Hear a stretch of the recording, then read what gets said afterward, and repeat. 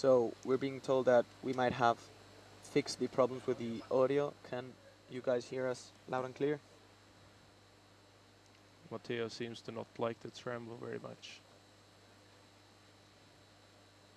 Yeah, okay, so we're getting confirmation. He didn't want to look his solve 3.2. I mean, it's still okay for making the second round. Yeah. Oh sure. yeah, yes it is.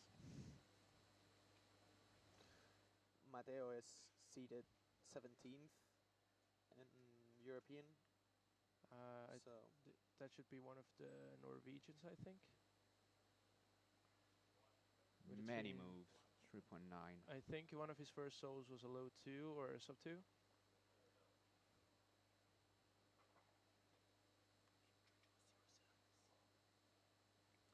So we've got audio now, so just let you guys know who we are. My name is Alberto Romero. I'm here with Diego Frel and Remo Pihel. So we encourage you guys to participate on the chat here. We will read you and we'll interact with whatever you want to say.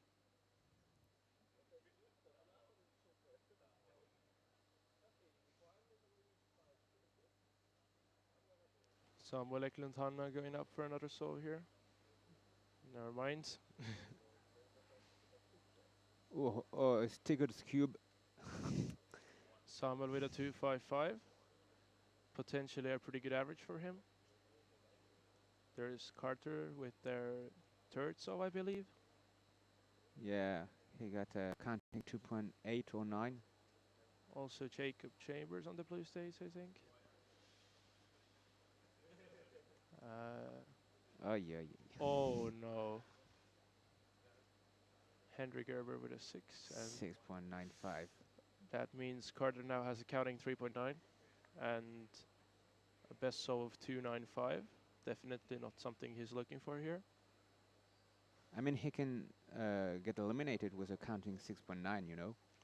For sure, but I would say I think he's gonna safety the rest of the average.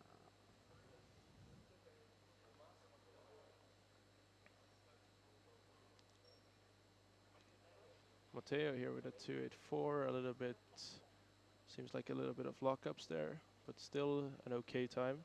Yeah, he doesn't seem to be very happy about it. A bit disappointed, maybe. I'm pretty sure he has a counting 3, that might be why. And delegate is being called for a +2 there. You can't see it clearly, but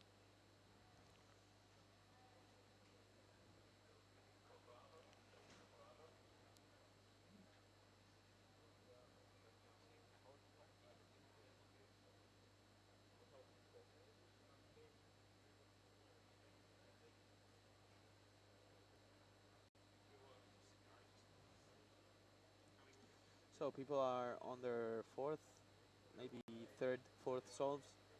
So the rounds are pretty fast. There's lots of stations to solve, and we can advance quite quickly. There's Samuel on his 4th or 5th solve here. 3.49, still going for, seems like a sub 3, low 3 average there. Carter in the bottom right on his 4th solve. That's an interesting phone stand for sure.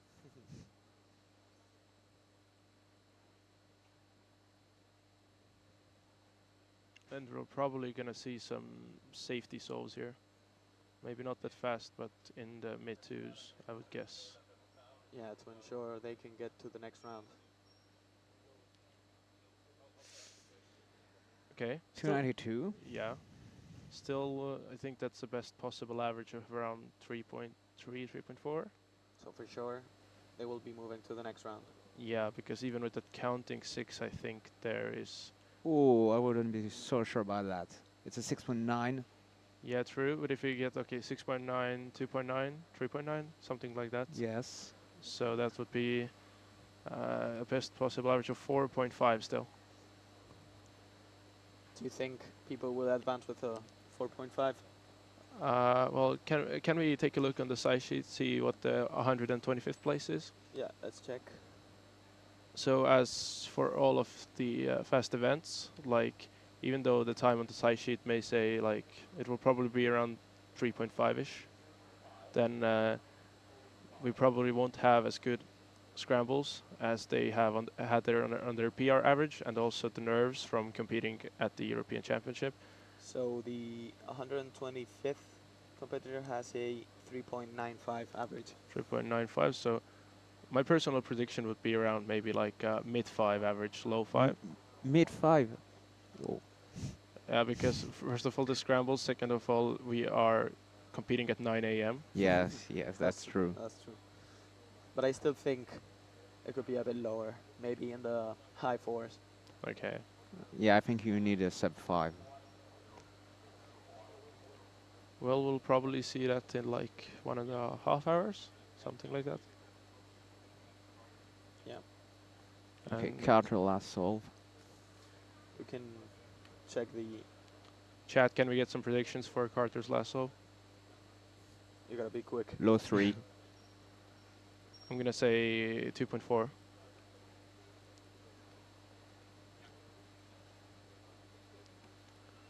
Oh, that's a 3.41, I think. Didn't get to see that the first digit on the display, but I don't think it was a 2, yeah, so yeah, I think it's 3.41. yes. So that leaves him with a, what is it then, like a mid to high 3 average. Safely making the second round, but Yes. definitely not something he was looking for. So Matteo on his lasso here. we've had a. That was a good one. I think that was around 2.2. Can't really see the display here, but We- he seems happy with it. We had a national record in Scube average for Andorra. Oh, Andorra. Yeah, not many competitors there, but um, lately there's been quite a few competing in Spain and in the south of France also. Yeah. And recently, the Andorran national competition has been announced. So, um, looking forward to what the Andorran community can do. There's Kevin with a 494.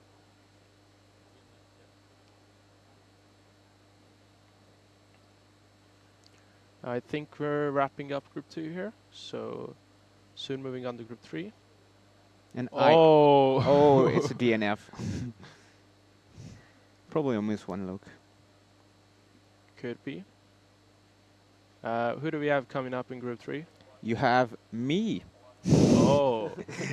Yes, I'm in group 3, so I'll be, I'll hand it over to my colleague and I'll be back in like 10 minutes. Goodbye, chat. Oh, Matteo has one solve left, so I think he's still aiming in the mid twos there. Good luck, Diggle.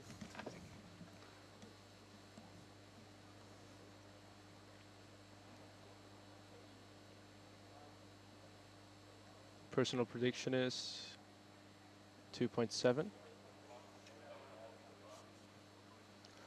Kenpo Fighter is asking for the commentators, how has the comp been going for y'all?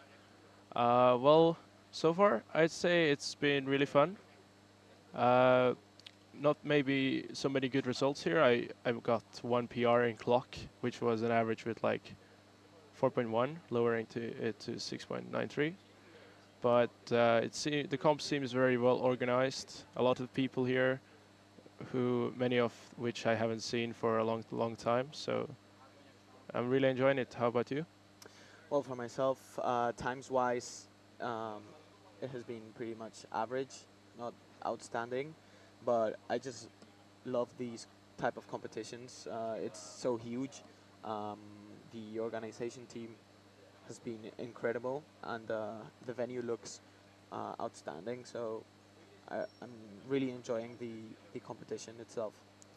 Absolutely, the venue is huge. It's very spacious. We have a lot of tables for warming up, many different country tables, and what is it, 5 different stages. So we have I think a total of 70 solving stations, which is a crazy amount here. And I think it is predicted to be the biggest competition in the world. Yeah, it depends on how many people end up competing, but yesterday 1,000 people registered, and we had Okay. like 200 to go. So Well, tomorrow with 3x3 we will see. But probably most of them are going to show up today, because today we have coming up, we have also 4x4, one-handed, pyramids, square one, and some other blind events, I think. We have 4 blind coming up in an hour. So that should be the final round as well. So we're going to get our first actual podium. We're going to see if Daniel Wallin can defend his European Championship title in 4 blinds.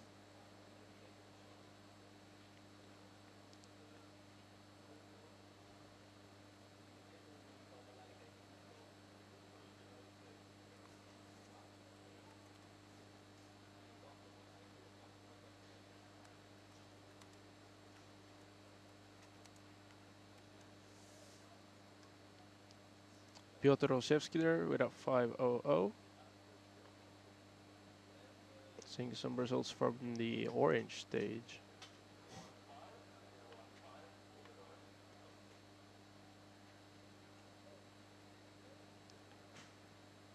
Now we're seeing, I believe this is Theodor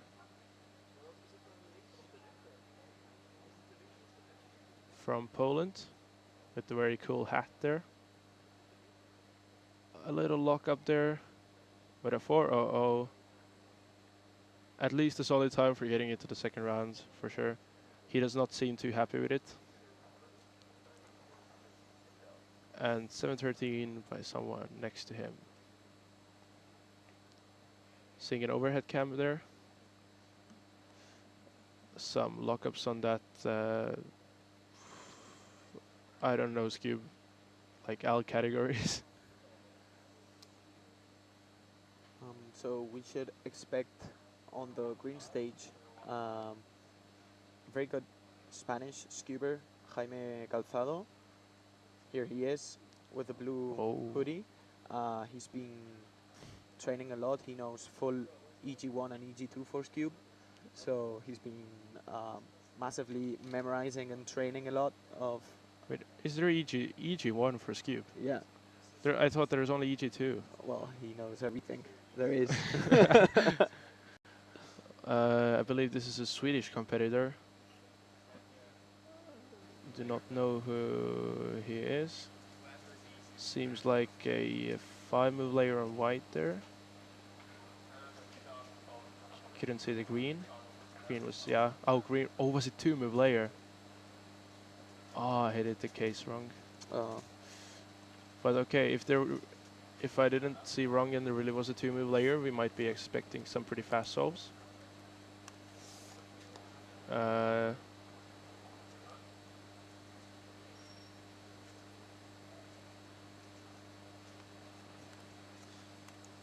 Theodor Zeider on his second solve there, with a lot of lockups, but still a 492 with 2 solves, both under sub 5 seconds, so that should be on pace for the second round. I do not know what his PR average is, but the most important thing in this round is definitely to make the second round.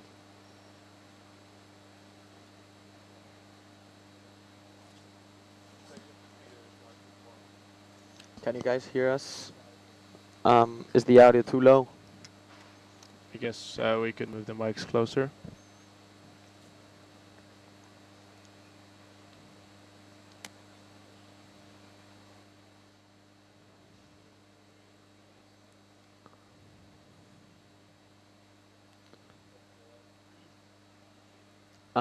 So please chat, let us know which audio is low. Streaming. Let me see. I'm not sure. I want to say that it's Rasmus from Denmark, but no, I don't think it is. Yeah, it's definitely not. similar facial features, a different haircut. I thought that he might have got a different haircut, but that's not Rasmus. The Spanish scuber. Yeah, Jaime here on the right.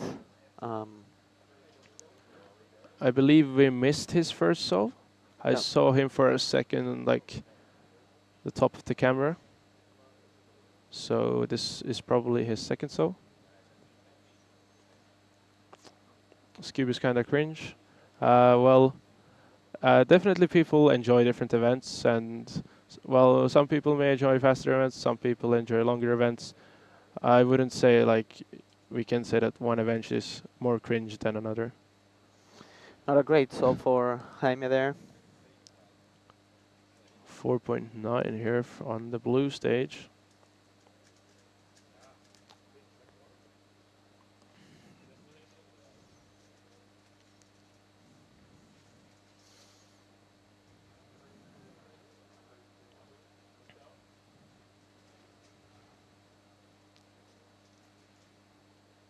Just to let everyone know at home, the setup is blue stage on the far right, yellow stage on the far left. Both of them are on the, let's say, a ground floor. And then we've got green in the middle and orange and red stages on a little stage that you can go up. Like platforms, basically. Yeah, Is 4 blind on stage or in a side room? I believe 4 blind should be in a side room, but I think we also have a camera there, so we might see some footage from 4 blind as well when it starts in about 1 hour and 15 minutes, something like that. hmm all the, let's say, concentration events, fuse moves, 4 blind, 5 blind, multi blind are being held there in the side room. Do we also get YouTube chat or only Twitch? Well, I know we are on YouTube. I'm not sure if there's a lot of people there. Let's take a look at that chat. So someone was asking what group this is. This is group 3. We have seen Carter Kukala compete, Zayn Kanani coming up in group 7, Simon Kellum, I do not know. Currently known people competing are Theodor Zeider and the Spanish scuba whose name I dare not pronounce. Jaime. That was a pretty good solve there. Trying to figure out who that is. Michal Krasowski from Poland. I think, did he have the WR? Like a few years back, maybe? Probably, let me check. So there we have Jaime. That's how I'm going to pronounce it. Yeah, that's correct. Very fast start there, a little bit lucky. That seemed like it was like so little moves. Seems like a 2.69 from what I can see. So Michal did have a world record, but not in Scube. Was it in like square one or? I'm checking. You can check on the records. Yeah, but I cannot click on them. Not like there. Oh, yeah, okay, yeah. Yeah. Yeah, square one 387. We have a Ukrainian competitor here with a 2.56 average. Mikita Krychenko.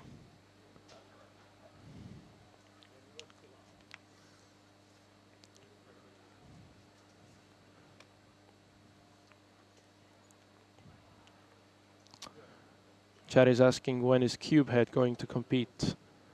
I do not know what events he's competing in, but I would imagine he's definitely competing in 3x3 if he is here. So that's going to be happening tomorrow in the morning, I believe.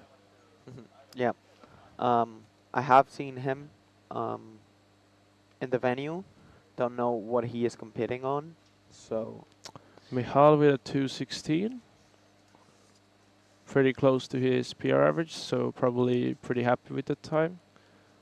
Also, can you check when he actually got that PR average? So he Um, should be a who? Sorry. Michal. Oh, okay. Theodor said, oh, he has a 2.7 average. Okay, okay. So his first two solves were a 4 flat and a 490. So now seeing his PR average, that's probably not something he was looking for. Really good turning there. The U-perm at the end, with some interesting finger tricks there. Still, seems like a 3.2. Then we have Jaime again from Spain. Michal got his PR average in June. In June of this year? Yep. Oh, okay. So very recently. Oh, okay. So he's probably still actively practicing there. And we got, I think that was like mid 299, okay. We got Jaime there.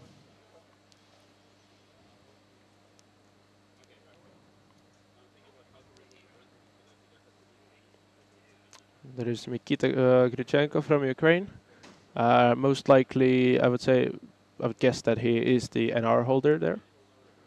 So let's see what he's gonna get. A little lucky NSLG. And on the right side we have a timer that's been running for 5 minutes apparently.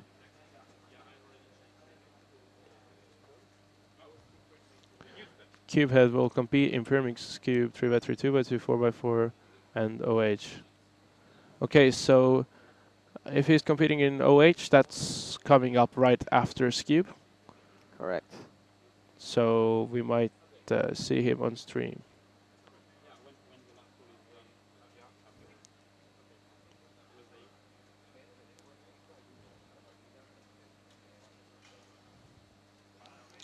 He seems happy with that. Yep. We can't see the time. 5:01. I'm back on Jaime. This is his last solve, I think. So far, he's been getting around high 2. So we can see he's seeded the 16th. So he will probably be fighting for that final appearance. Absolutely, and since we have so many good people in the finals, so even being seeded 16th, he's probably going to have a pretty big chance to take that European champion trophy. Although looking at their chances, probably doesn't have the highest chance, but we also got to consider nerve handling, because in those fast events, it really comes down to how you can turn under all that pressure. Yeah, he doesn't seem very happy about it. I guess he can still make it to the next round and have a better average then.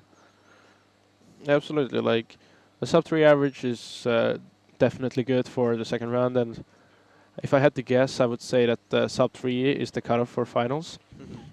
Yeah. A 4.55 there. And it seems like we are wrapping up Group 3. Soon going to be moving on to Group 4. Do we have anyone interesting coming up in Group 4? So We have Oskar Hanuskiewicz from Poland.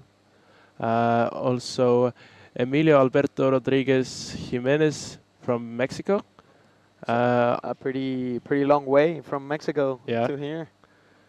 And we also have Alexei Tsvetkov from Russia. George Scholey. George Scholey, I'm sorry, from the United Kingdom.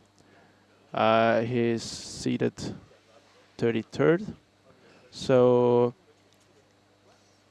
also, wait, We will also have Julio Perugorria. It's a bit difficult to pronounce. He is a very good scuber in Spain. He hasn't been practicing that much lately, but he certainly was a very good scuber. He had many national records back in the day, and he is originally from here, from Navarra. oh, okay, that's an interesting fact. Is that yellow stage thing wrong? Yeah, I think it's wrong. Ah, okay. Do we have anyone on the other stages maybe? Like misplaced? Nah. Yeah, so we also have Leo Lindqvist from Sweden, who's going to compete on some other stage that we most likely won't see. And we can also keep an eye on Magdalena. We saw her yesterday competing in Megaminx. I believe that is her best event. She's also very good in Pyraminx, actually podiuming at the last European Championships. Mhm. So we will be having Pyraminx later tonight, where I will join you again for some commentating, and hopefully you'll see me on stream as well. So Diego is back. How did your round go? I have a 4.4 average, so I think it will be enough to qualify for the second round. Oh, so we are really really close. The scrambles were actually pretty good, but I had a 5.9 on the first solve, so I just saved 1.2. You're a little quiet right now. Maybe move the mic a little Yeah, closer. Yeah. Better. I think we cannot hear you. Can the chat tell us if you can hear Diego? Is his mic working? Tell us if you hear me. Uh, Touch something.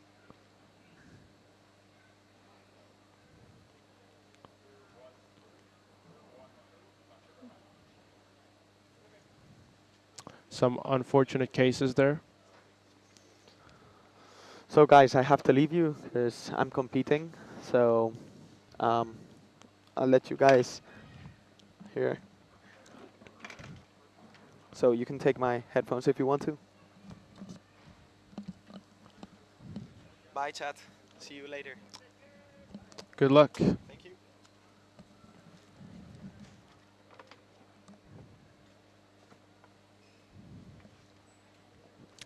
So now we have Oskar Hanuskiewicz from Poland, seated fifth. I believe he was the one on the right. So he got So he got a 6.66. That's an interesting time, but definitely not something he's looking for here, being seated fifth. So hopefully we'll see some better stuff from him later on.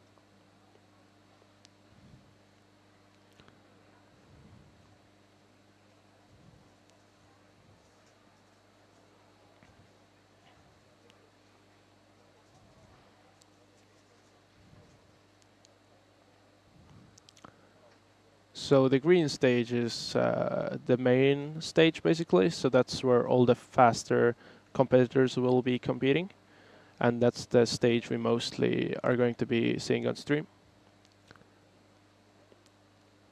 But right now we are on the blue stage here. Nope, moving back to the green stage. We have a competitor from the United Kingdom. I am not sure who that is though. A 481.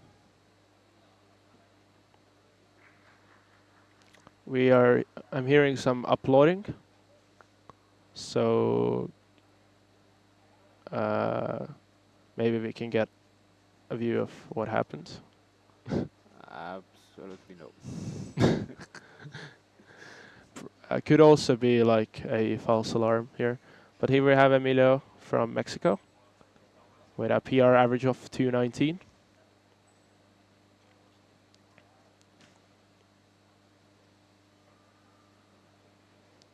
Seems like a good layer for EG2 potentially on green.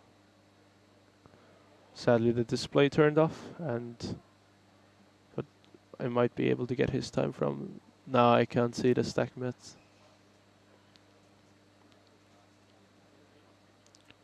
Here we have Oskar again from Poland with a 188. That's probably something he was looking for, considering his PR average is just barely above that. I believe that was his second song, but it might be third as well. I have Magdalena on the screen right now. Oh yeah, that's... As you can see, a lot of those good cube solvers here are from Poland. I don't know why that is, but it just is. Chat is asking who is in commentary. Well, currently I am Remo Vihel. This is Diego. Yes, I'm Diego Frail. Yes, I did not dare to pronounce that last name. We also the other commentators who are not here right now, but you will be seeing later on are we have Eric, Patrick, Alberto, Eleanor, Oliver, and some other names I'm probably forgetting here. Oh no. There is a lot of people. There's, I think, around 8. Uh, I think it will be a DNF. He's solving, but the timer is off. Oh, oh, he's solving. I thought he was Yes. inspecting. No, he's solving. Oh, it might be the broken display again because some of the green stage displays are not working. Okay. Here we have Alexei Tsvetkov. And some applauding as well. Could be from Oskar Hanuskevich's third solve. 4.5. There is George Scully, one of the UK's fastest cubers. I think his average in 3x3 is in the top 3, if not even faster. In UK. Yes. Yeah. Then we had Julio, with I think that's a, yeah. So he got a 5:02. Right next to George Scully, we have Oskar Hanuskevich again, going up for his third or fourth solve potentially. We have seen a 666 and a 188 from him. Cutting off to, is that P. Sevilla? See, Yeah. you said that name and suddenly I became Spanish, you know. That is P. Sevilla Hernandez on the red stage.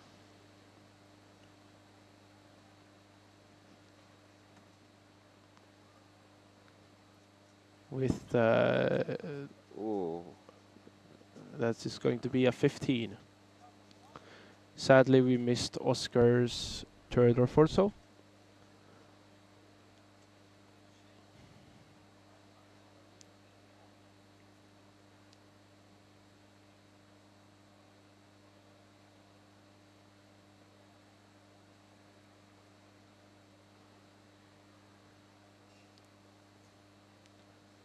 A 579 and a beautiful 777.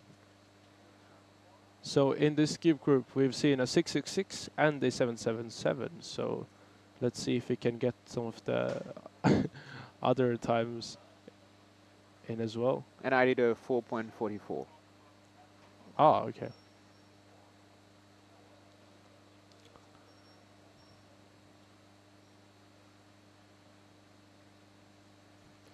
Alexei Tsvetkov again.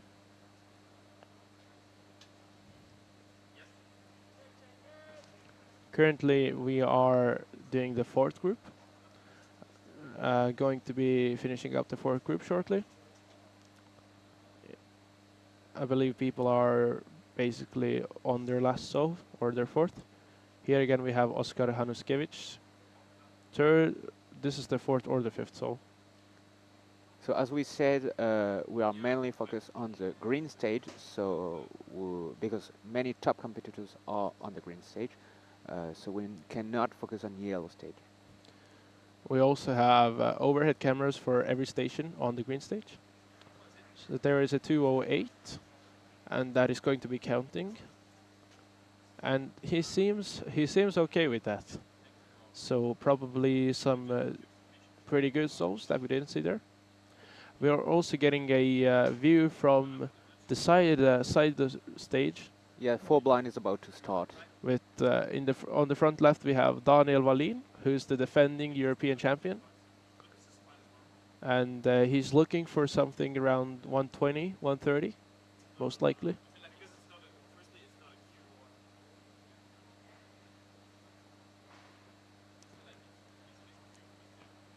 Trying to see his name tag. Sadly, not able.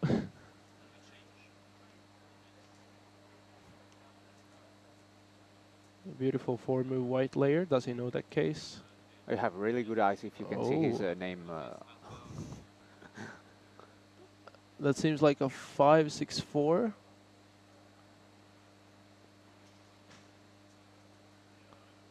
And I believe that is Alexei Tsvetkov on top right, It is. going up for his last solve. Or fourth, we don't know. Very nice turning on the first layer.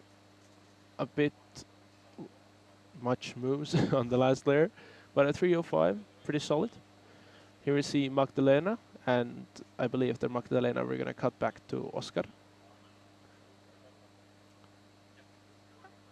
Big, Oh, big lockup. 503. that had a probably would have been a low 3. So luckily nothing like that good, but still unfortunate nonetheless. Nice overhead view. Seems to have a lot of bars there. Sadly non-matching, but could potentially be good for ET2. I have a 3-move TCLL. Oh, that was very good turning there from Oscar. And seems like the judge is siding the lasso.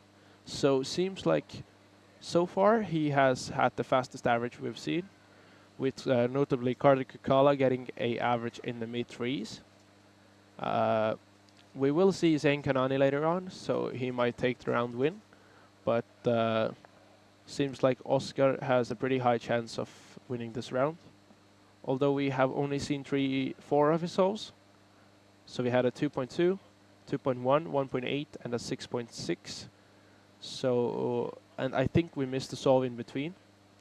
And judging by his reaction on the last solve, I'm guessing he got like a low 2 average. Oh, so Alexei still has 1 solve left.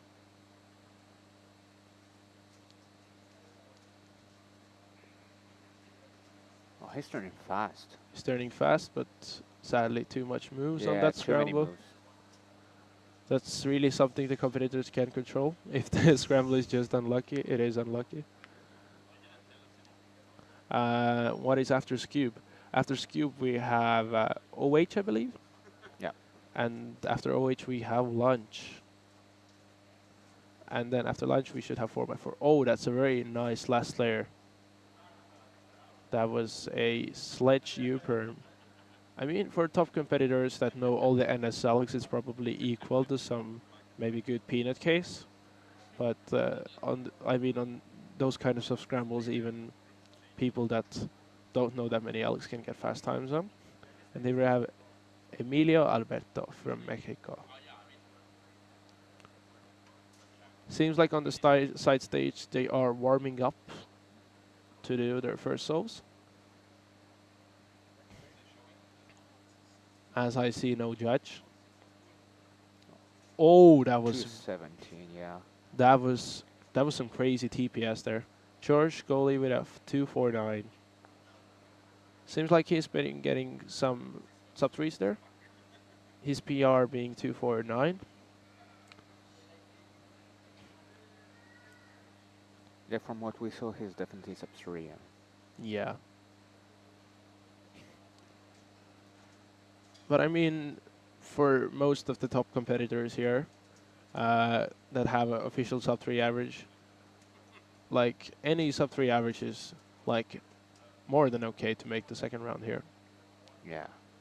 So we have 53 competitors that have an average under 3 seconds, with the 125th place being a 3.8, 3.9 average, and 125 people make the second round. So the predictions of the commentators were, with others predicting something around sub 5, I was predicting around 5.2, 5.3.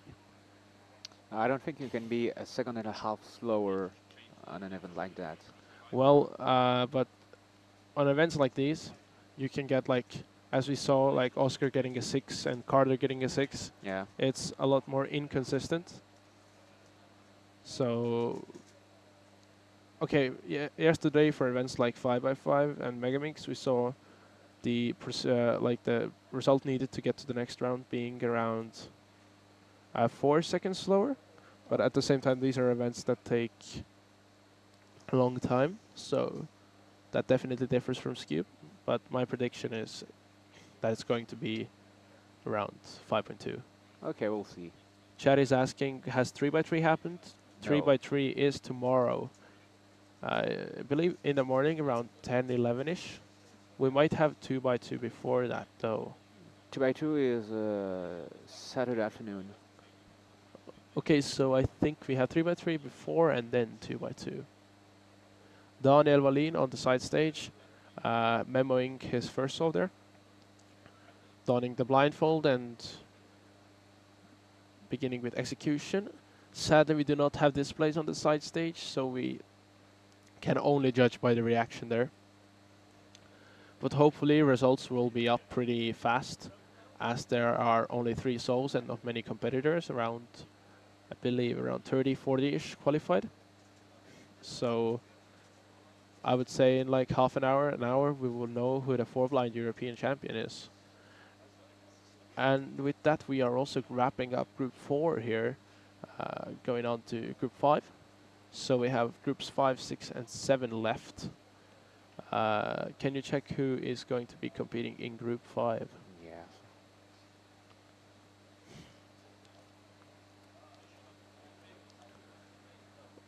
Oh, that's some hard names. Oh, we have Oh, we have Carlos, the fan favorite here. Carlos Mendez Garcia Barroso from Spain. And then we also have Elias Malomgre Malumgre. from Belgium, seated 14th. And then one of the longest names I've seen here. You get the honors of pronouncing that. Okay, Alex Rosado Saiz de Longarica. That's 5 names. Well, technically 4.5. Then we also notably have Marcus Moberg from Sweden, the Swedish NR holder, seated 39th. And also Ellie J from the United Kingdom, seated 46th. And we have Maxence Baudry from France, who was third at the 2017 World Championship in Scube. Oh, so we have a world champion competing here. Definitely going to be interesting. Chad is saying, I think tomorrow Timon get a 334 ER single. Well, we will see tomorrow. I do believe he's definitely capable of that. Yeah, he is. But only time will show what He's in a happens. really good shape at the moment. In 3x3? Yeah. Well, yeah, as we saw from the results at North American All-Stars and North American Championships last weekend, he is consistently getting those sub-5 averages, low-5 averages, Yeah. even in the final rounds. Who is commentating? I am Remo Pihel, and next to me is sitting Diego Frel.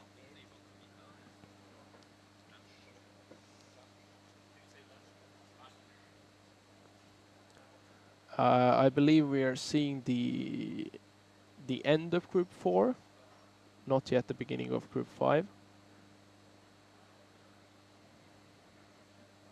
Here we have a competitor from Slovenia. I believe he broke a Slovenian national record yesterday. Might have also been another Slovenian, but he's the only one I've seen with that kind of shirt here. So I don't know how many Slovenians are competing here. I am from Estonia, not Finland. But I understand the question. Elias Malomgre got so unlucky a few weeks ago. Oh, 0.99 single miscramble by 1 move. That's really unfortunate. Okay, we have Maxence Baudry on screen.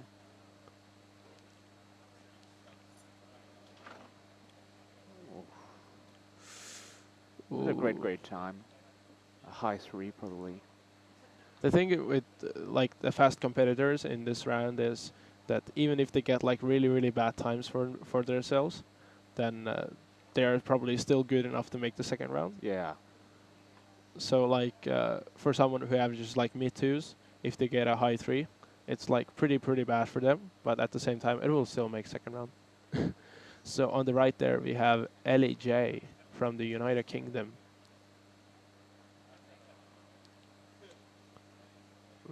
wearing a very nice shirt.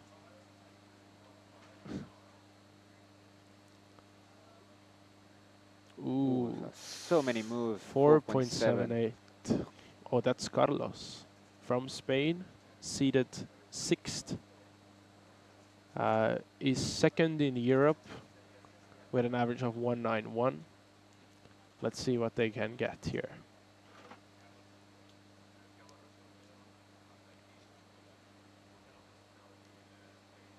Oh, no. Pure peanut case. Chela got 541 average. Oh, so I assume you're talking about Yanis Costincella from Romania. I believe he has a pretty good average. So a 541, that actually might not even be good enough to make second round. I think that 541 is going to be Yeah, I think on he's the out. border. Yeah. Elias Malumgray is going to be in this group. We will be seeing his first solve in probably around a minute or something like that.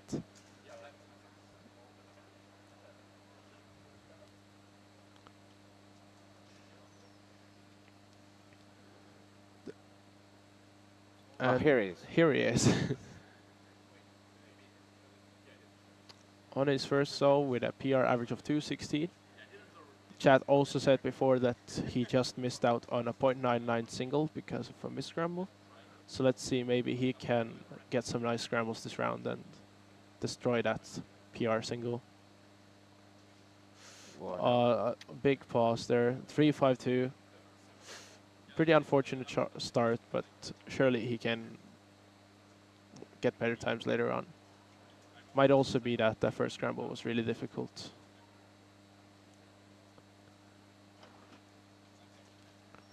We will see Zain Kanani in the 7th group. So we're currently on group 5. Getting a nice wider view off the green stage. That the background is also really nice that they're using for the stages. I think it looks absolutely fantastic. We are seeing the red stage right now. Seems like no one's currently solving on the green.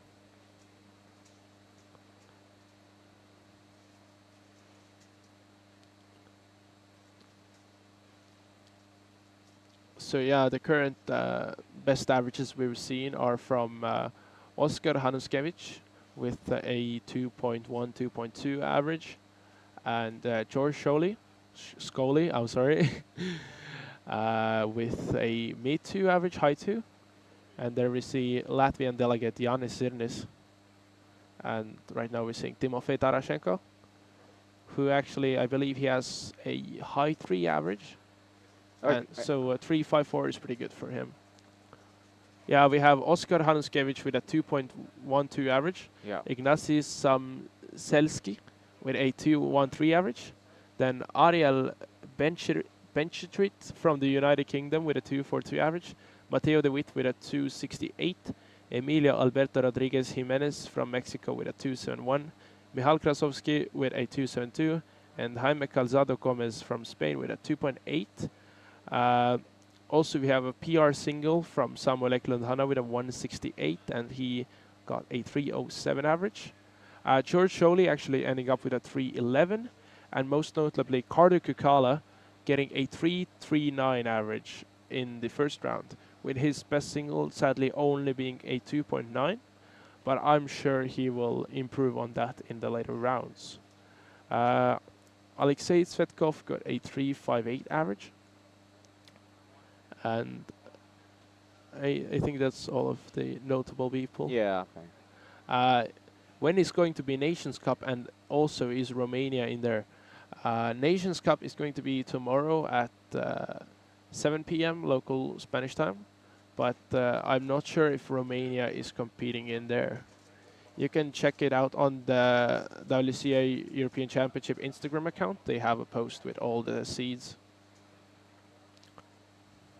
I think it's Elias third solve right now. It could be second as well. I don't think I've seen a second solve from him. Still a big pause, 282. 282. Without the pause, it couldn't be. It could have been a low 2, but seems like he too looked this. An unfortunate Z perm on the right there with a 537. Sadly, can't see the face. It's Timothy. Yeah, that's what I was thinking because Yeah. of the Gan shirt. Yeah. There's a few from an orange stage. I saw. I think Timo was sitting there from Finland.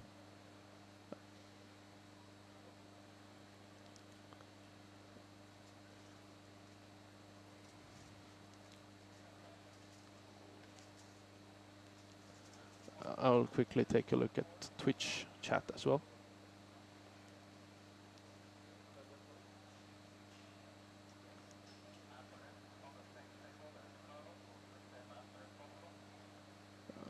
We have now Carlos Mendes Garcia Barroso on the right. On the left, from France, I'm not sure about the pronunciation. Maxence. Maxence, okay. Maxence. From France with a 245 there. Carlos going up for his. That's the second song we've seen from him.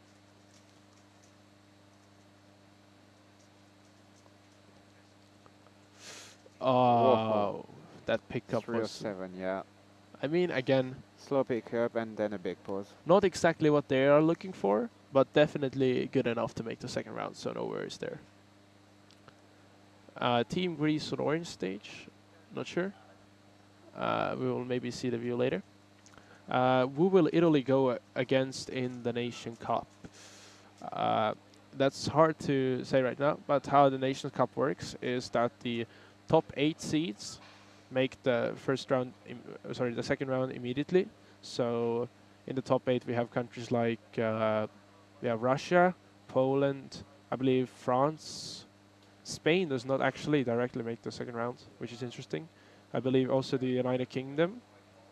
Germany. Germany, definitely. Yeah. And 3 other countries I'm not forgetting or that are right on the border.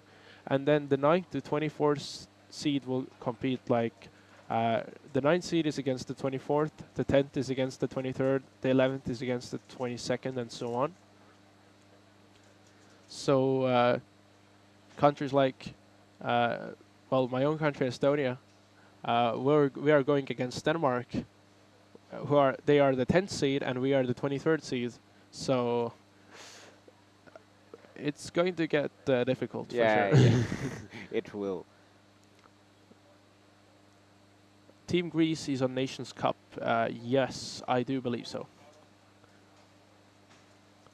Here we have Carlos again and some other Polish cuber.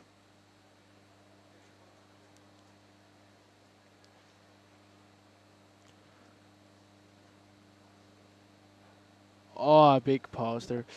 Oh, yeah. I think that was an 8 move last layer as well. Unfortunate there, but again, it's only the first round. On the right we have, on the left we have someone from Team Poland. Poland is actually the country with the third most competitors at this competition. The first one being Spain, obviously. Yes. The second one being France, which is, well, obvious because France is so close. Yep. But Poland actually has over 100 competitors at this competition, which is absolutely crazy. Also, Poland actually being known for basically being the best or the fastest country in Europe. In Europe, yeah, by far. Well, they have the world records in 3x3, obviously. Yep. Oh wait, not anymore. No, they don't. Okay, they used to have the world records in 3x3. Also, a lot of fast people in we have in square one. We have Michal Krasowski. In skew, a lot of fast people. In pyraminx, a lot of fast people as well. 2x2, a lot of fast people as well. Then also in FMC, we have people like who was there? Well, many people. We have Radomil Baran. Then also Bartosz Karpinski, and then the last year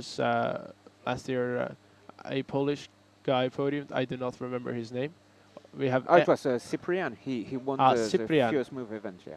Yeah, Elias Malumgray there with a time we couldn't see because the display was turned off. I don't know if that's a battery issue.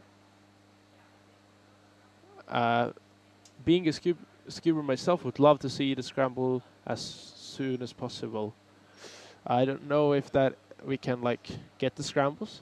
The best we can do is just like look at the cube and inspect from there. Carlos, oh, that was a sub 2 for sure. Around 11ish moves there. Seems pretty pleased that. Oh, 210. Well, 210, it wasn't a sub 2. well, almost. Is that a Polska Górom reference? Might be.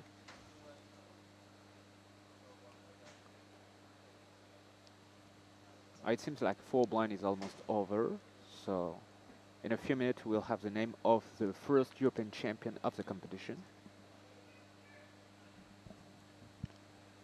Oh wait, who do we have in Group 6?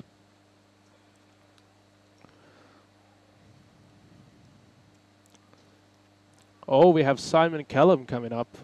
Also, Anthony Lafourcade. Yeah. Rasmus Stav Deffelsen from Denmark. And that's basically it. We also have Maximilian Kulas from Poland, seated 29th. And William Carey from Ireland. And also Ronan Fink from Ireland. They're both seated 40th and 45th. And on the orange stage, we also have Raul Martinez Redondo, seated 55th. And also on the red stage, Olaf Kuzminski from Poland, a very, very fast competitor in 3x3. With, I think he is NR2 in Poland with a 5:58 average. And I think he's a Polish national champion. Is he? I think Radoslav Marcinek is Polish national champion. Pretty sure. Maybe. Also on the yellow stage, we have Anto Pitkänen from Finland, seated 69th. And on the side sheet, apparently we also have Blake Thompson from the USA, but I don't think he is here. But he might be, because he might have just not competed in anything yesterday. I think I saw him yesterday. I'm not sure about that. But So it seems that there is only a few competitors, not hundreds. They are showing only green tables with few people. We are only showing the fastest stages, because most people are interested in following the fastest competitors. So we have 70 different stations and over 100 people competing in each group. So it's pretty unpractical to show random people. Oh. Do we have... Oh, we have Dominic Radisi in the chat. Hello, Dominic. Dominic got a, something 1.5 average last weekend at North American Championships, yeah. also becoming the North American champion. So we are, I think, wrapping up Group 5 here. So right now it seems like we have a little break. So if you have any questions, anything you want to say, then we are reading chat right now. When is 4-blind starting? 4-blind is already ongoing in the side room. We have seen a few short clips from the side room in the smaller window on the screen. And I believe they are soon wrapping up, as 4-blind is not a very long event. do you have any idea of what happened at 4-blind? 4-blind? During 4-blind? No, we didn't see any of the times. I didn't see any reactions as well. Maybe on WCA Live some of the results are already up. Not yet, it seems. Last question, did 3-blind happen? Yes, we had 3-blind round 1 yesterday. So Tommy Cherry was yeah, Tommy first, Cherry of course. With 14:68, 14:27 at the DNF. From Europe, the fastest people were J.E. Sloan from the United Kingdom with a 17:19 single, seeding him second for the second round.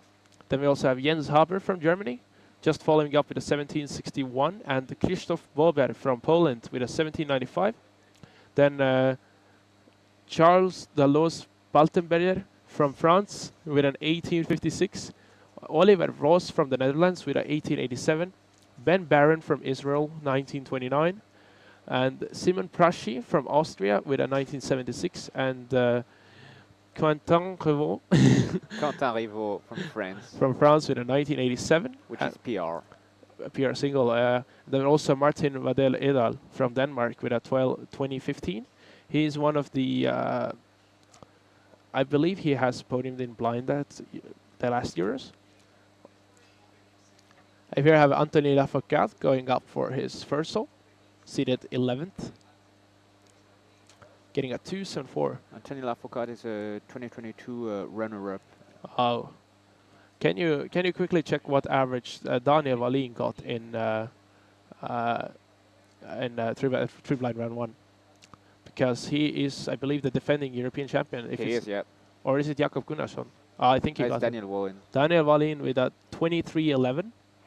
So probably a safety solve on the second solve, the rest of the solves being DNFs. Where are you guys from and what are your main events? I'm from Estonia. Well, I don't really have a main event. I'm my fastest event is Birmingham. I have a 198 average.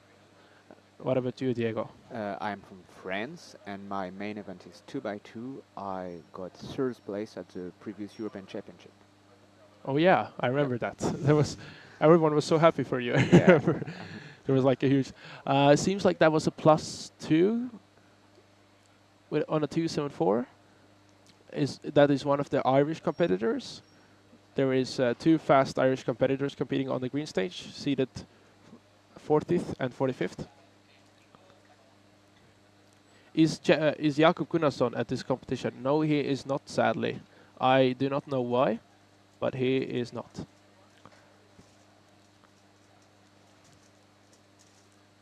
Has 2x2 happened? No, 2x2 is happening tomorrow. Yep. And we have another commentator joining the stream. Hello, Oliver. Hello, hello, hello.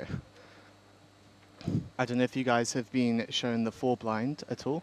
A little bit. Okay. Yeah. Seen a little. I have the results in. At the Oh, moment. Oh. please tell us. Okay. I got a sneak peek of them. So, Tell us from the third place. in third place, we have Daniel Wallin with a 138. Okay. Third place only. Oh. In second place, we have Ryan Eckersley with 136. Okay, so only 2 let's seconds guess faster. who's first. I I would say Ezra from Switzerland. No, but Ezra was second, no? No, Ryan Eckersley was Ah, second. okay. Then Ezra won, then, yeah? Ezra won. Yeah, Okay. Ezra won. Oh. With a new PR single, which is ER2 of, ER2 of 124.98. Okay, Oh. okay, incredible Also- performance from him. Maximilian with a 168. Guys who are commentating, can you please ensure presenting more tables, not only greens? We are focusing on the green stage because the fastest people in each group will be competing on the green stage. We also sometimes show the other stages when there are no competitors competing on the green stage. But since most viewers are interested in the fastest competitors in each group, that's why we are showing the green stage mainly. Yeah, but we do have some overview cameras that show. Oh, Simon Kellam with a 6. 612. Seems like the top competitors are not doing very well. Also Carter had a 6, and Oskar Hanuskevich also had a 6. I do not know about Simon's other solves.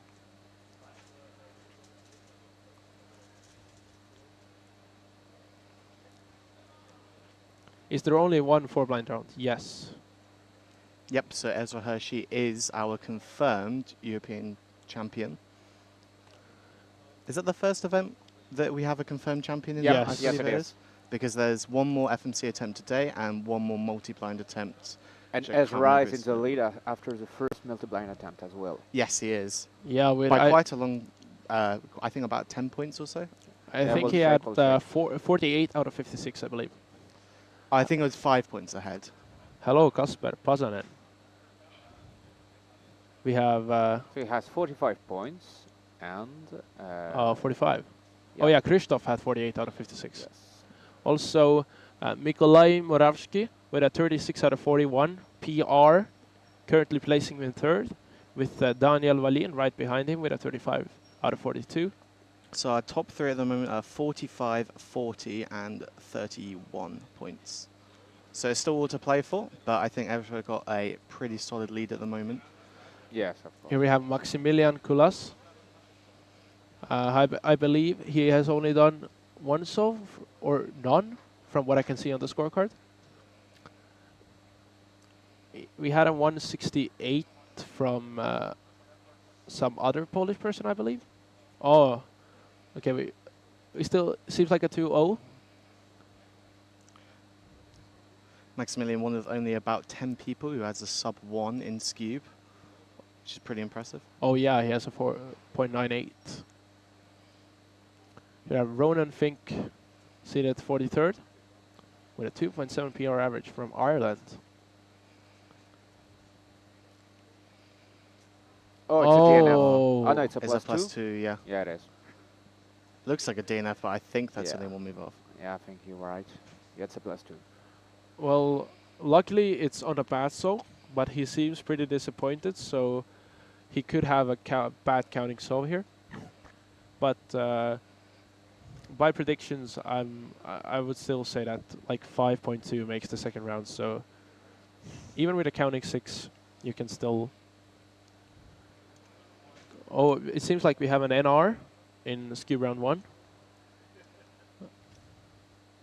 Or was it the Andorran NR? Yeah. Yeah, it was. 485 average. Here you have Rasmus from Denmark, a very fast square one solver, used to have the square one world records. And oh, that was, Oh, dear. +2 as well. that seemed like a 5-6 move layer to U-perm. So, oh, we have Ralf Markus Wedler from Estonia on the left. not a Scube main, but a clock main. With a 712, seems Yeah, definitely not a Scube main. seems decently pleased with that. But we have Willem Carey on the left from Ireland.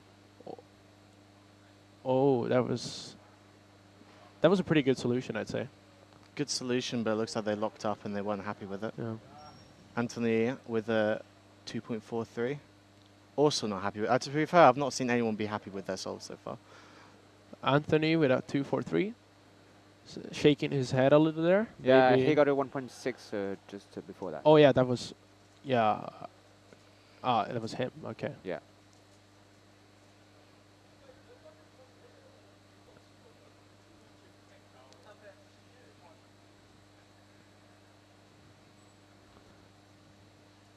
Well, it seems like the scramble is pretty easy in orange, stream of layer. We are trying to show as many people as we can, but we cannot show everyone on every stage. There are over 100 competitors in each group. And also a correction, this is the European Championship, not the World Championship. Simon Kellum there with a 282, that's going to be counting for him.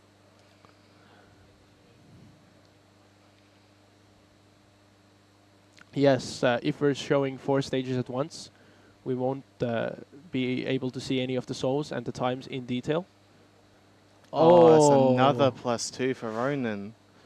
Many people in this group. Both of the Irish competitors getting a bit unfortunate times.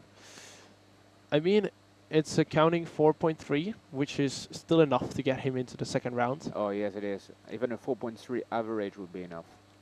Yeah, so me and Diego both got around the 4.3, 4.4 mark in the first round.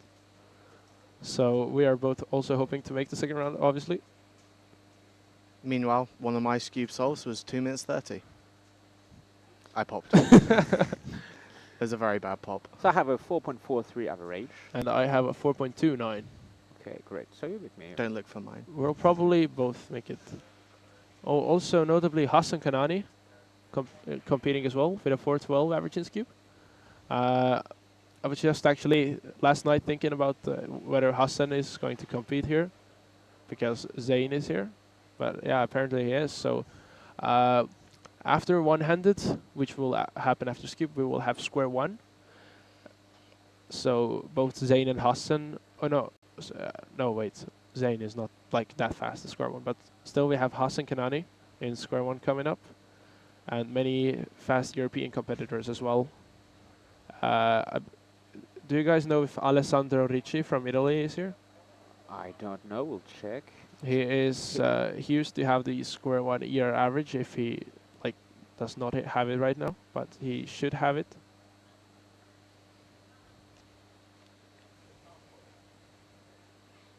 Yeah, we do have Alessandro.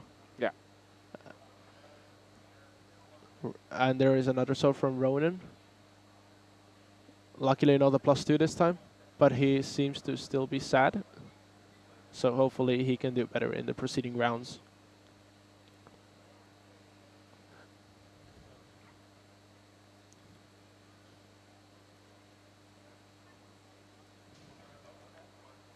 How many people get in the next round of Scoop?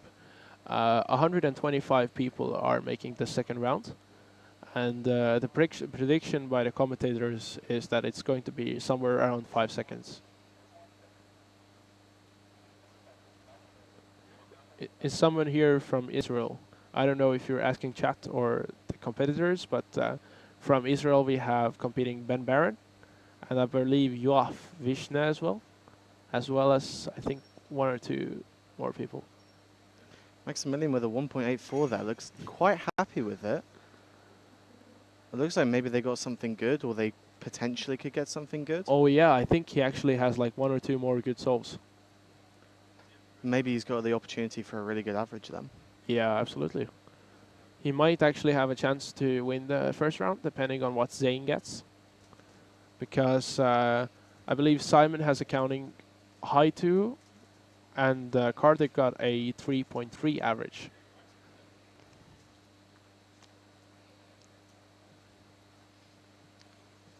So we're seeing a few competitors from the blue stage now.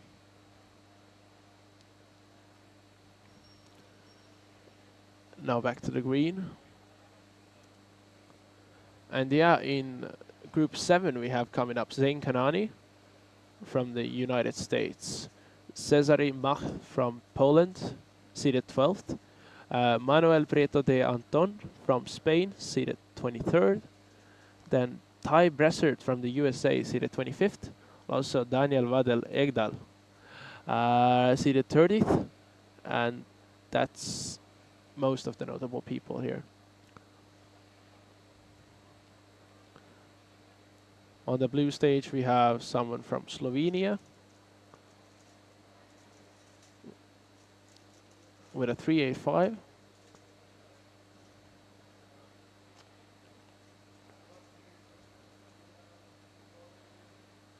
How many Irish competitors? I believe yesterday I checked that and there was around 40 Irish competitors, which is quite a lot, actually. 32 looks like. 32. Well, I was close.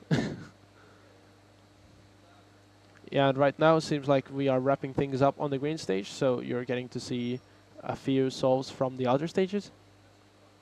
Oh, there is Maximilian with a potential to get a pretty good average. I think we'll know at the end of it, depending on his reaction, how good his average was. Hopefully he will get something good, because it's always good to see people getting fast times and being happy. So seems like there's one piece connected on the white and potentially the yellow as well. Seems like white will be a decent option with potentially like a 4-move layer there. But he's going for something else. Oh, that's a paw. Oh. Not a great time. 4.8. Still smiling though, so probably that's worst possible average for him. But probably still getting something decent. I've still got at least one more solve left. Oh, for real? Well, the cube just got taken, so... Oh, No. no, wait, no. Trust me. He just made a mistake. Yeah, so I think that's worst possible for him. But still, probably something in like low to me too. Potentially sub 2. But he has a PR average of 2.4. So I think he would have reacted more if he got a PR average. Yeah, seems like we're wrapping things up on the green stage. So again, seeing some of the other stages. Potentially wrapping up group 6. And then we're going to have the last group of Scube.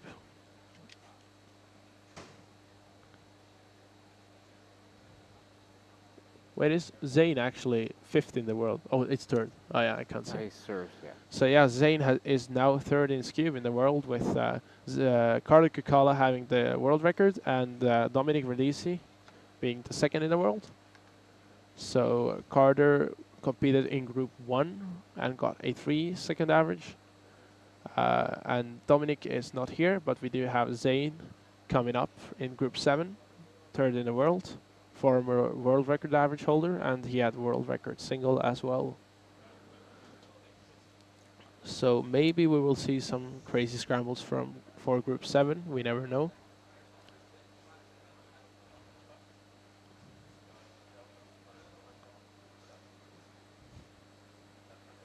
Now that Group 6 is ended, maybe the chat wants to ask something.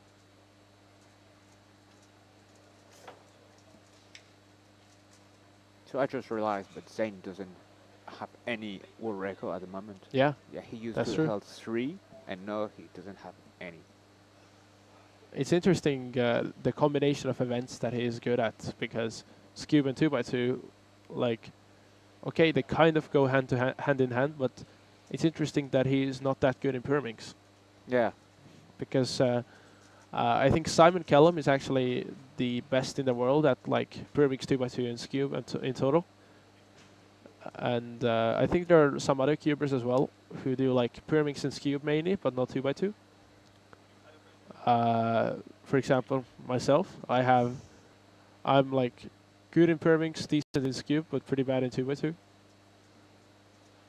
Can you focus on blue shirt guys when we don't have a top solver? Sadly, we are not in charge right now of who they are showing, so we can just talk about the people we see. Yeah, we can focus on some of the faster people, but when there's a more general group going on, then it's just up to the camera operators for who they think is easiest to focus on. Yeah.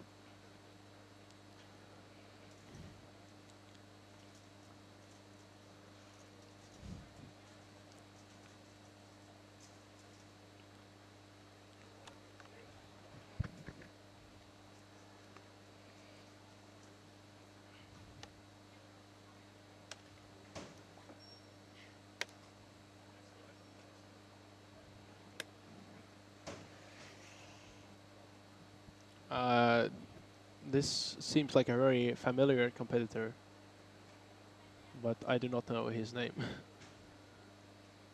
On the red stage.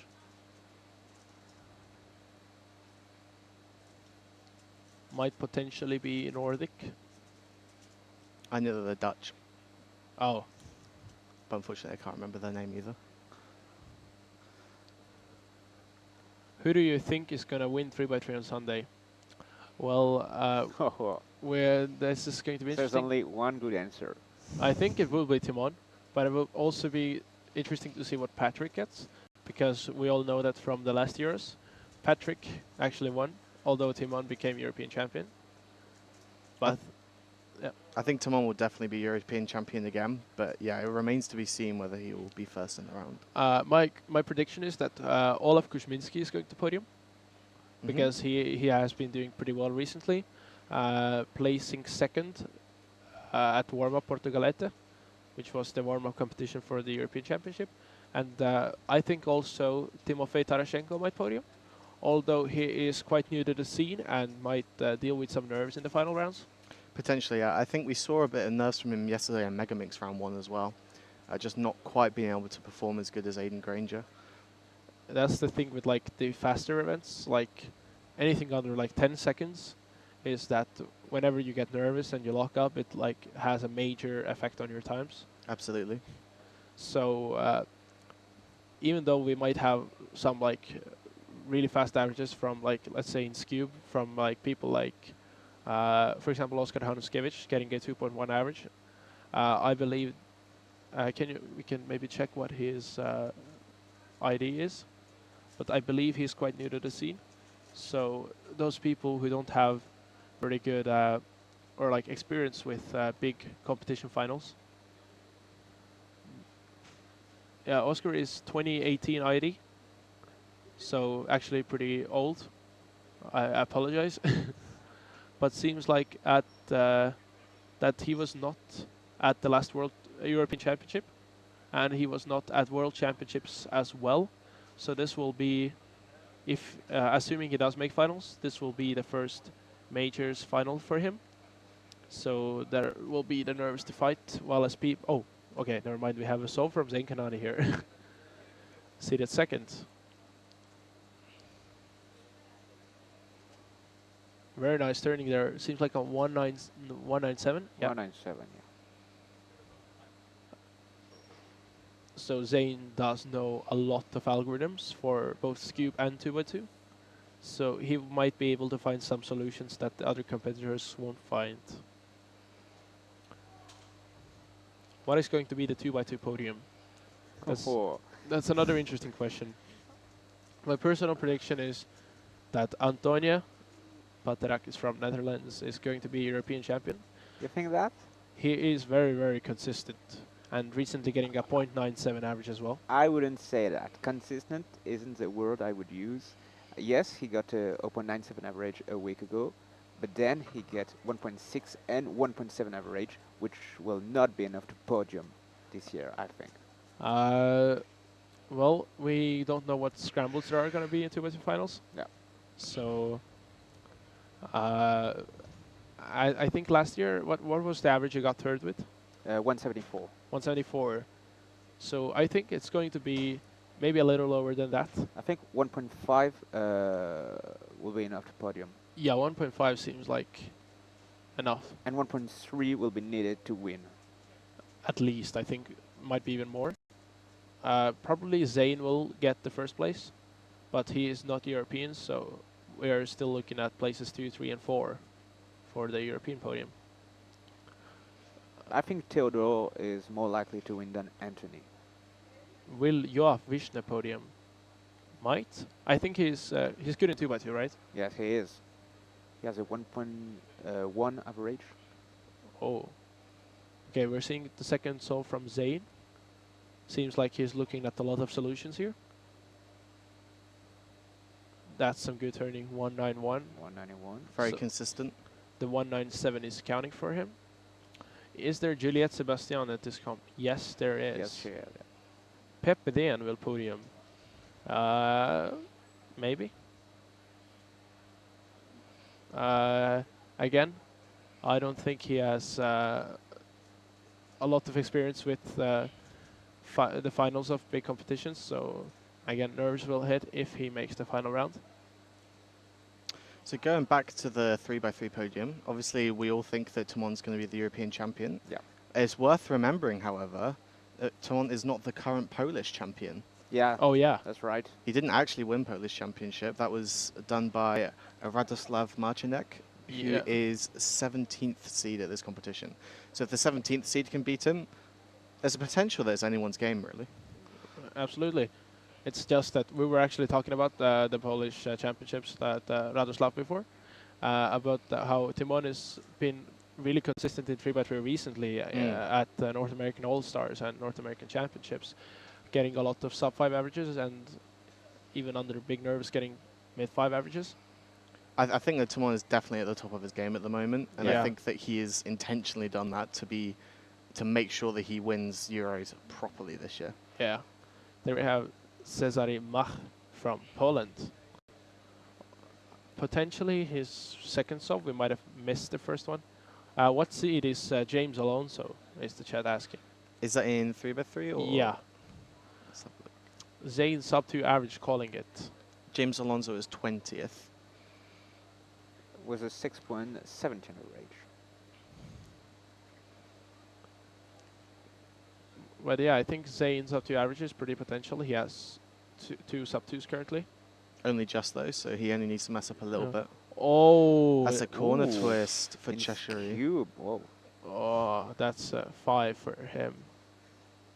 I mean, accounting 5, definitely something you can make second round with, especially if you average 2 seconds. So you just need like one counting 2 second solve and you're in the second. Yeah, for these top solvers, the first rounds will all be about getting used to the atmosphere, getting used to performing on the big stage with the camera pointing over your head. Okay, Zane's first solve.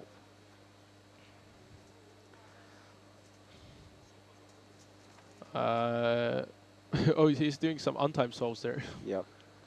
My personal prediction for Zane Sol 3 is going to be 2.07. 1.7. I'll go for 1.96. Seems like we have our hopes up for Zane here.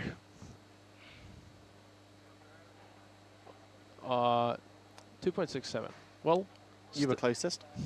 still like still a pretty okay time. You have Ty Bressert from the United States. I believe I saw a 2.49 from them before, so that means he's doing pretty okay compared to their PR average. So possibly like a 2.5 average.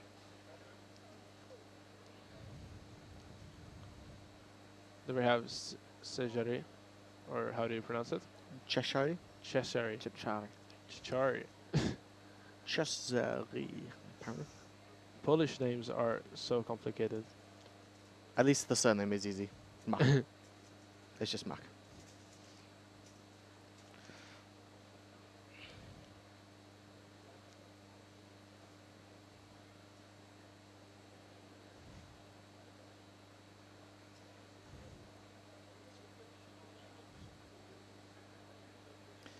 Cheshire just preparing himself there.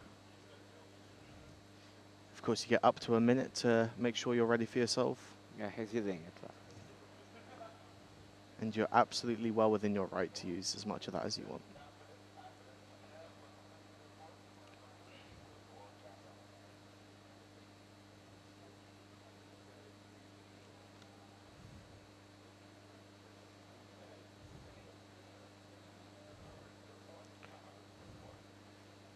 Didn't quite see the time there. Looked like maybe a mid 2, in my opinion. High 2, yeah. High 2.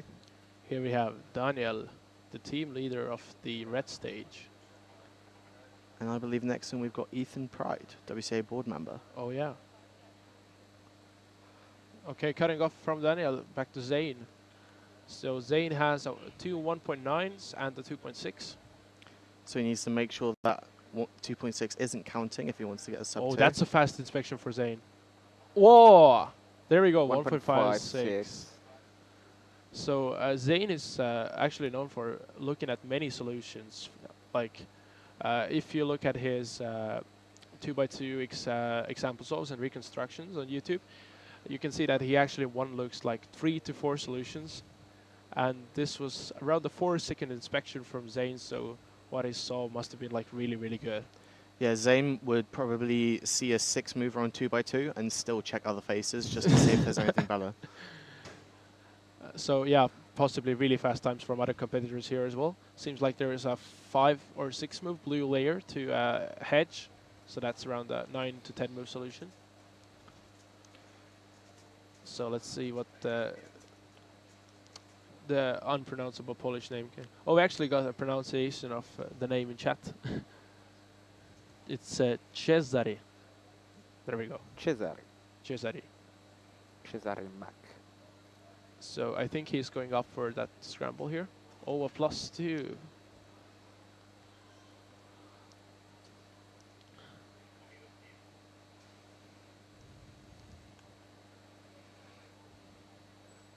Seems like making sure that timer start is good. Oh, 2.46. But actually, Zane's best possible average here is, I think, a 1.8 or 1.7. Yeah, I think it's around that mark. I've been low 1.8, yeah, I think. Worst possible, around 2.2. So definitely a good average for him, placing in on top of the rankings for the first round. So currently, the first place is Oskar Hanuskevich and Ignacy Samserki right behind him with a 2.13. So so WPA is not first place? Yes. So BPA is definitely first place. He needs to get like a 2.4 in the last solve to get first place. And there we have a nice overhead view of Daniel's maybe fourth solve.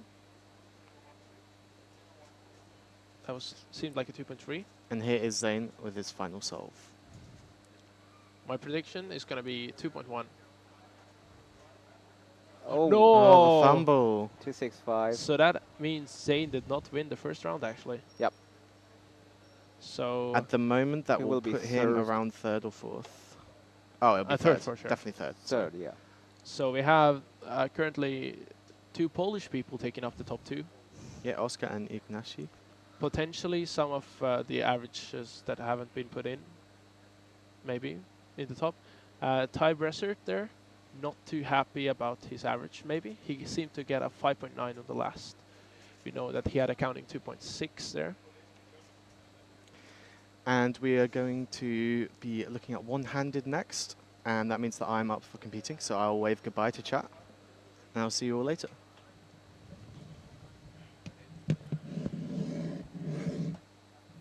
I believe I'm also supposed to go pretty soon. Oh, really?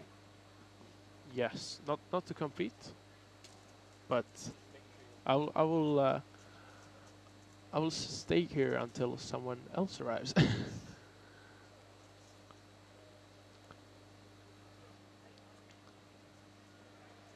Oh, so it's Cesare. Yeah, that makes more sense. Cesare. Cesare. With a 2.96, seems like a pretty solid mid-2, 2.6 average there for him. And as we are wrapping up Cube Group 7, we are moving on to one-handed. So let's see who do we have at one-handed here.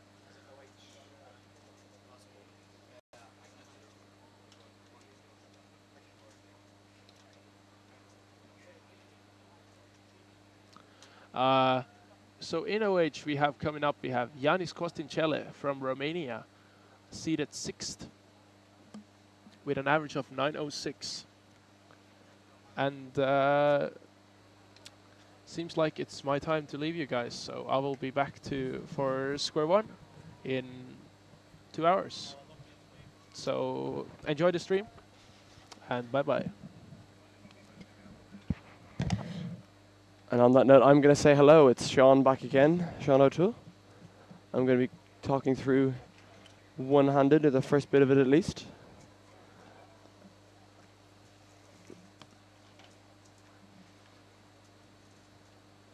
Uh,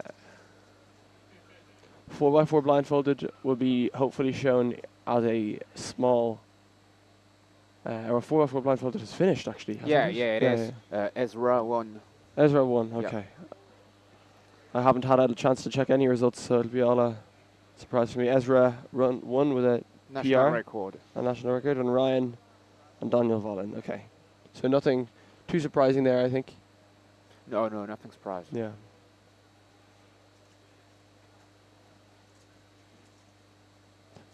Also, just finished submission for 5 blind. Well, Tommy Cherry finished 6th, in fact, in the 4 blind. That is true. Tommy finished 6th with a 1:59, which compared to his PRs, his PR single is Well, it's 1:20. 1:20, yeah. So he won't be happy with a 1:59. In fact, he has an average faster than that. Yeah.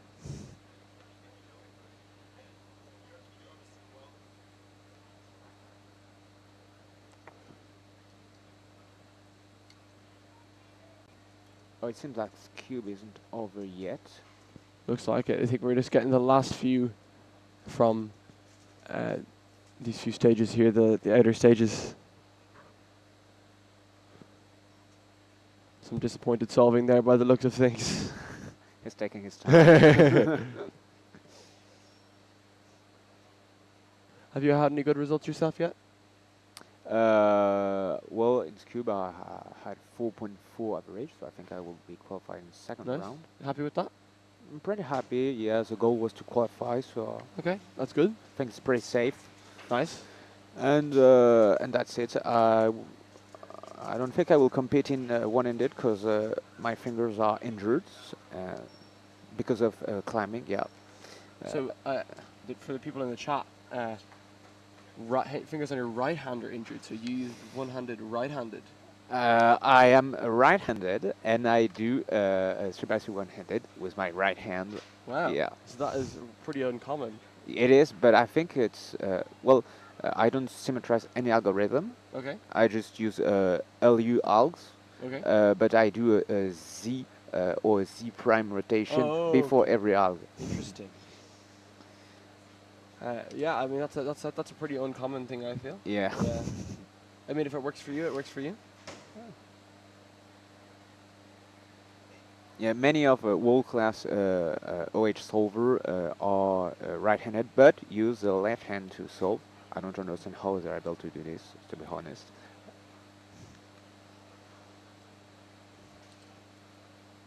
Yeah, it's interesting. I guess the benefit to it is that you can see the whole right hand side of the cube, Yeah. and therefore you can use the same algs for one-handed as normal 3x3. Yeah, but to be honest, my left hand is way Way weak, slower than yeah. my right hand, so I guess it just takes a lot of practice. Yeah. But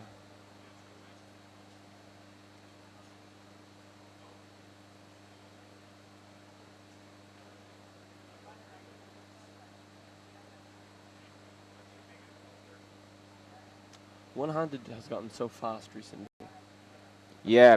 Do you know why? Why? Because of the rule method. That's it. No bias. So have a look at the Scoob results that are coming through now.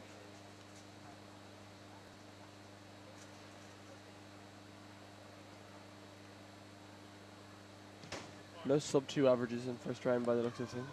Nothing th- entered yet. no, there's no sub to average. There won't be any. Because Zane got a 2.2, I think. Okay. What did Carter get? A 3.3 average, yeah. Wow. With They won't- a single of 2.9, so... they won't be happy with that. oh, no. But it's only the first round though. There's still plenty of Scoob to come for this competition. They've got 2 more rounds to claw it back. It only matters what you get in the final after all. Yeah, that's right. However, he's ranked 25th, and if he does the same, he will not qualify for the final. I guess that's true. But I think they have excellent nerve control, or better than nerve control, and lots of experience as well. So hopefully that will play into it And somewhat. some names are missing right now.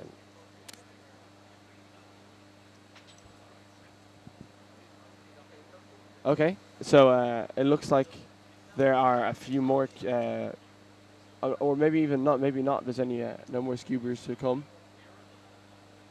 No.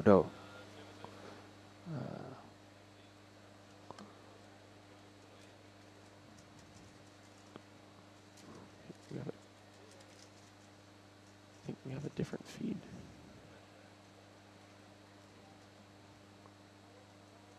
I'll fix.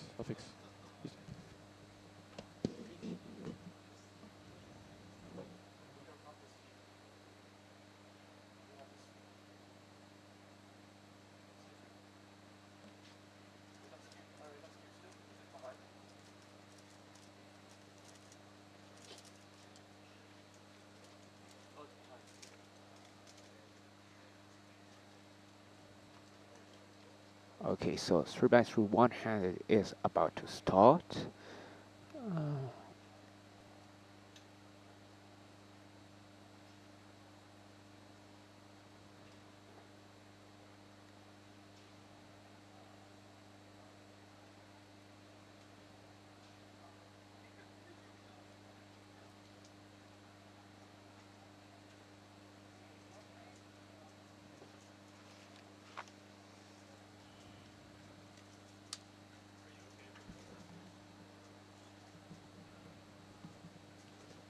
Okay, there we go. We're back.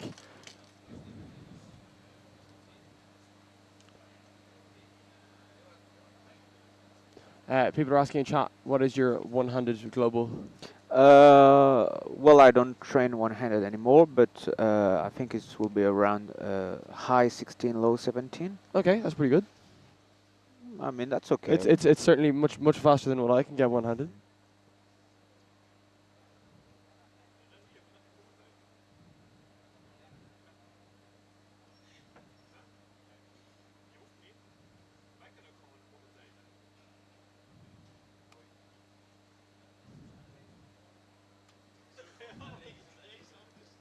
Are we beginning? Is this still Scube happening now, or is this one-handed? No, it's definitely one-handed. Okay.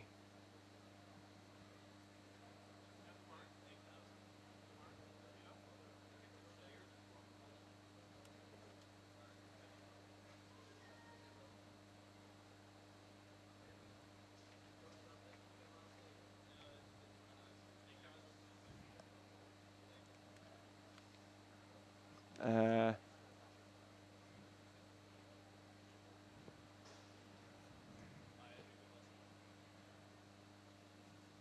Okay, so the round is slowly starting. yeah, it looks like it's just taking a while for them to get going here. Yep.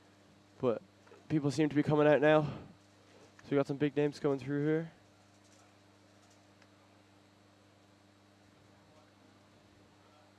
We have Yanis Kostin from Romania, who's extremely fast at basically Extremely fast. every event. With notably for one-handed having a PR average of 9.06, which is 12th in the world. And in comparison, it's better than Juliette Sebastian PR, and Juliette is the runner-up world champion. Yeah. It's going to be very competitive this year, I think. Yeah. There's a lot of very fast one-handers. I know the UK has a few one-handed specialists as well.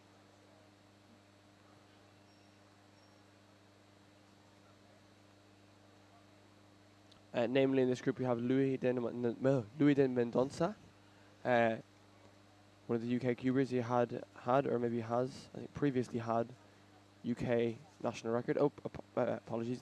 He has currently UK national record single, and he's on the screen now with a 7.15 PR single. And we have Simon Kellum to his left. He's an American delegate. And also Simon is well known for Pyraminx. Yeah, world record Pyraminx. single. Louis starting it off with an 11. He'll be reasonably happy with that, I think. I mean, it's far than enough to qualify, so. Exactly. You have Daniel Egdahl here. Daniel was heavily involved in the previous Euros in Copenhagen. Yeah. A 12.9. 12.9. Seems happy enough with that. I think it's a pretty average time for him. Yeah.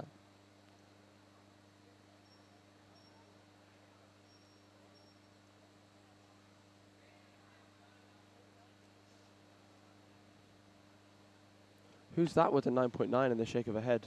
I have absolutely no idea.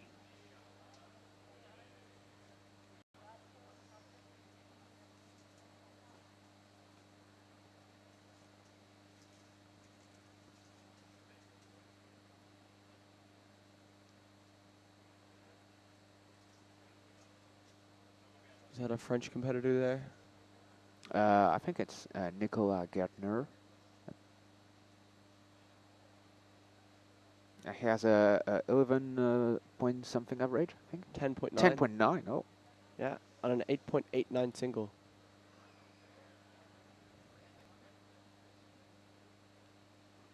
He's also really good at FMC. He found a 22 move solution on the first, but he DNFs the second attempt. Wow, that's FMC is brutal. FMC Yeah.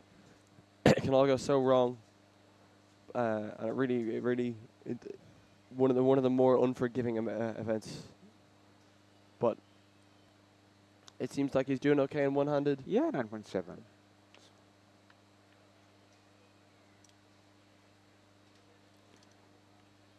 He doesn't seem to feel any pressure at all.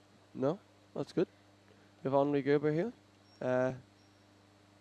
Starting off, of course, a lot of, I was going to say a lot of very fast one-handed competitors here, but 11.8 average used to be some of the best in the world not too long ago, and now it's 210 Yeah. Really? 210? for 11.8. Man, we talk about the room method, but yeah. I mean, it really changed something in this event. Speaking of the room method, here's Louis de Mendonça, Yep. a roux solver.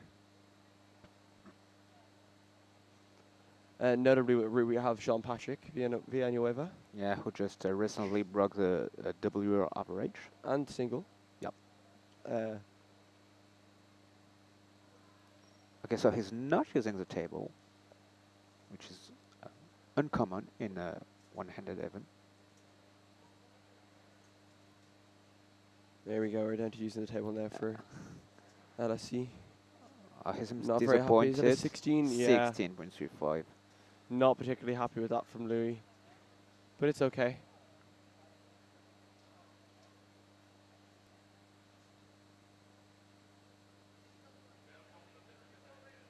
So off stream, we have Tommy Cherry is on the yellow stage.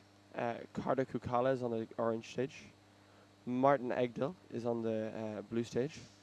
So we probably won't see too much of their subs, but they're certainly very, very fast, and they all have either low 11 or high 10 averages. So it's certainly ones to keep an eye out for. Here's Henri Gerber again for solve 2. Yep.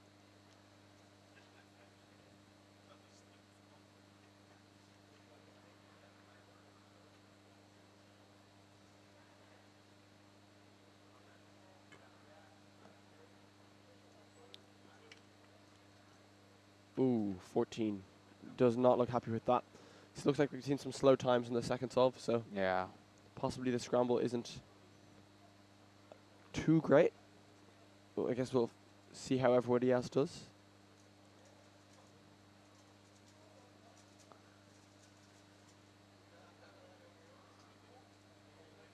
$13.5 per competitor there. They look happy enough with that. Okay, so who do you think will win the 3x3 one-handed on Sunday? On Sunday. On Sunday. Ooh, I mean, it's very, very hard to tell. Nicholas Archer, of course, very, very good nerve control. Juliette as well, lots and lots of experience. Even though she isn't seated particularly high, she's got a lot of major championship experience. Yep. She knows how to keep her nerve. There's too many. There's too many to pick. I think it's going to be possibly even sub 10 for podium. Yes, I think it will be sub 10. And I think sub 10 could be fourth. That would be, yeah. I think it's certainly a possibility, okay. 10.2 from Nicola. So he starts with a 13, then a high 9, and no 10.2. We have Adrian Debski just on the stream there. Adrian, of course, very, very well known for big blind mainly, and also multi-blind. Okay, some people are betting on Magnus or Yanis Kost in KLA. Dhruva, who was previously Indian, who is now representing Switzerland. Oh. Yep. Louis again with a mystery time. An 11. And Henri Gerber starting again now for solve 3 or 4. I don't know. 3, I think. Yeah. Maybe 4. Well, he just kept drop at the first second of his solve.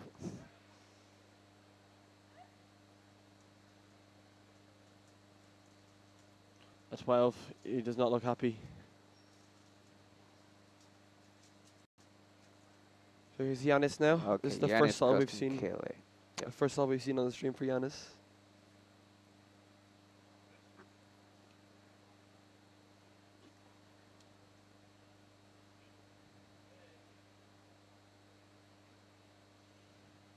And 1203, okay.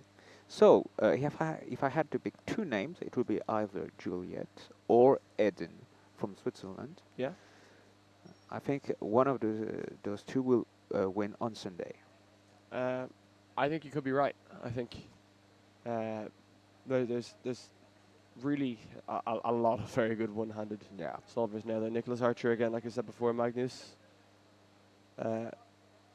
There's too many. There's too many to pick. It's all so close.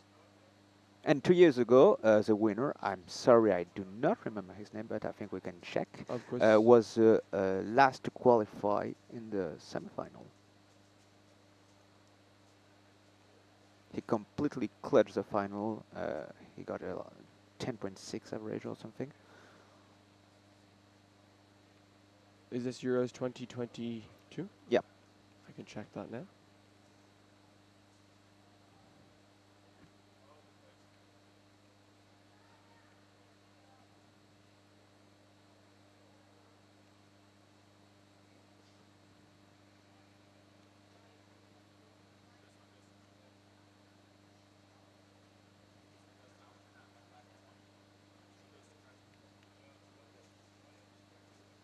You would be correct. So, last Euros, there was top 20 got to finals. Yep. And in the semi-finals, the 20th place ended up winning the European Championships. So it really could be anyone. It all comes down to nerve control on the day. How can you hold your nerve and just keep calm and just solve? Yeah, because many big names will have will feel too much pressure. Exactly. And there's a lot of people here that have not even competed in a Euros before. So I think Nicholas wasn't at Euros 2 years ago. yeah. Neither was Magnus.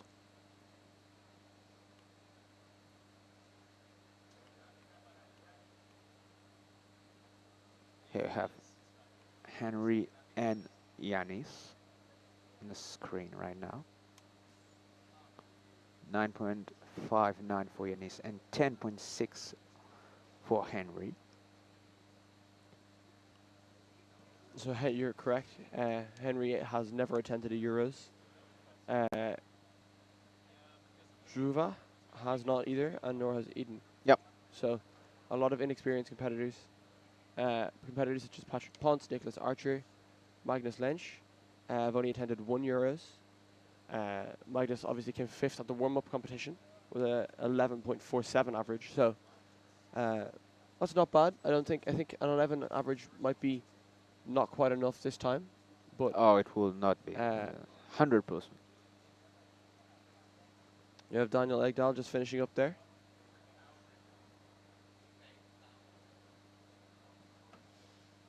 Yeah, Alvin Rotz just on your screen.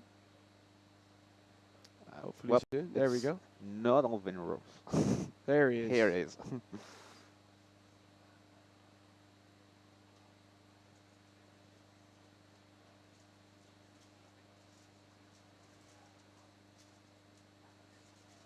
Okay, so as you can see, Alvin is solving using his right hand.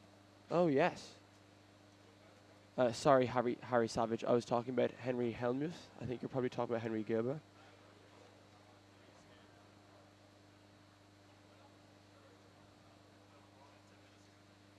Louis with a 12. He does not look happy at all. Louis is great fun. He's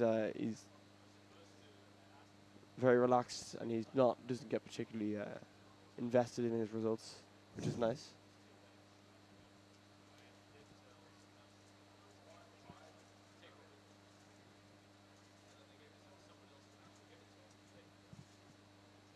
There's Henry now. Starting what is probably solve 4 or 5. I actually cannot remember. Oh, it has to be a solve 5.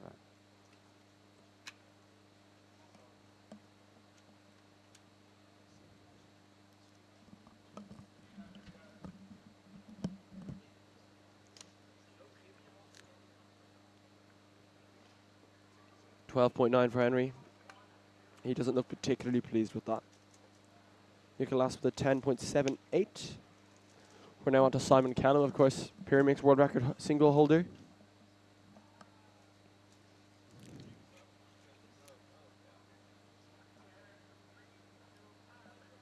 Simon's very good all-rounder as well. Simon seems to be very good at every event. Yeah. Like many Americans. Looks like that may have been a +2.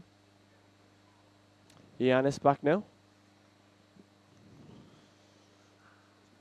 Okay, so we saw a 12 from him and a 9.5, I think.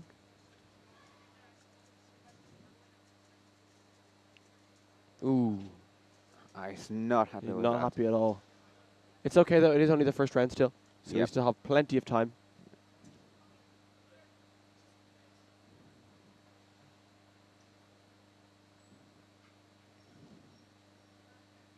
We have Elmer Uvert there, the Swedish delegate, on the right-hand side.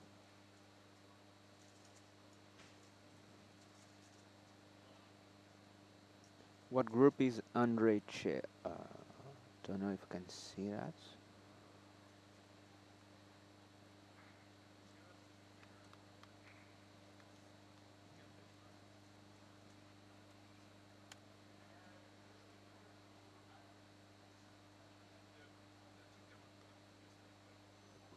We have Alvin Roltz back on the left-hand side of your screen there.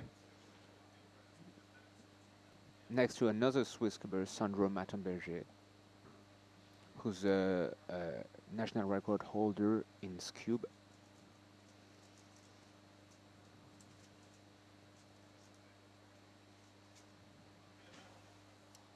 Here you.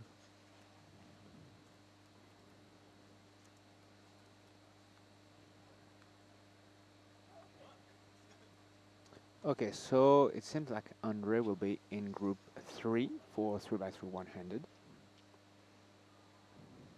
Alvin not particularly happy with that solve by the looks of things. But it's okay though. Once again, first round. It's all about just getting through to second round.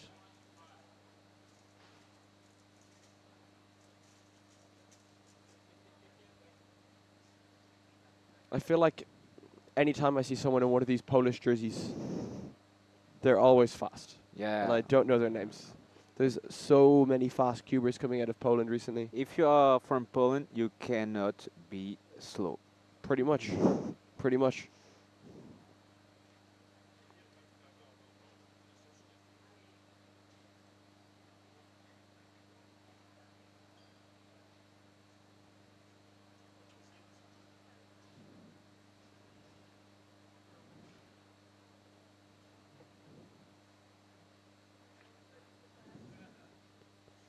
We have Oliver Suspert there. Seat 34. This is what I'm talking about.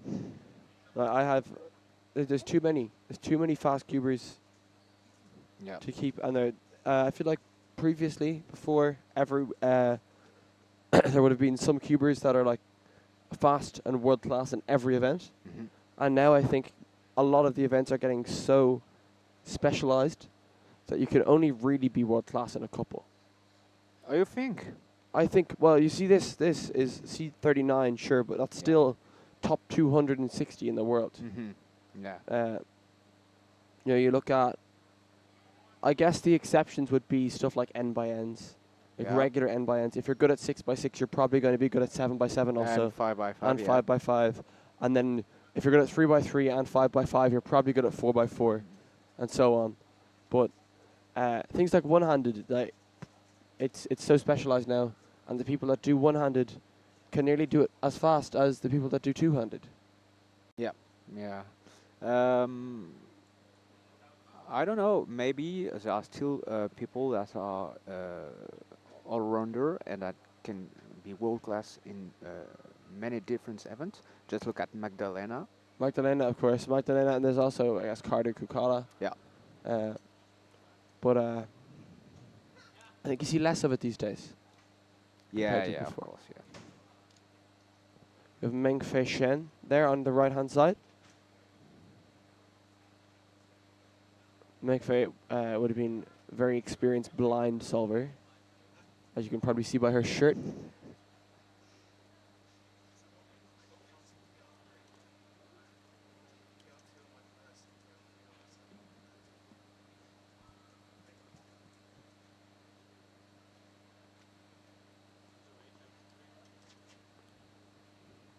Okay, so group 1 is about to end. Looks like it. We're going to be starting up with Group 2 soon.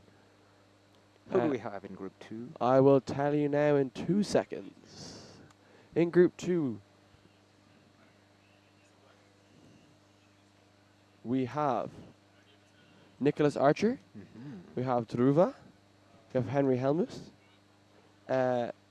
We have Tolga Khan. I'm going to give this one a go. Kantaja From Turkey. from Okay. Turkey. Lots and lots of very fast competitors coming up soon. Tommy Cherry there solving on the yellow stage. Tommy, of course, well known for blind. Winning the first round of 3 blind Yeah, by almost 3 seconds. by almost 3 seconds. Obviously, we were talking about earlier his unfortunate mishap in 4 blind. in 4 blind, Yep. but I don't think that's going to stop him. I think he's more than used to how blind goes. There you go. Tommy Cherry won the first round of 3 blind with a 14-second best solve, and the next was Jay Sloan with a 17-second solve. So Yeah, it's a huge like gap. a huge gap. It's a gap that can only really be closed by people like Charlie Eggins at this moment in time. There's Maria Bozang, the judge. She's another Irish delegate.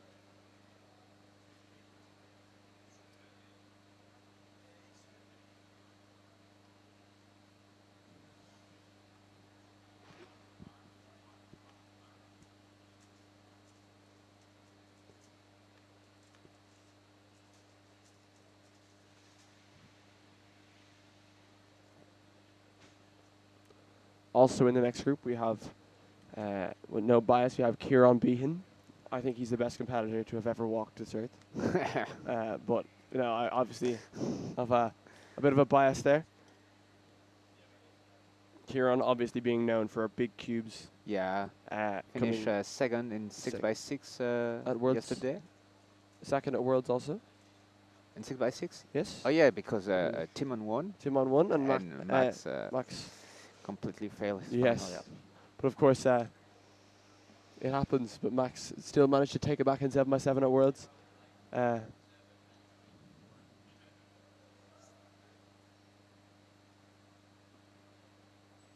That's true, actually.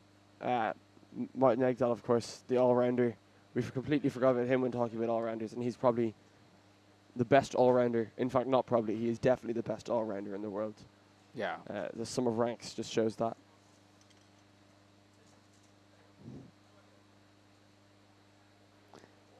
I don't know if he's ranked number 1. I think for sum of ranks, he possibly is. He was. He was. But I don't think he is anymore. Interesting. Okay, I did not know that. Maybe I'm wrong. We'll I guess we'll find out now.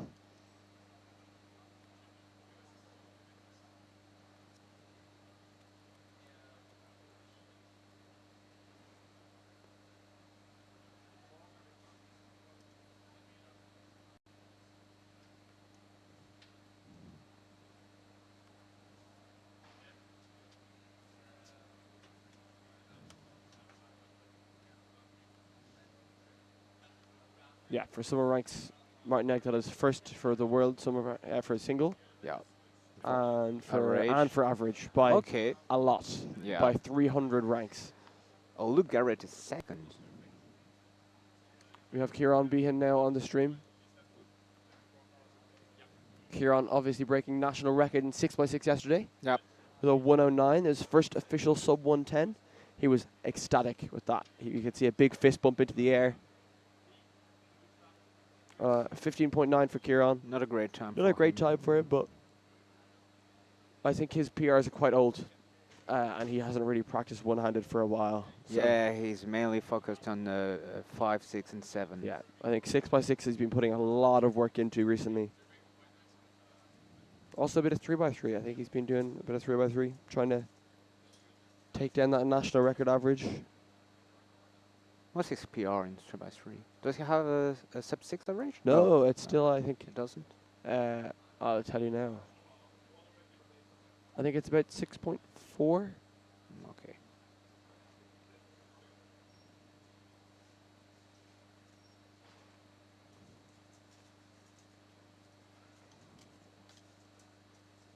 Six point six. 6.62. 6.62 and a 4.33 single.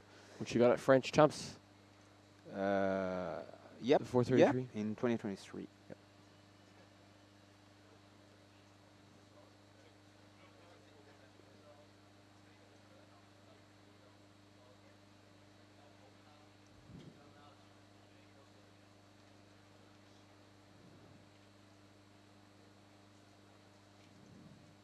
Blake Thompson is in attendance on the stream at the moment.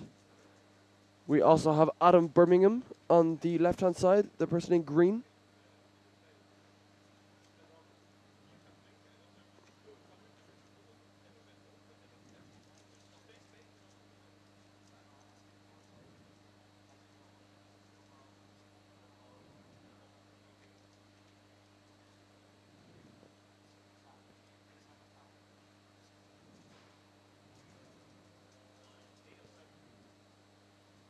Italian competitor there with a 17. Seems happy enough. Bit of a little nod of the head there. Another Italian Another competitor. Italian, yeah.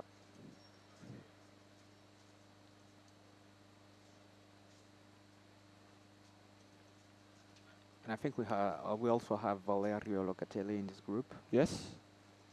I think you might be right. We do indeed. Yep. Valeria obviously being seeded 22nd overall and 20th out of our European competitors. And being top 74 in the world, 74th in the world for average for one-handed with a 10.6 average. Just had a shot there. We have Perry Ledane on the left-hand side, or on the right-hand side. There we go. Perry being a regional delegate in Australia. She came over to go to a few competitions, have a good time, see some family. Yeah, she does not live in Europe, right? No, she lives in Australia. Okay. She has lots of family here. Okay. So she's also an Irish citizen. Oh.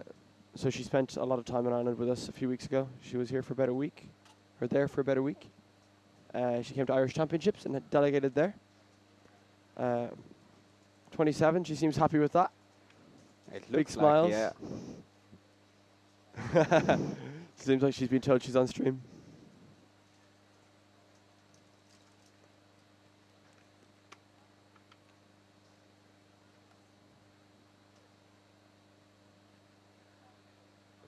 Big smiles from Perry. She seems very happy with herself. Okay, so There's Theodore. Druva just... What happened? Oh, so the cube wasn't scrambled. Ah, okay. That's okay. So if the cube wasn't scrambled, it'll just be sent back and it'll be scrambled with the correct scramble. No extra or anything required, thankfully.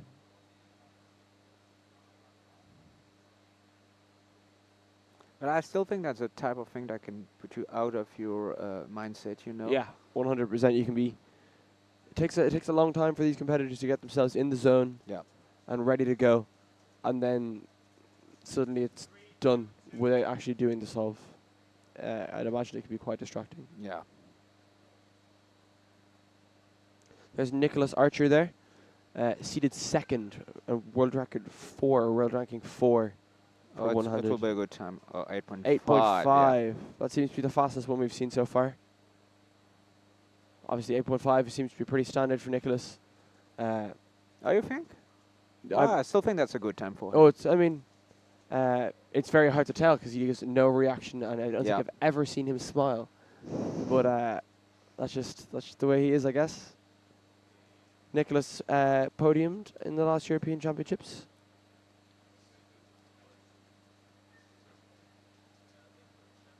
Yes, came third in 2020. Yeah.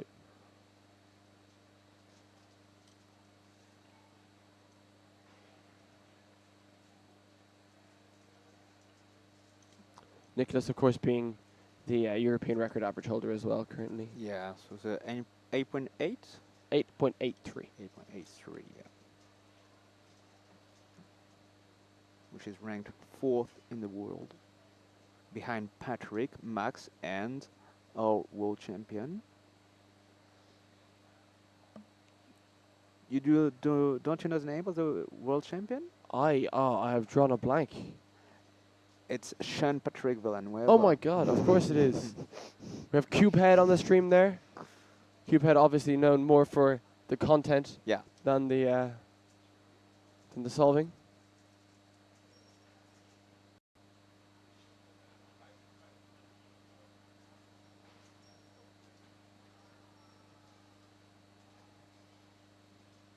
Seems to be some hype for Cubehead in the chat.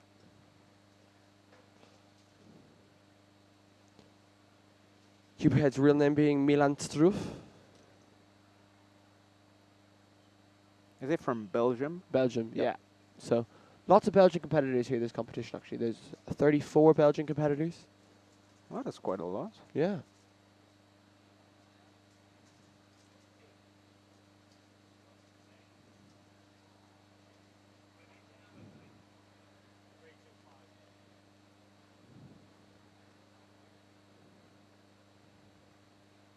Oh yeah, Kieran being Cubehead seems like a crowd favorite. Definitely the crowd favorite here.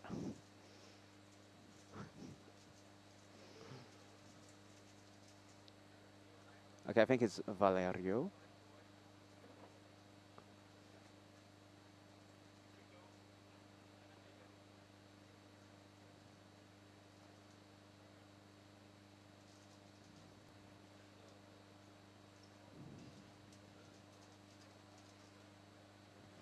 Yeah, yeah, Cuphead is sub 9 in Tremendous 200, right?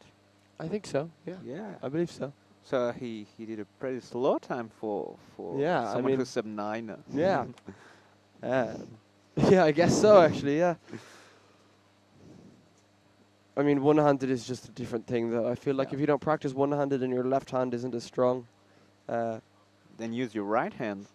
true. That's it.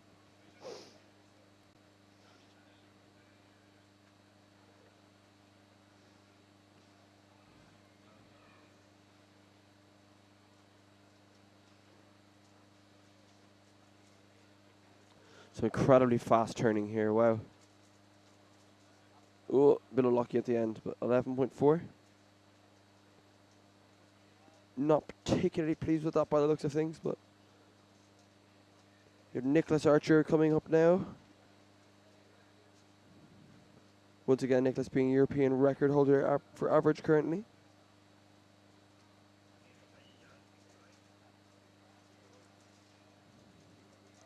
Doesn't look like we're actually getting Nicholas Archer. No. Unfortunately.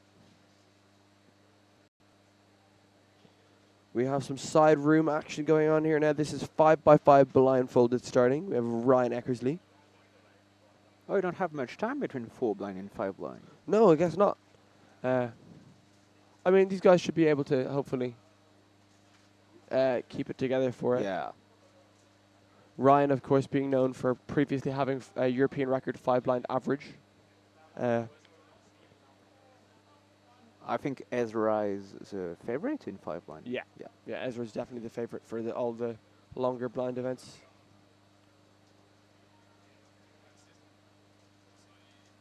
Man, it could be his competition if he wins 4 blind, 5 blind, and multi-blind. Yeah, I think it's certainly a possibility. I think Yeah. it's probably the most likely outcome.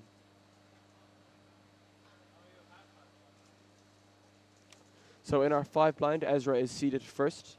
And Ezra's the current European record holder for single and average with a 2-minute 45.73 single and a 2-minute 13.43 average.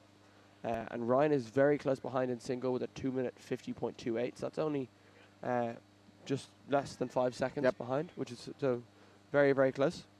And then he's about 40 seconds behind in average with a 3-minute 53. But I don't think we can rank any competitors in 5 blind by their mean. No, I don't think. That would be unfair. Adrian Debski then obviously seeded third in the competition and third in Europe. Adrian getting a 3-minute 15.7 is his PR.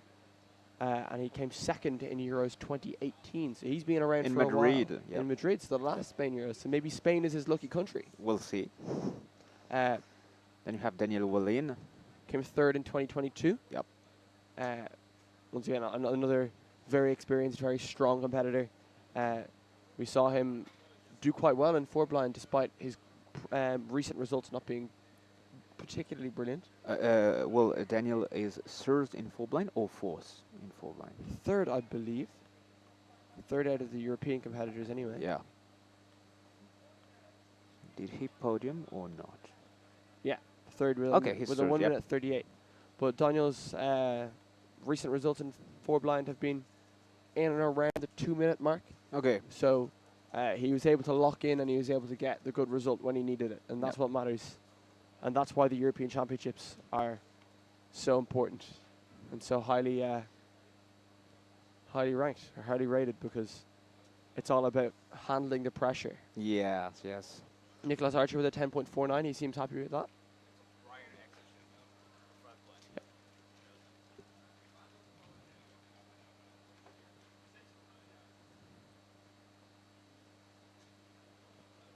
Bit of action going on there in the stage, or in the side room. We have Rian Burke, previous clock national record holder for Ireland, in his double speed Give Me Ireland merch. Just finishing off one-handed.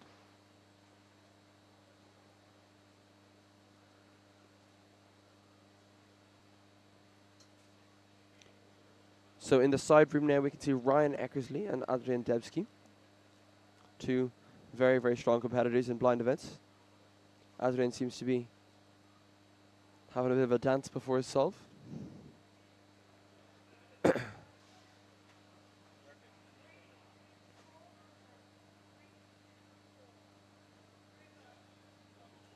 I think there won't be any surprise in the 5 blind rankings. No, I think unless someone strong DNFs, I think we can expect to see Ryan, Ezra, Adrian, Daniel. 3 of those 4 will be on the podium. Yeah, I think, yeah. Ezra probably is more likely to win. Yep. But I think Ryan also has a strong chance. And then Adrian and Daniel will probably be battling it out for 3rd and 4th.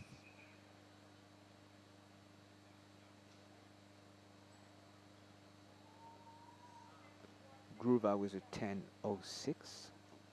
That's pretty good. Yeah, it is. That's a solid time.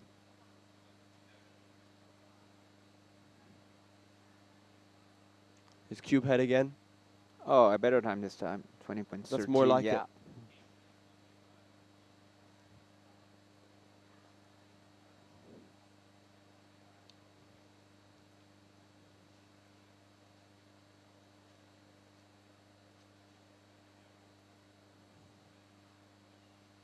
I wonder what song Adrian's listening to there. I don't know. There you go. Looks like he's getting ready to start. Yep. Ryan's getting his ear defenders on. And just starting his first 5 blind solve.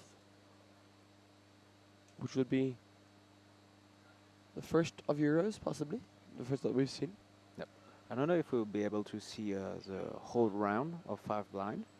Hopefully we'll get to see a lot of it, because it's pretty impressive seeing these Yeah. very, very fast blinders, especially during execution. Because they turn so fast, and if they make one mistake, it's not like 5x5, where you can make a mistake. Oh, well, in And blind event, you have no, you cannot do any mistake, otherwise it will be a DNF.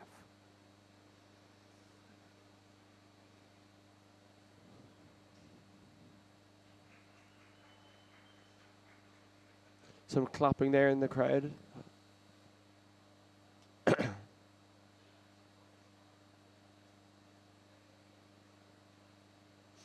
Okay, so 5 blind has started. Some very intense faces there in the 5 blind. Extremely focused.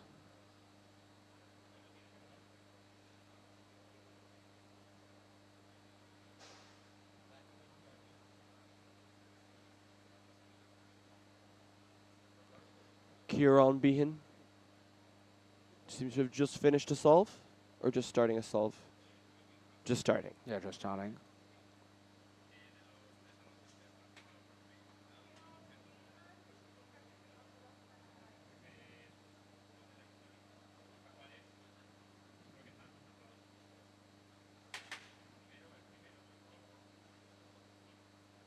Kieran, once again, also not doing that much table use.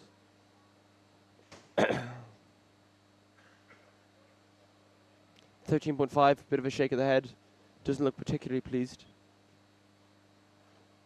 Yeah, And considering Ryan. his PR, yeah, it's not a great time Yeah. for him.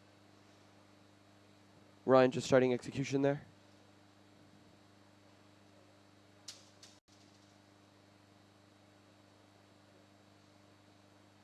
Milan back on the left-hand side there. And a 28.05 for him. Okay, it looks like he's not particularly pleased, but he's in good spirits nonetheless. Yeah. He's just enjoying the moment, you know. Exactly.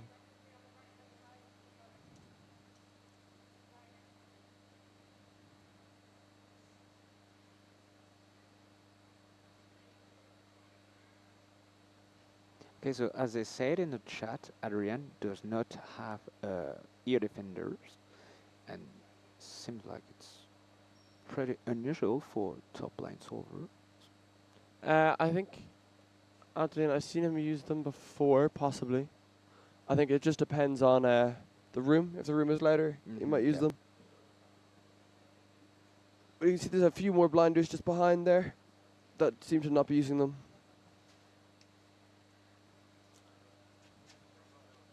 I just love watching Daniel do blind solves. He's just It's moving everywhere. exactly. He's very animated. Yeah.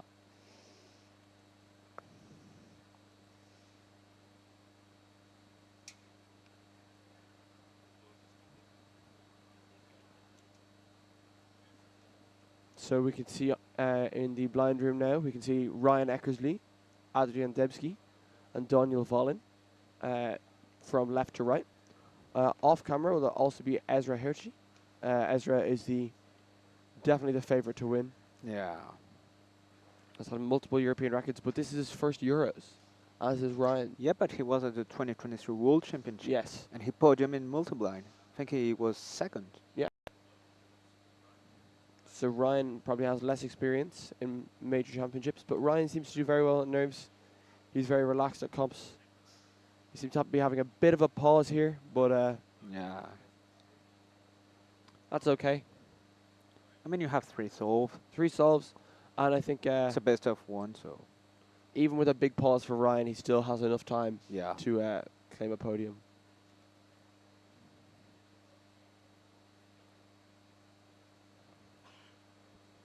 Okay, a DNF for Daniel.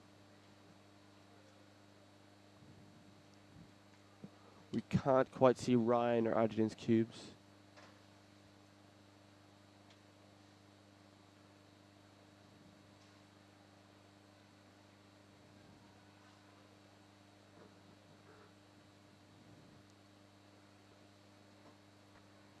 Of course, the DNF is still okay. There's still plenty of solves left. 2 more solves. They've just come off the back of 4 blind as well, like we were saying earlier. So, might be a bit tired. It's still quite early in the day as well. Yeah, I mean, 1 good solve is all you need to win, Exactly. so And that's what's so exciting about blind. It can come Yeah. down to the last solve Yep. by the last competitor, and no one will know what it's the not podium over is. until it's over, in fact. Yeah. Exactly. So it seems pretty good. Ryan seems to be finishing up now with a hopefully successful solve. Yes, Yep. it is. Okay.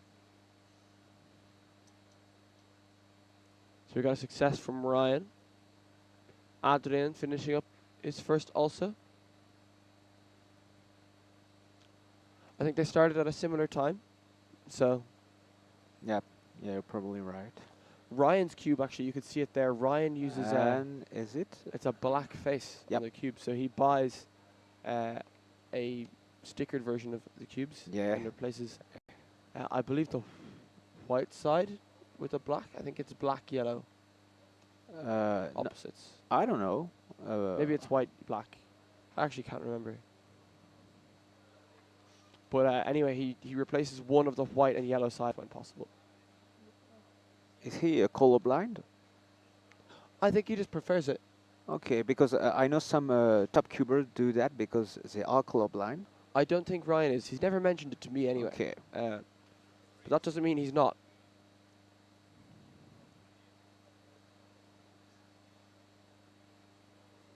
Here we go. Hex in the chat there saying that he uses black instead of yellow, so it's white and black opposite each other.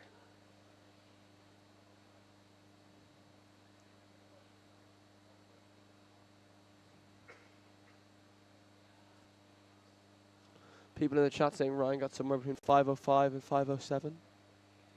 So we have another view here.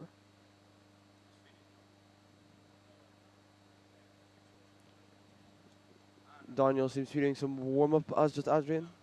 Yeah.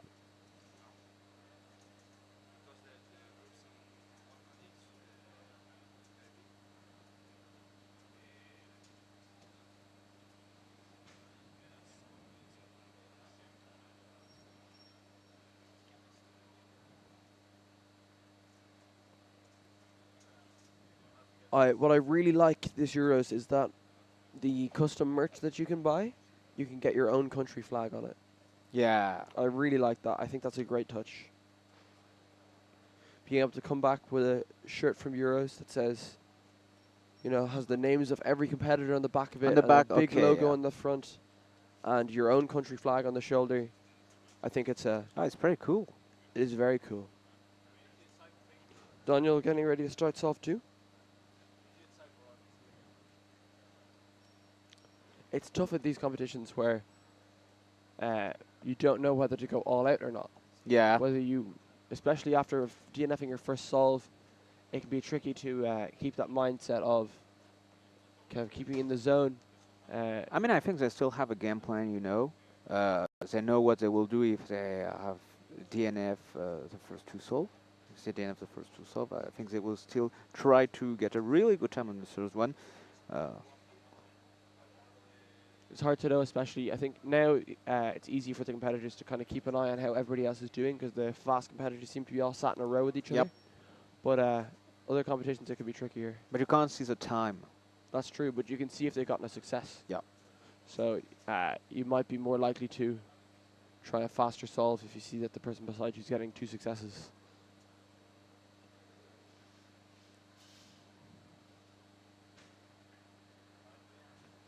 Daniel's memo, like you were saying earlier. Yeah, he's Very using animated. a lot of energy in his memorization. You must get tired doing that. Maybe, yeah. A bit of a workout. But I think that's what works for him, Exactly, it's whatever works. Some people have a very bouncy memo. Yeah. Daniel's very animated. He's moving his hands a lot. Some people move their body around the cube. Yeah. Some people are very chill and very relaxed, and it seems like they don't really care that much at all when they're memoing. Okay, we have Patrick on the green stage here. Patrick, of course, being our first seed and being ranked 3rd in the world for one-handed. So And and 8.12. Wow. That's a great time. He seems pretty happy with that. Yeah. A bit of laughing, him and Blake. Blake obviously being a member of the WCA board. Blake Thompson. He's in attendance. Magdalena Pabish there, just with an 11 seconds off.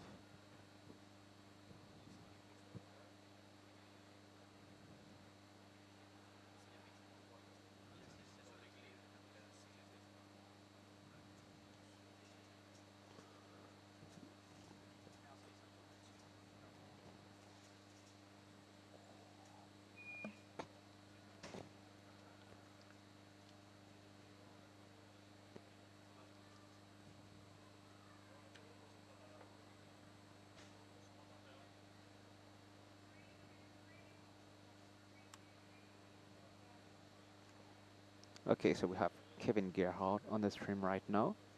I think he's a right-handed solver as well. Oh, possibly. We'll see. Yeah, he is. So we're just starting group 3 of one-handed. And in total there are 4 groups. This is the penultimate group of one-handed. 12.5. He doesn't look particularly happy with that. Yeah, it's... So his PR average would be 10.54, Yeah. so 12.5 is not brilliant for him. So also in this group, we have it's a very stacked group. Actually, we have Patrick Ponce. Oh, we have Eden. We have Edin, Andrei Che, And Alexei. Alexei Svetkov, Knut, Kevin, Joey Briggs, Philip Vire, Via Twan Twan Dulemont. Magdalena and Elian. Very, very, very stacked group. Yeah.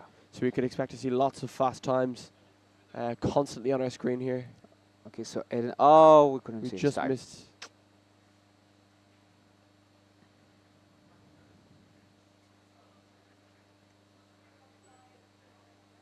Lars there, member of the WCA competition announcement team. So they review every competition before they're announced and make sure that there's no mistakes Okay. and that everything's good to go.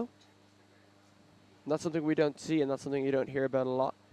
People that aren't part of it. There's a lot of work for people like Lars and the people on the regulations committee Yeah. and the results team and all these people that put in hours and hours and hours of work behind the scenes. So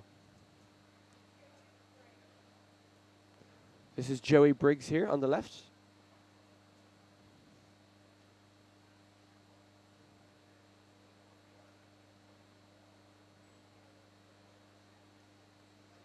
So Joey came 6th at the last Euros. Oh, really? In one-handed, yes. So certainly one to look out for. He's got a bit of finals experience. I believe another route solver, yeah, I would be correct. Yeah, you're right. And what time do we have there?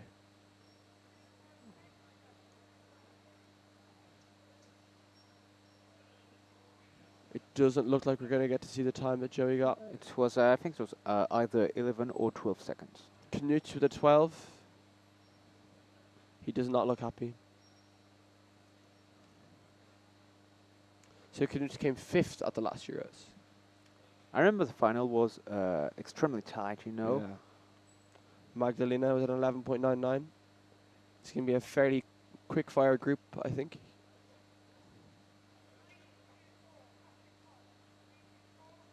With Patrick Ponce coming up now, I believe. Yeah, I heard it as well.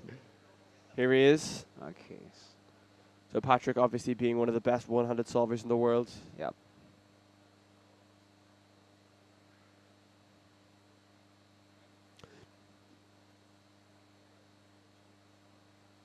Oh, a bit of a cube drop from Patrick.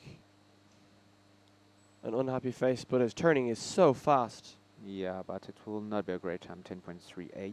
10.3 with a cube drop is pretty good. Yep.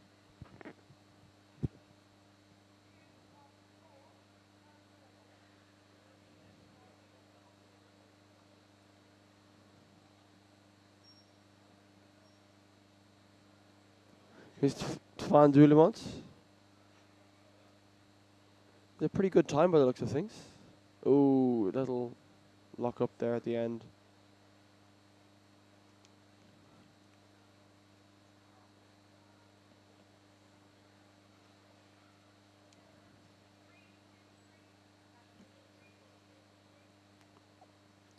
Okay, so Eden is on the stream.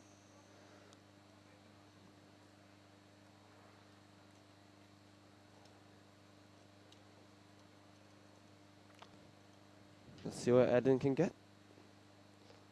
Almost with a sub-9 PR average there. Yeah. World ranked 11th in the world. So it's crazy to me that top 10 is sub-9. Yeah. Eden is a type of guy who went sub-8 at his first competition in 3x3 200. Wow. Yeah. Wow. He just came out of nowhere, finished second, and then he left.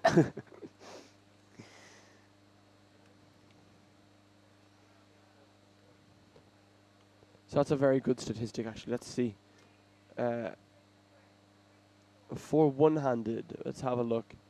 There has been one competitor ever to have gotten their first ever average be sub-10. Wow. And that is Neo Juarez, who represents the Philippines. Okay. And their first one-handed competition was earlier this year, which was in, sorry, it's just taking a moment to load, which is in May this year. Wow, impressive. And his first ever. We just got word that Daniel Valen got a 5-blind success. Oh, great. So hopefully it'll be nice and fast and should get him on the podium. Patrick Ponce is a bit of a clapping there for 7.74. So that's counting the 8 from the first 8.1, yeah. 8.1 counting. That's a great start from him.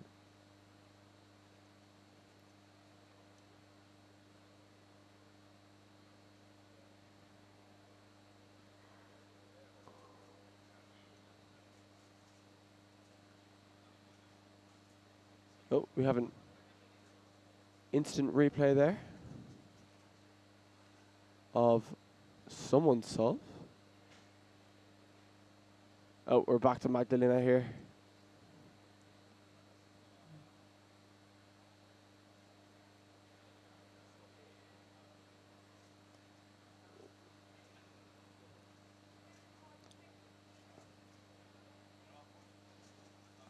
Oh, we just looks like we've missed Magdalena's solve at the end of it there. Yeah. So I guess we won't find out what that was. But Eden is now back.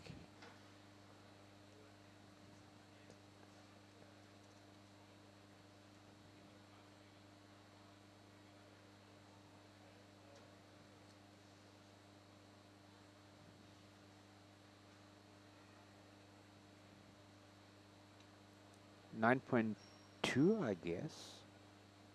I can clearly see. I think it's 9.25 or possibly 0.26. Yeah. Pretty solid average so far.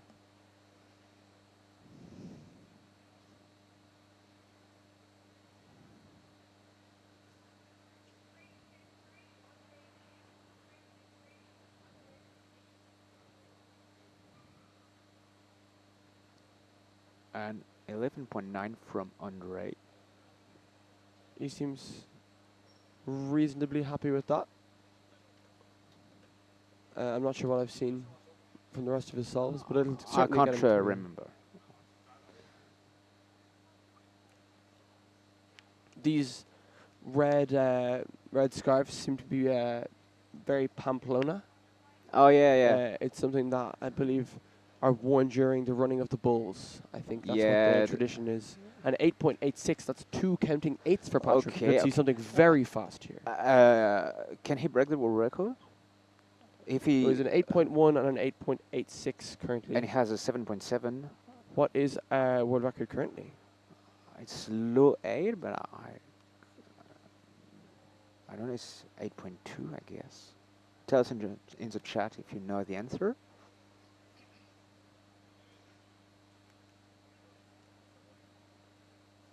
Oh, it's 8 or 9 apparently, so I don't think he can. No, but he certainly can PR here, though. Yeah. And what's the North American record? 8.62 by Max Park. Okay, so So he can beat that. certainly get North American record Yep. here. So Patrick's last PR average was in 2022. Okay, So that's a while ago. yeah, quite a long time ago.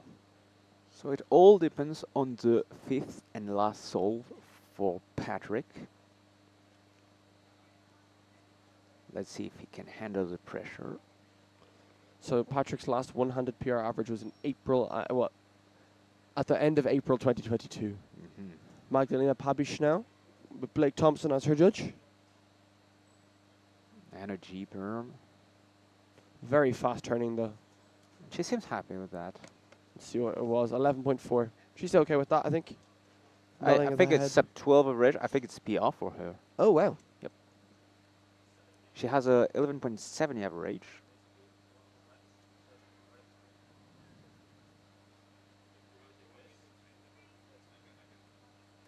.7 average, yeah. Tavan Doulemont with a 10.62.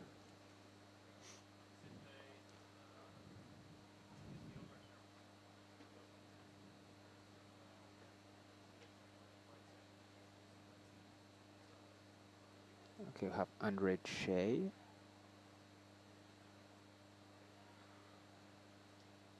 One of the few competitors using a head cam this year. Yeah.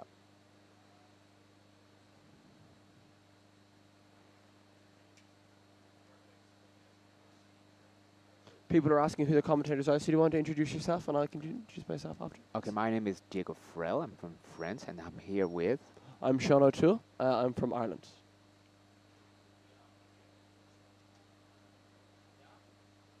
.15 for Andre. Does not look happy.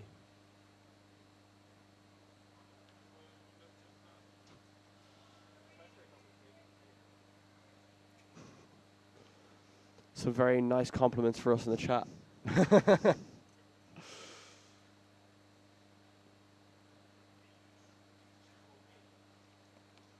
Joey Briggs there. Okay, so apparently And Patrick Patrick Ponce. Yep. Okay, he started. No. 9.9? Yeah, 9.97. That's his worst solve. Or no, second worst solve. Yep. So it's counting 8.1, 8.8, 9.9. So it's still sub 9. Sub 9 average. Yep. Which is pretty solid. Pretty but solid, not PR, not North American record. Seems like he's calculating it now. Yep. We might try and get Patrick in for a little interview. Yeah, and we can talk about it. Yep.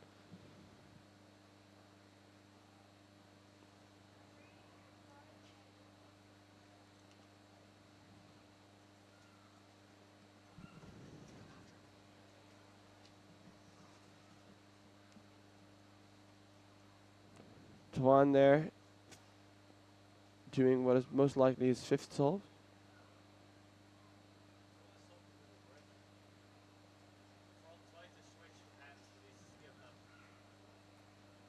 Oh yes, that was Twan who was using his right hand. He was right-handed, then tried changing, and now he's back to right.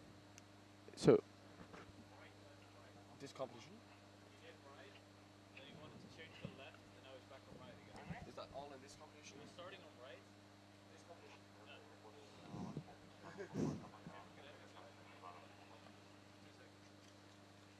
We have a fun fact about the Vons, one-handed coming through now from Mark. Hi. For those who don't know me, I'm Mark Willebold. I'm his older brother.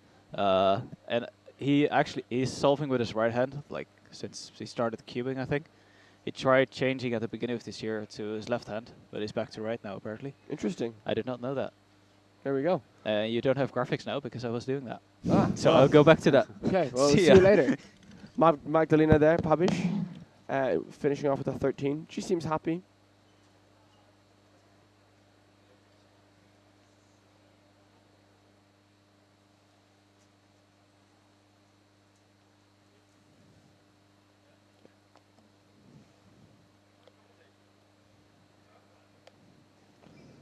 Looks like we're just finishing up group 3.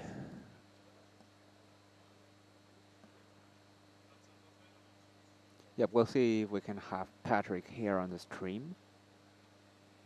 You might be able to talk about his average, see if there's anything we missed. Yep.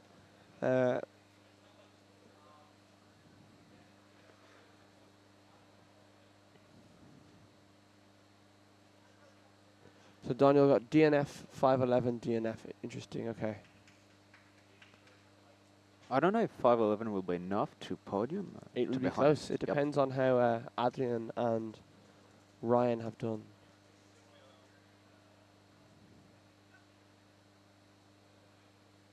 We've had no results come through for 5 blind yet. Nothing entered.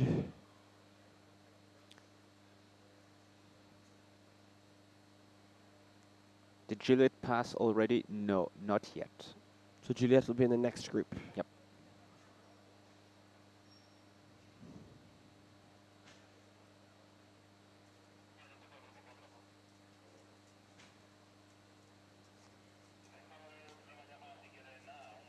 Apparently Ryan got a 3.54. Wow, that's very fast.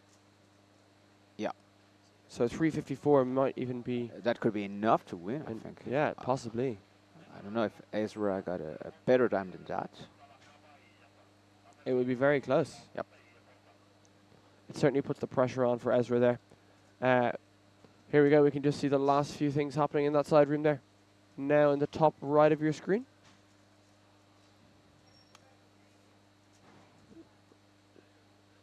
So Ezra was our first seed for 5 blind with a 245 single, and Ryan had a 250. So Ryan getting a 354. Ezra is definitely capable of doing better than that. Yeah. But it's about whether he can do it under the pressure of the European Championships. So we will see. I still think he can. I think he can do it. Yeah. I think he's very, very capable of it. But it's still all to play for, I think. I think he will get at least one success. That's Oh, for 100%. Sure. Yeah. He's extremely consistent. Looks like Ryan might be waiting for one more solve, so it could still go either way. Daniel there solving on the red stage. He's a Spanish competitor. Jason Harley sitting down there also, a British competitor.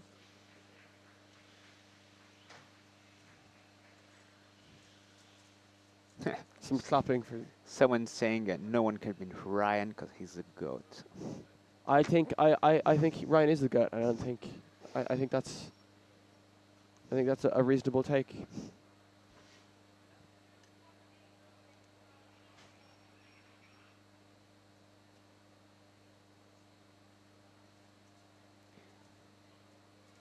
Did 3x3 started yet? No. The first one of 3x3 will be tomorrow in the morning, tomorrow right? first thing.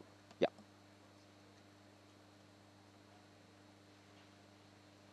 So coming up later on, we have square one, and then we're going to have a break for lunch, and we're going to come back for the opening ceremony. Juliet is in the stream. And we also have Magnus.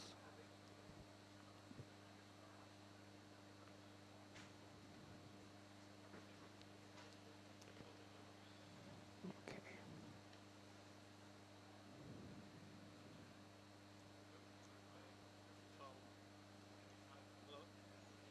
Hello, we have Remo back again. I am here. I just did one-handed. How did you do? I got a PR average, but it was again pretty barely by like only 10 hundredths of a second. That's okay though. You can get it. You can play the same amount again next time. You can farm some PRs. Exactly. Juliet's just starting solve 1. That's a very cool hat, I'd have to say. Yes, Juliet Carrot hat, yeah. often has some great That's hats. 10.1, yeah. ZB at 7. I think that's pretty average ZB recognition plus execution for OH. Yep.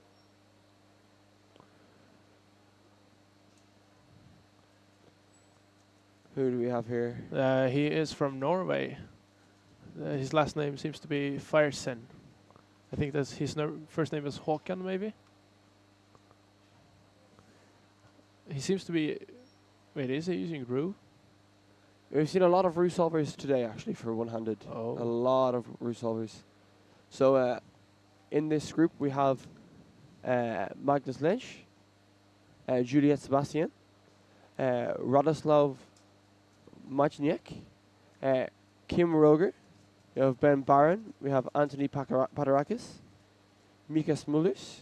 So they're all going to be on the green stage, and they are all within the top 100 in the world for average. Oh, okay. So a very, very stacked round we have now. Yeah. What's the best average you've seen so far?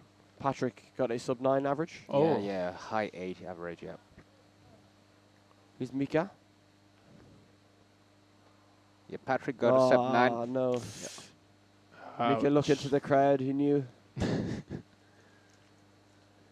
He has quite a consistent average and single ratio.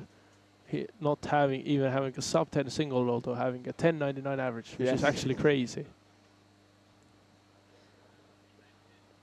At one time, I had a 1.68 PR average in 2x2 with a 1.52 PR single. Oh.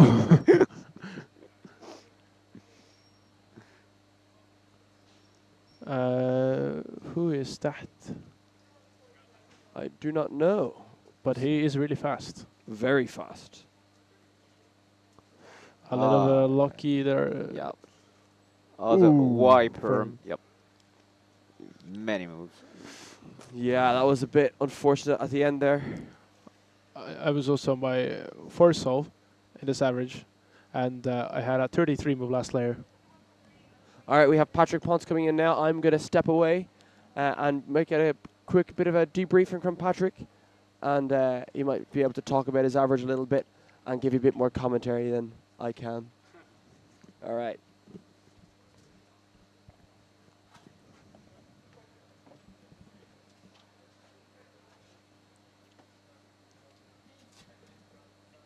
Juliet with another low 10.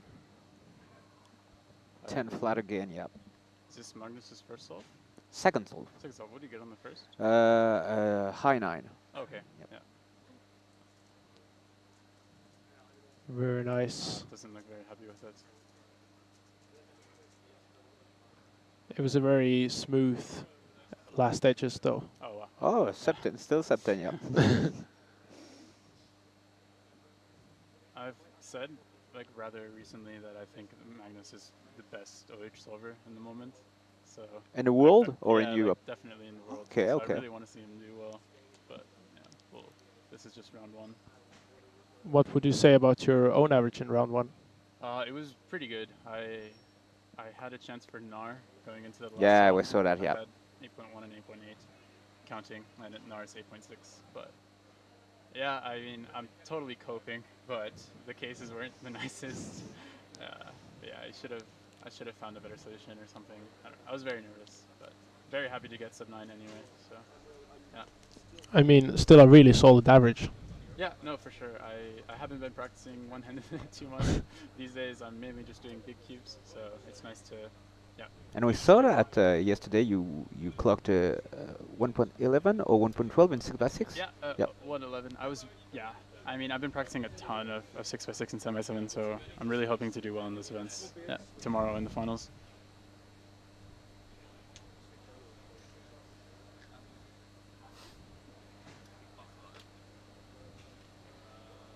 Here we have Lukas. 10.9.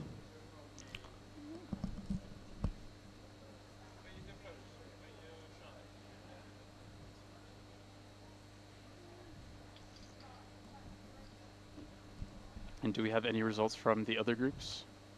I think we should have Group 1 in for sure. Okay.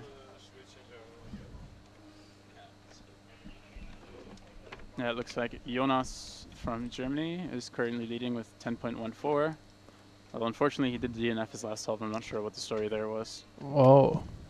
And Janos Kosnogele from Romania also got to 10.6 average. Although he seemed to be rather frustrated. So I'm sure he can definitely do better than that. Yanis? Yeah. Yeah, Yanis is absolutely popping off in all of the events. Yeah. Really good in 2x2, Pyraminx 3x3 as well. Yeah, I saw he got a very, very good single recently. Yeah, yeah. 4.0 yeah, something. Yeah, really cool, really fast. I remember 2 years ago at Euros when he made finals. Yeah. I was like, who is this like very small kid? And now, yeah, he's grown a lot, and yeah, he's way faster now as well. Here's Juliet. Doesn't look too great for 12.9. Really cool hat though. I like the orange. Yeah, for sure. Well, I'm sure as a Dutchman. Yeah, of course.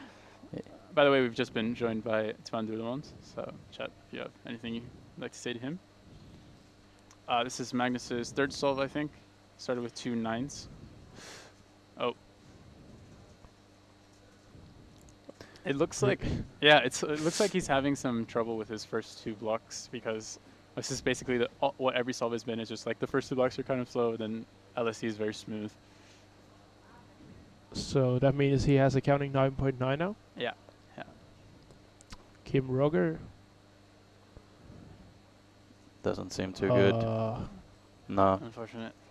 Oh yeah, he has a 625 single. Yeah, yeah. European record, I believe. Great solve. I think he's the fastest right-handed one-handed solver, I think. Oh, wow. I don't know who would be faster. We have, in Europe, we have Louis from the UK. He's quite fast, a rower that uses his right hand. And Okay. Łukasz here from Poland also uses his right hand, I believe. Okay. Yeah, they're quite fast too. But yeah, Kim Roger actually has some crazy turning given his 3x3 as well. Yeah, He's like he has some of the higher TPS, I'd say. Yeah. Oh, here's Łukasz and Mika Smolders. The second best OH cuber in the Netherlands. Yeah, former national champion, I believe, for one-handed. Um, Or current, maybe? I'm not sure. I'm current, but Okay, then he has done it in the past.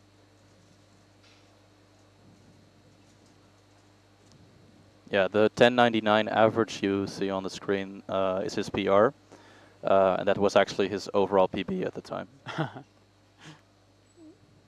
How's Juliette doing?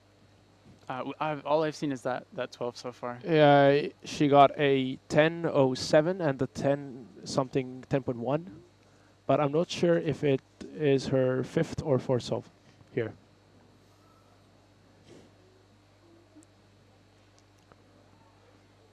Maybe, possibly, still able to get a sub 10 average here. Yeah, took her. Wait, what? Did we miss something? 621 ER single? Really? By who? Mattis Luke. Mattis? I'm not sure. I think we would have heard a louder reaction here. Yeah. Well, maybe if they didn't see it, or if he's on a different stage, then. And sometimes in the back it's hard to see. I mean, I saw Nicholas Archie get a 6 or a 7.4, Oh. and nobody noticed that either. So. But 621, isn't that like, is that 0.001 away from world record? Yeah, I'm not sure. No, the world record has recently been beaten. There's a Mattis. It's 605 right now. There is a Sean Mattis. Patrick. He got it in the same average as his world record average. Of course. Magnus Earth in 920. I don't think, like, the name they're saying, Mattis Luke, is like, there's someone already with his times entered, and they're like. Maybe it's a mis-entry. Yeah, it could be. Yeah, he looks like he averages like 16, so probably just. Yeah, I see 16.21. Probably that was the mis-entry. Yeah, we would definitely hear just the applause. We're also sitting right next to the bleachers here in the casting room. So, yeah, here we have Zain Kanani, not quite known for one-handed, but he's definitely not slow. Turning just as aggressive as on 2x2. It looks funny. And then you see Mika, who's way calmer, turning. That was a good time, right? By Zane.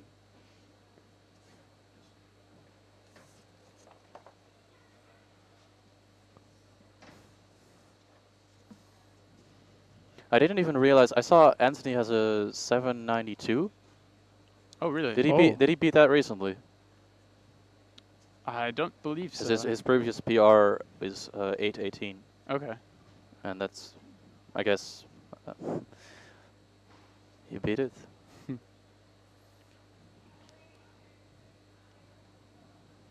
Another righty OH solver there. I should also mention that I also use right hand. Yeah, and Antoine as well, right? I do, yeah. Yeah, So- I did briefly practice my left hand, but yeah, I Did I you- wasn't going to pursue that any further. Did you do it in preparation for the double one-handed unofficial event? No, I did not. No, I did not compete in that even. Okay. I highly recommend. It's actually quite fun. Yeah, maybe I should try. Should mention that next to Juliet, I think that is I don't Mike Thomas. using a very interesting GoPro or like Yeah. POV camera. Yeah, it's actually just a phone, but he's got a head mount, which is really cool. I haven't seen that one like ever being used. Seems this- fast. oh, this this is- is super Oh. fast. Oh, Oh, it's no. a very bad ZB case. Oh. I think that 843. I think that was a soon ZB.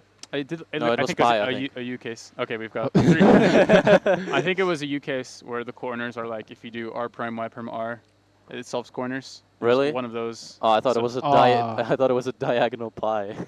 I just saw like a The- soon case. The lights are really bright, and most Yeah. of the cubes are UV coated, so it's kind of All hard right, to from see. I guess from this angle. I think this is Magnus's last solve here. Yeah, one of the last ones. So Julia, she reached the ZBLO at I think low 5, maybe Yeah. even sub 5. Yeah. When I first saw the last layer, I thought it was a 2GLL, like a Oh. too soon's case, and I was very excited. But yeah, I mean, unfortunately. it wouldn't have been better than it wouldn't have been world record. I mean, you got to reach that Yeah, at but like 4 point something. It's always nice to just get a nice single. Oh, If you're not absolutely. doing the best. Oh, this looks quite normal. Yeah, Yeah. 903. Oh, yes, very self-critical. I mean, still a sub 10 average. Yeah. Very solid first round. Seems like we are wrapping up group 4 here. Yeah, I actually kept telling Magnus to just start practicing one-handed more seriously, and instead, this was like a few months ago, maybe half a year, and he said, "No, man, I want to do clock instead." Based. Yeah, he's also good at blind.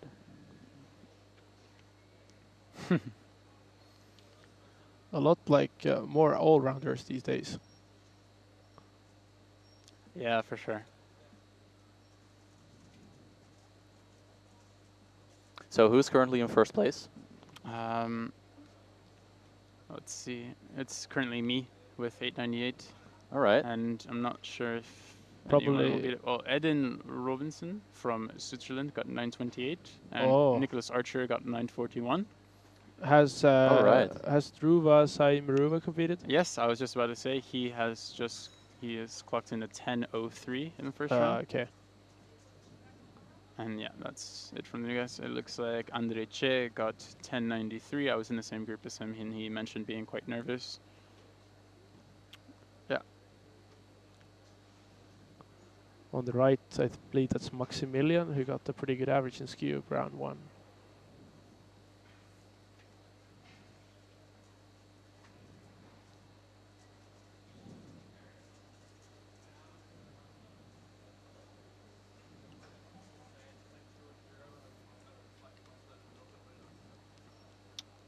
And obviously, or rather, as you know, top 125 will make the next round.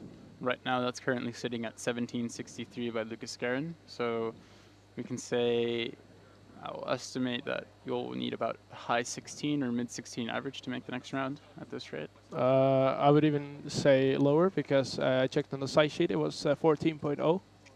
Okay. So and OH is like pretty consistent event. Like you won't get like 3-4 seconds faster. It's lower on average. So Yeah. my guess would be maybe high 15, low 16. All right. Pablo What's Bondar there the- with 1348. What's the current event in the quiet room? 5 blind. Yes. I don't believe we have results for that yet. We did hear that Daniel Volland got a success, but we don't know the time. Okay. So, Could be anything. yeah. Daniel, not sadly defending his European champion title in four blinds and getting third place. I've not seen Abruz Galler from Hungary. Is he not here? Oh yeah, He's the current European champion, so Yeah, he kind of maybe stepped away, I think, because he was never registered, never mentioned that he was coming. right. we have a view of the side room right now. Seems like there is a very few people there.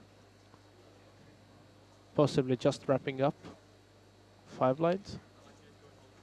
So we might get our second European champion here. Yeah.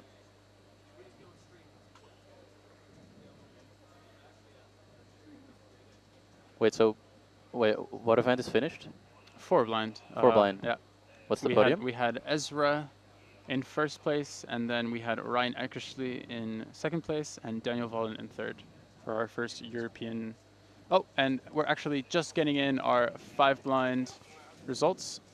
Our European champion is again Ezra Hershey back with the back-to-back, and Ryan Eckersley also got second again, and third place this time is Adrian Debski from Poland, who got fourth in 4 blind, so he got to step on the podium this time.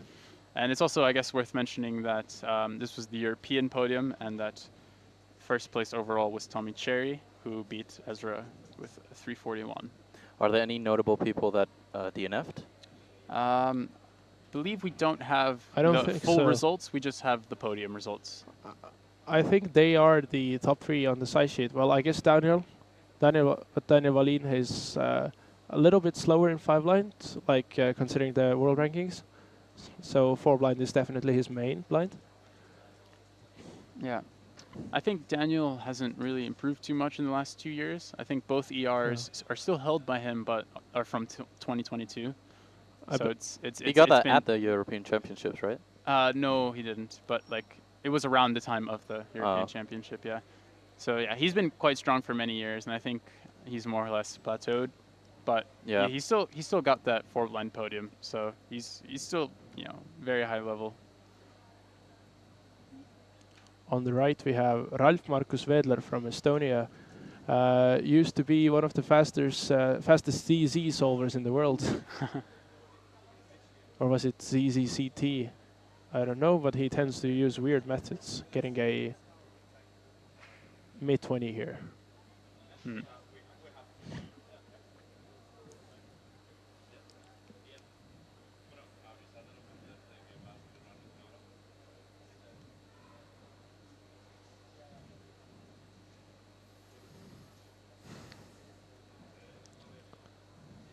And after this, it's the opening ceremony, right? Yes.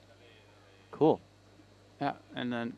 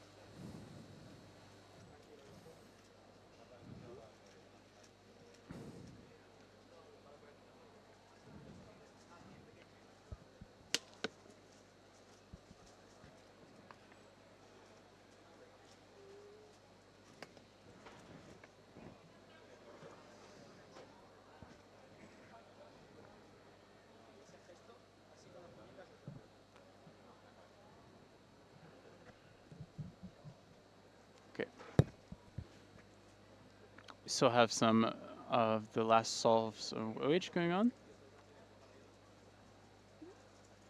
Looks like We should be wrapping up in like 2-3 minutes maybe. And then we're going to start with square one. Awesome. Can you check the who's the top seeds in group one? Yeah.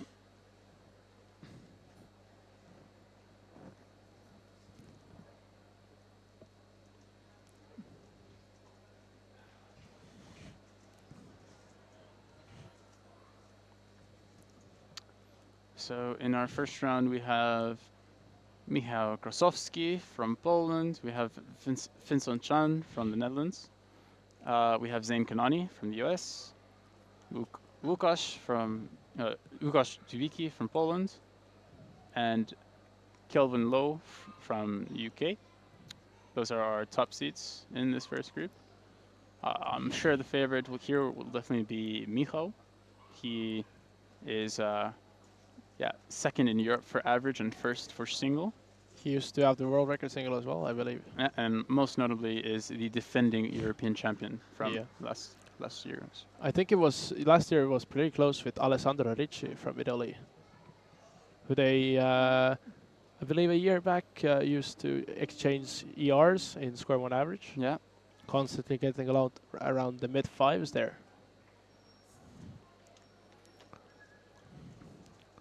So we're seeing some results from the orange stage right now. Yeah. Oh, I'm sure maybe there's a delay or something with the green stage. That'll get sorted.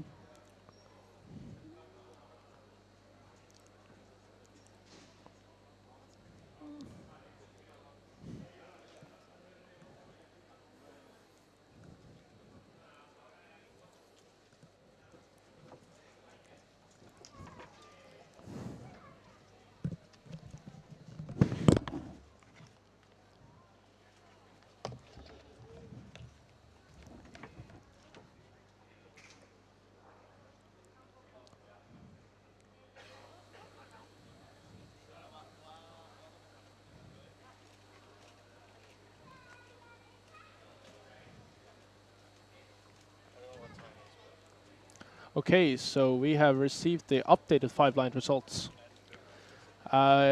So Ezra still has first place, but notably Ryan Eckersley has dropped to third place, and instead Mikolaj Moravsky has taken the second place with an unknown time.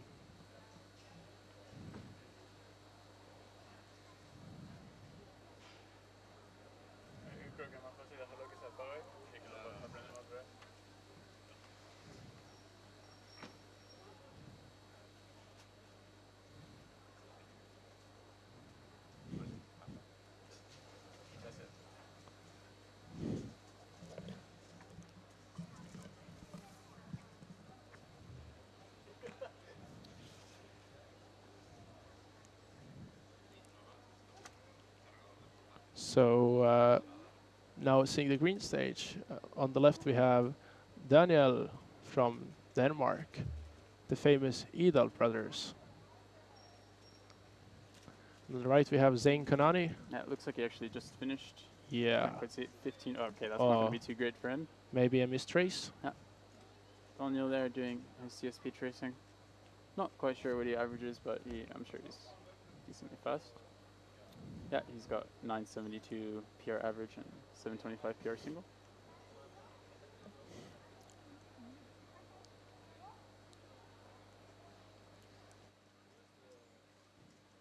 No, a 1260 for Daniel. Yeah.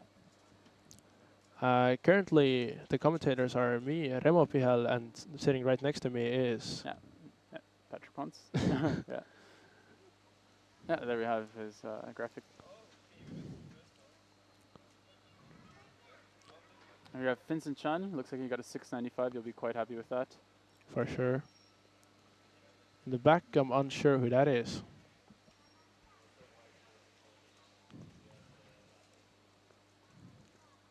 Seems to be going quite fast. Oh, a bit paused there for the PBL. Yeah. And who do we have on the right? Can't quite tell just by looking at the hands, but looks like they just finished their CSP tracing. They don't use OBL.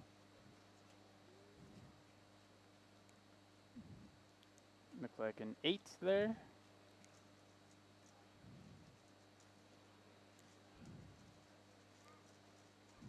Yeah, not quite sure who that is, to be honest.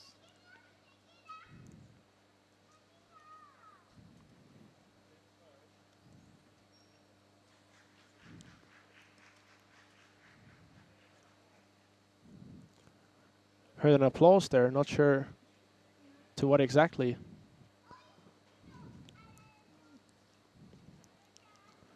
Zane coming.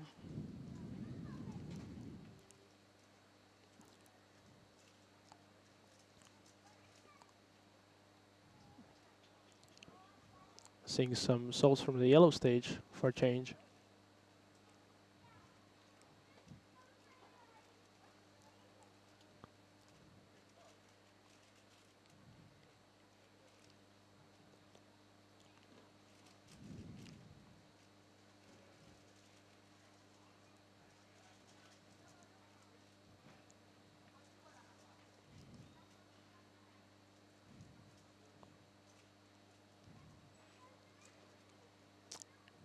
Zayn Kanani beginning his next soul here.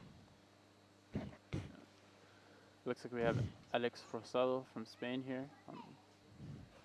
with the GoPro.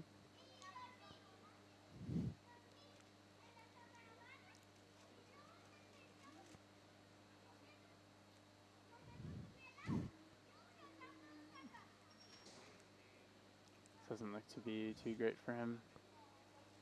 Got 13 there. Oh, +2. Unfortunate. 9 on the right for some Polish competitor. Not sure who that was. Might have been Michal, but I can't confirm. Zayn with a counting 12. Probably not something he's looking for here. I'm not sure how many people make Oh, the here we second have run. Michal. Oh yeah, that's Michal. 676 there. It looked like he solved the cube and then like made sure it was solved. I'm not quite sure what happened there. Maybe misrecognized his case. Yeah, maybe. Oh, yeah, 725 from someone on the yellow stage. Very fast. Maybe a lucky scramble here Yeah, it could be. for non-CSP users. We have Jack Core now in the Irish shirt. He's mostly known for clock though, so I'm not quite sure what his times are in the square. There's some solvers on the green stage.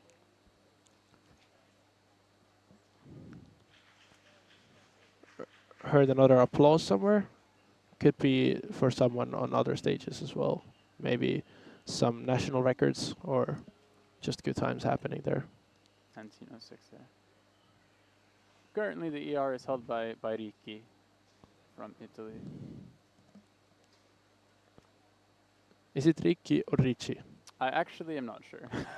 I do not know Italian, and I probably should because I have Italian ancestry. Yeah. Oh, do you? Yeah, but it's Okay. it's whatever it's whatever it's supposed to be. But yeah, he's definitely European record holder, and he's definitely going to be looking to do well at this competition. Absolutely, it's going to be an interesting final for sure. But who do we have competing for the third place though? I believe our top seeds. So it's obviously going to be Ricci and Michal. And then looks like next would be Rasmus, who has won Euros in the past, I believe in 2018. And then we have Martin. Oh yeah. And then is Vincent, who we've seen a few solves of already. So yeah, it looks like that third spot is a bit contentious there between Rasmus and Vincent and Martin. I think any one of them could do it pretty comfortably. I don't know about how much Rasmus has practiced in the past.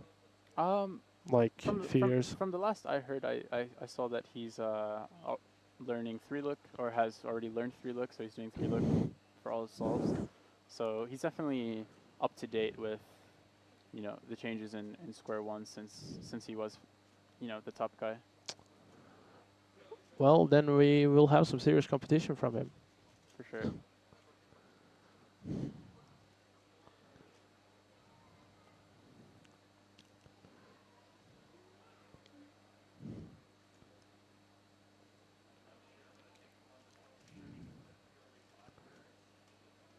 Seeing some souls from the yellow stage as well. A beautiful 1-1-1-1.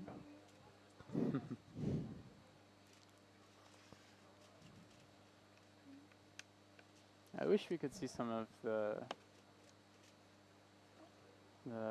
top guys in this, but it looks like there just aren't that many competitors in square one. Could also be that they are waiting for their cube still. at least people like Michal, who are competing in this group, and Vincent as well. Right. Do we have Hassan in group 2 or group 3? I believe. I'm not sure, to be honest. He's definitely not in this group. I can say that.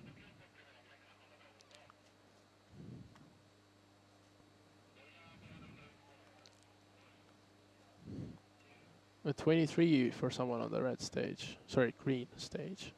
Looks like Hassan is in the third. Okay. Not sure who that is on the right side. No, sure, but 8-12, not a bad time. That's pretty good. Not gonna lie.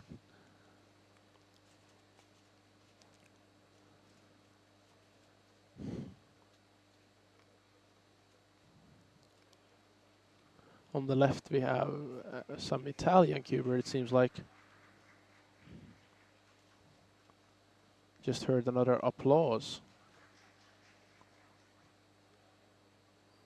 576 for Michal. Oh, that's quite good. That's probably what the applause was for. So, And then this is Alex Rosado. oh yeah. So it looks like he has an 11 average. So that earlier 13 is actually quite normal for him.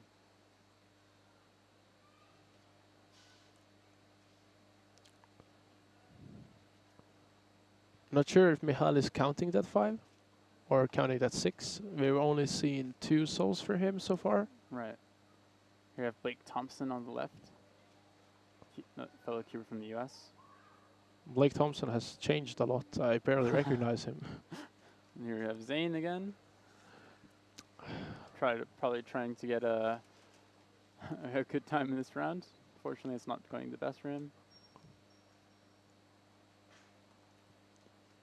Yeah, and he does 3 looks, so you'll do OBL here and then PBL. 840. That's more. That's more like his normal times for him. Well, again, making the second round pretty safely here. Yeah. I believe last year the cutoff for the second round was around 11 seconds, so this year we're probably looking at maybe 10. Yeah. This is Vincent Chan. Let's see what he can do. I only have seen the 695 from him so far. He also does 3 look. PBL at 5. Oh, very 694. very nice PBO. It looked like the solve was kind of like lagging a bit, but no, he absolutely just nailed that PBL. We have Daniel in the back. Daniel behind him, yeah. Lucas Dubicki here. Okay, yeah, he's also really fast, as you can see. 747 PR average. Looks like Daniel got a 12.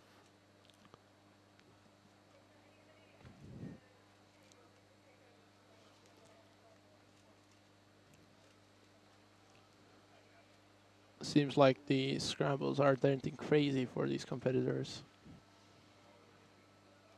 Not seeing some crazy times. 741 for Lucas. Barely under his PB average.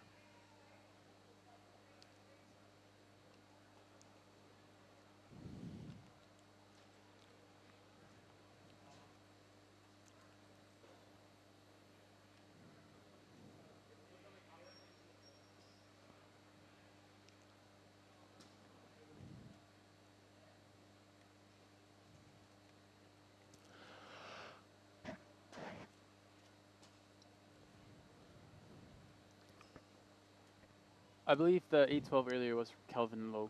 Now that. Oh. Yeah. Could be.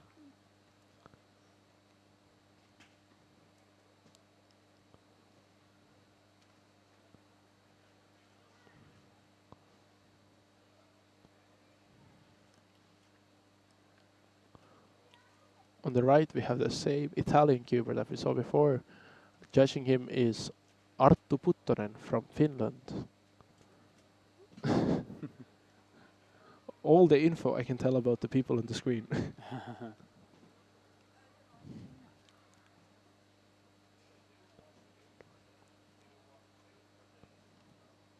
I believe this is Nicola Mazza. He I'm not sure. He seems to be using Lin. I think Lin is quite popular in Italy because of Ricci, and Oh, yeah. he has a very good tutorial in Italian for Lin. Also, we should be seeing Helmer Evert in maybe the second group. Also, one of the fastest Lin users in the world, having a 7.2 average or even faster now maybe. Former world record single as well. Yeah, in 667. 2017. Zane finishing off there with a 10:33. That's going to be counting for sure. But I believe he also had a counting 12. So, gonna get pretty close to that border of making the next round.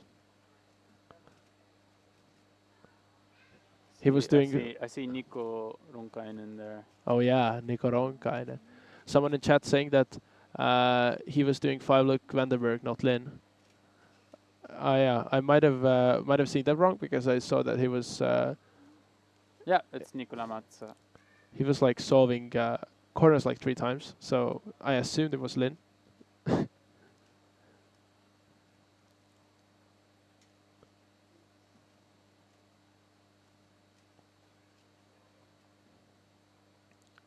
On the right we have Michal Kraszowski again. We have a nice overhead cam here. He also does 3-look just like everyone else now, and Not a very good PBL there, yeah, 708. but 708 there. We love seeing 708 here. Great time, no matter what. Maybe not in Scube or Pyramix or 2x2, but I don't care. I like 708. Best times in competitions are 708 and 625. Yes. I actually also have a 3x3 PR single of 625. Nico does not use Lin, indeed. Yeah, never said he did. Another solve here from Vincent, or I guess we are going to actually watch Łukasz. Both very fast square one solvers. Yep, absolutely. Seems to be a shield barrel there. Pretty good case, but It's like even if you have parity or not, so should be a very smooth. Oh, he resetted the timer before the solve. Yeah, the judge should be doing that. Yeah, could be requesting an extra for that actually. No, you can't. Why not? He didn't request it. Yeah. So he already did the solve. Oh, can we see? Oh. Oh. I'm really curious what happened there. If you maybe had even a pop or something. Because even if you have parity, you're not getting a 24. But it does look like that's the end of his average. Yeah. Yep. He shouldn't be too upset. I mean, it is round 1. Wrapping up group 1 here. Yep. We have 3 groups in total. Patrick, are you going to be competing as well? Yeah, I'll be in group 3, so I'll leave after this group. Same for me. All right. Are you going to be on the green stage? Yeah. Yeah, I should be there. Even though I'm quite bad at square 1 these days. So you guys... I also have to find a square 1 to use because I don't own one anymore. So you guys are going to be seeing Patrick on stream later on then? Yeah. But for now, we get to see group 2. And let me just quickly pull up who we can expect to see on the green stage for this. So looks like, it looks like this is a group with Alessandro Ricci, as previously mentioned.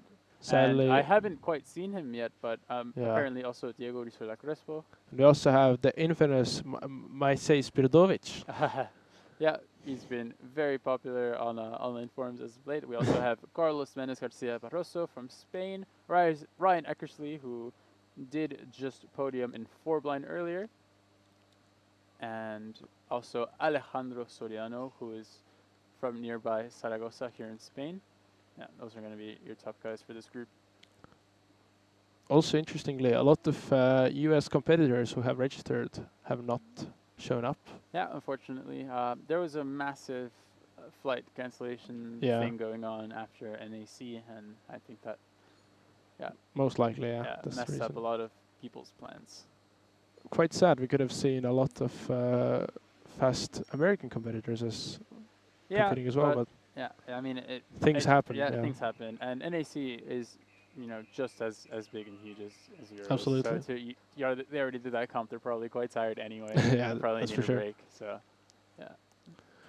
Yeah, in this group we're gonna see Alessandro Ricci with along with some other competitors, and then in group 3 we're gonna have Hassan, also Helmer Evert, Rasmus is gonna be in group 3, Yeah, as well as myself. and Patrick as well. But So- yeah, please don't put the camera on me. There's really nothing to see there. So right now we're gonna see Alessandro. So we see the top 2 European competitors compete, and then in group 3 you're gonna see the rest. But we will both be leaving. Yeah. Sadly. Don't quite know who will be replacing us yet, but we'll get there. We also in group 3 we have Pietro Mazza with a 692 average, and Simon van der Rie from the Netherlands. And we will also have Samuel Maria Linares. so still quite a few fast competitors to look for. Yep.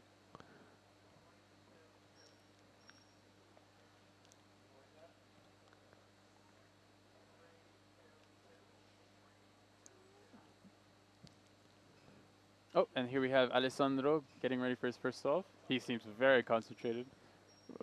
I hope that's a good thing. Yeah, for me personally, I wouldn't be able to do this. I can really only hold my concentration for a few seconds, so I'm more likely to tell my judge to pick up the cover faster. Yeah, same But, for me. I mean, everyone is different, and I'm sure he's put in a ton of practice for this event and knows what's best for him. He seems like taking a lot of Yeah, it time looked to like prepare. he was waiting for Oh yeah. his guy next to him to finish solving as well. What is the cube This shape? looks like pair 3-2-1, which Ye- isn't. Yeah, that's what I was best, thinking as well. But okay, very smooth there, PBL at 4. and a Y perm for PLL +1, and he's got 7. Oh yeah, right. It's it's Lynn, not Vandenberg. Yeah. Forgot Yeah, about that. Alessandro, for those who don't know, uses the Lin Oh. method, which is completely different from what the 3-look that most people are using. Oh, we do have Helmer. He was Yeah. probably on the wrong stage. Okay, so we have Helmer, who also uses Lin, and yeah, Sadly, the display hiding the time from yeah, us. maybe But we can get an overhead later. Ryan Eckersley there with a 10.66. hopefully we can get another view of Helmer's time there.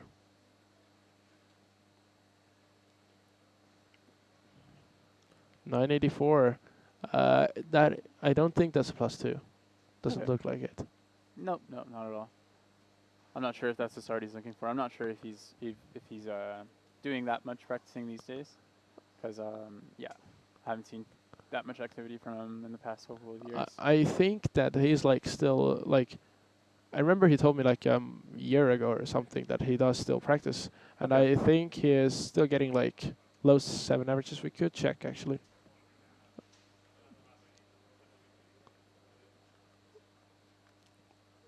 Maybe just not getting any NRs, PRs, but still getting like very decent results for himself. Right. But I could be completely wrong here. Oh, looks like Helmer got NR as recently as last week, according to chat. Oh.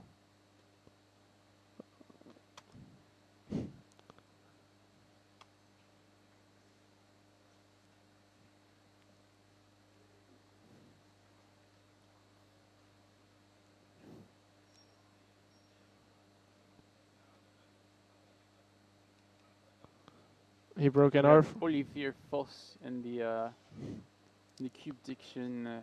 Carlos with a second there. 13. Oh, that's not going to be very good for him.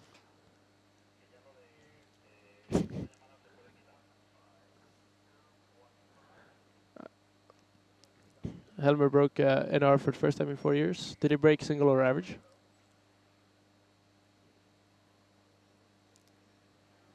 Lucas Lempinen got a 564 single in the last group. Yeah, Lucas Lempinen, recently learning full, I believe, full 3-look. Okay. So I know he hasn't been performing as well in comp as he would like to. Oh! Riki with a 4.68 on the second sub. Damn. Very, very smooth. That was a really nice ending. Yeah. Wow. Amazing. Beautiful. Yeah. He broke average. Okay. Okay, so he's still really relevant then. That's good to hear. So we will have more competition, especially in Lynn. And as I'm talking about him, there he is. Yeah. This is the second solve, so we can see what cube shape Alexandro got on the second one because we weren't able to see the beginning of his solve.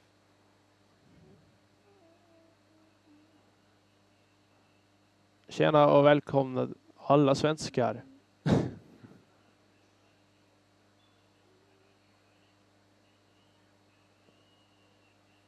So I see a fist kite, which is not a bad case by any means. Is it like 3 or 2 slices to scallop kite? It's 2 slices. Yeah.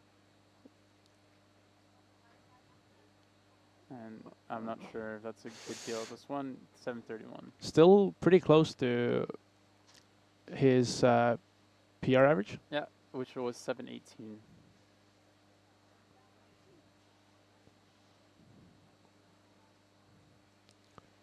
So hopefully seeing some other good results from Helmer, maybe resulting in PR average potentially, or NR in that case. Yeah, absolutely.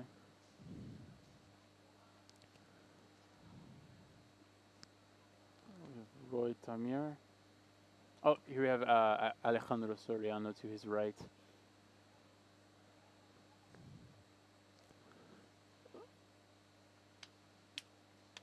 Something happening there potentially.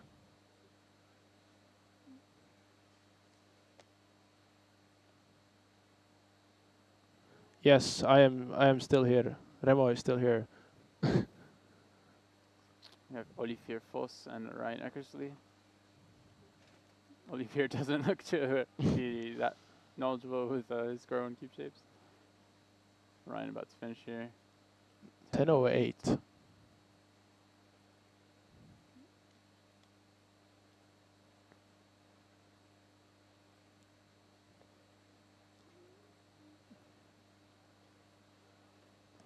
There for Olivier. We haven't seen a solve from Alessandro in a long time. Yeah, he's probably starting soon. Most yeah, likely. there he is. Maybe he was just like warming up for so long that Yeah. didn't cut to him. Looks like we have Kite shield. yes, shield kite, and it's very nice to predict the first block, Oh which yeah. he does on every solve. So maybe he can plan some Oh! massive block up there. That's unfortunate. And he gets a 560. Oh, he's going to be very upset with that, Lo- knowing that lockup cost him at least about a third of a second. That's unfortunate. Helmer here immediately after. Let's see if he can hopefully avoid locking up on cube shape there. Well, could be going for the exact same solution. Yeah. Potentially. I really wonder how much their first block goes with, like, if they do the similar solution most of the time. 8:03. I know that Helmer doesn't predict his first block. Ah. Yeah. Alessandro is either really good at tracing or has some sort of method that he does, and I'm not sure if there's that much information about it. But I do know that every single solve without fail, he does plan his first block in its entirety. Oh, okay. Yeah, that's definitely what gives him such a leg up compared to other Lin solvers, and why he's able to get such great times on par with free looking.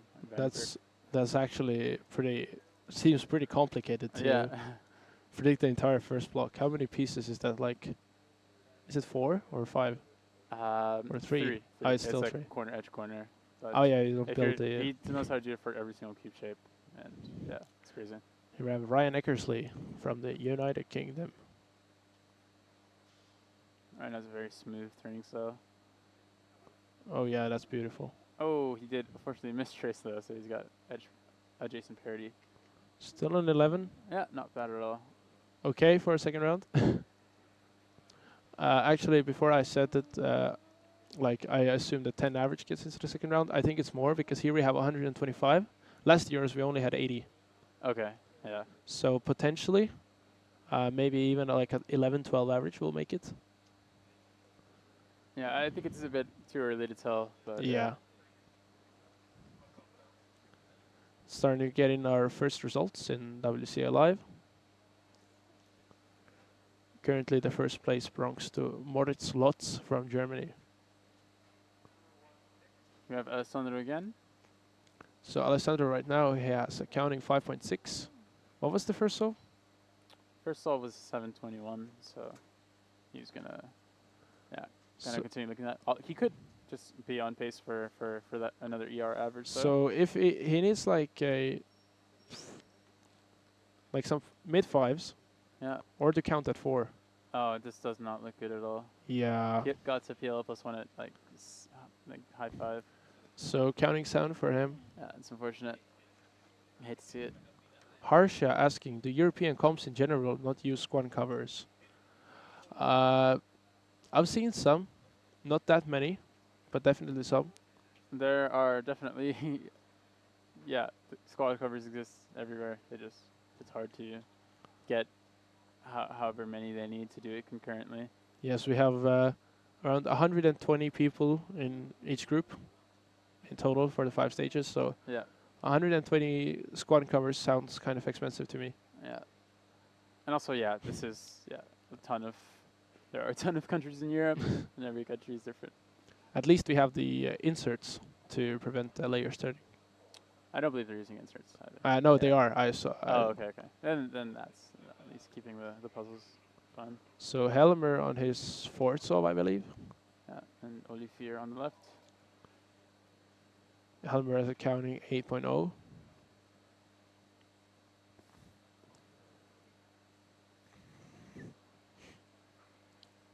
Yeah, there you go.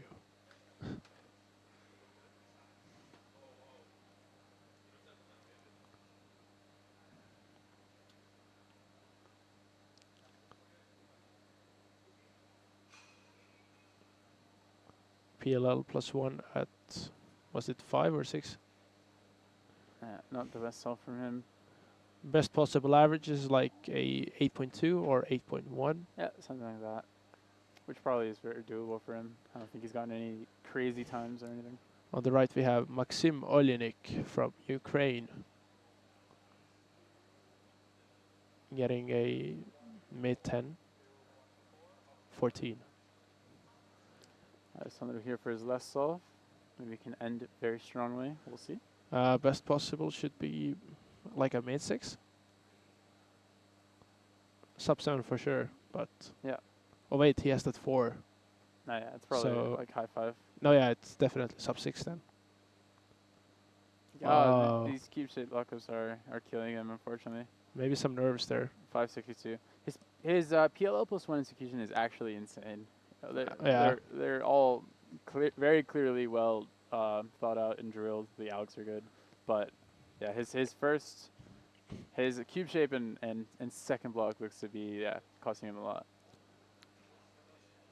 So probably that's going to give him a low 6 average, I think. Yeah, and also I will have to go to computer. Oh yeah. So I'll leave you for a bit.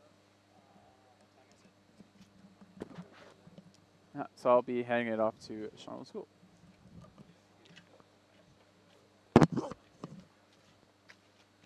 And me as well, I will be leaving in just a minute for the 3rd group of Square One. Well, I am back, and I'm sure we can find someone else to sit here with me. But has been any crazy times so far? We've had we're actually seeing Helmer on his last solve here. Not anything crazy for Helmer, getting 1 soul under his PR average. We had a 468 from Alessandro Ricci. Oh wow! And he got a high 6 average. Nice, that's pretty good. Sorry, low 6. He counted a 5. I saw. I counted at the very end. I saw his last solve. Yeah, he counted 2, I believe 2 5s and a 6 or a 7. Nice. Something like that. 656 for Helmer. That's his best solve so far. Are you happy with that? I'm sure he's pretty okay with that, although his average will not end up being that great.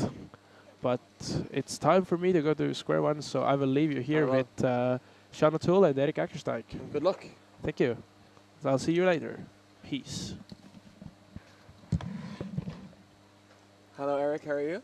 Hello, Sean. What a pleasure to see you here.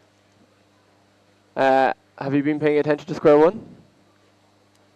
I'm starting to pay attention. Yeah, I was. I'm paying attention now. That's for sure. What have I missed? I don't know because I haven't been here either. I was competing in Square One myself. I did not very well. I counted a 34, a 35, and a 26 or something. That's not very good. No, I averaged about 25. So, it's fine. I wonder how my results in yet. Not quite.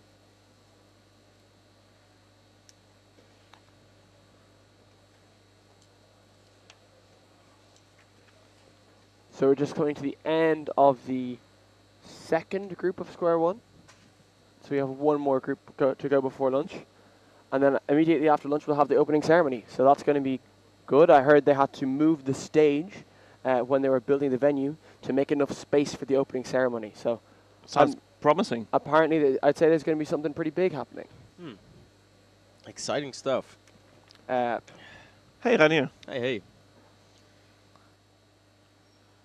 Watching the live results, Vincent Chen has just lost the first spot to Michał Krasowski from Poland. any other notable names? Nothing really crazy entered yet. We did hear about Alessandro got a very low 6 average apparently, maybe even high 5. High five, nice. Yeah, I really don't know if there's been much coming up. Let's have a look and see who's coming up in the next group. So in group 3 we have Hassan Kanani. Obviously he's overall the highest seed at the competition. He's 3rd in the world for average ranking right now. He's got a sub 5 average, so he's one of 3 cubers that have a sub 5, I think. There's obviously Rasmus as well, Martin Egdal. These are all very, very, very strong square one solvers. Pietro Mazza as well. It could be a good group, a very fast group. We could see anything. Some more action. Yeah, as always. It looks like we may have our big blind coming through as well. The results. I'm not sure whether they're spoken about on stream yet, but 5 blind seems to be done. Out of our European competitors, Ezra Hertzey won, obviously. I don't think that was any surprise for anyone there. Mikolaj Morovsky as well came 2nd by only 5 seconds. And then Ryan Eckersley in 3rd. So it was a very tight podium. Not bad. Also, Ezra only came, well, he only came Well, 1.5 seconds short of taking the complete win. Yes, Tommy Cherry obviously bet all of the European competitors with a 3-minute 41.52 PR. So that's, I'm sure he'd be delighted with that. But obviously he won't be the the European. That's a controversial topic, I suppose. But out of our European competitors, Ezra took the win.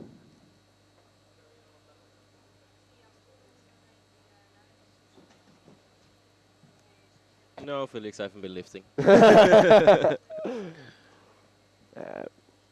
Nice. So it looks like we have the last couple of solves coming through now. The Swedish competitors all look quite sharp in their t-shirts.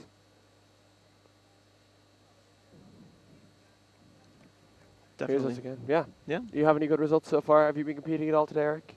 My favorite event of all time, obviously, one-handed, which I still haven't gotten the hang of it after almost 20 years of cubing. No? Nope. But it was fun anyway.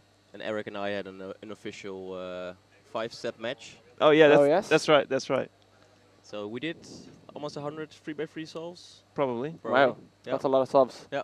So we have this tradition that at every major competition, we realize that the cubes that we currently use are really bad.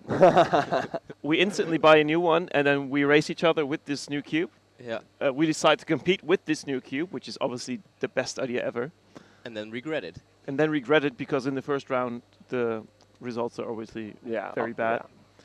And then we're sad. And then we just watch along the sidelines, like old cubers that are way past retirement and just become here, be chill. Have you guys been participating in any of the unofficial events?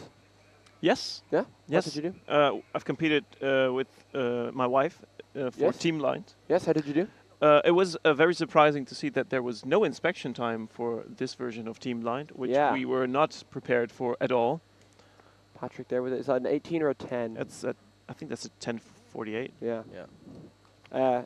Yeah, no inspection time. I think that was because with inspection time, all the top blind solvers were just doing 3-style and getting 8 seconds. Yeah, okay. So they people started doing it without inspection time. I can see that. Yeah.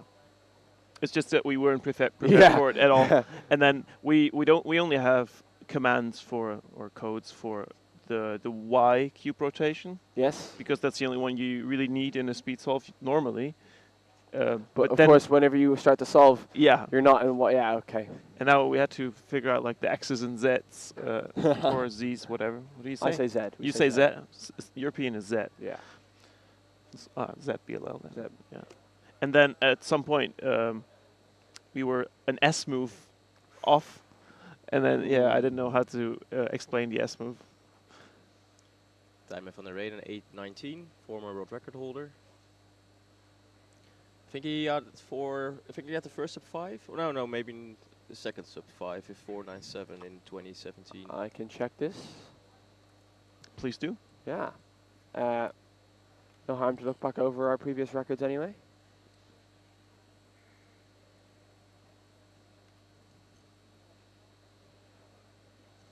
Have you done any unofficial events? Unofficial events. Unofficial, I haven't done anything.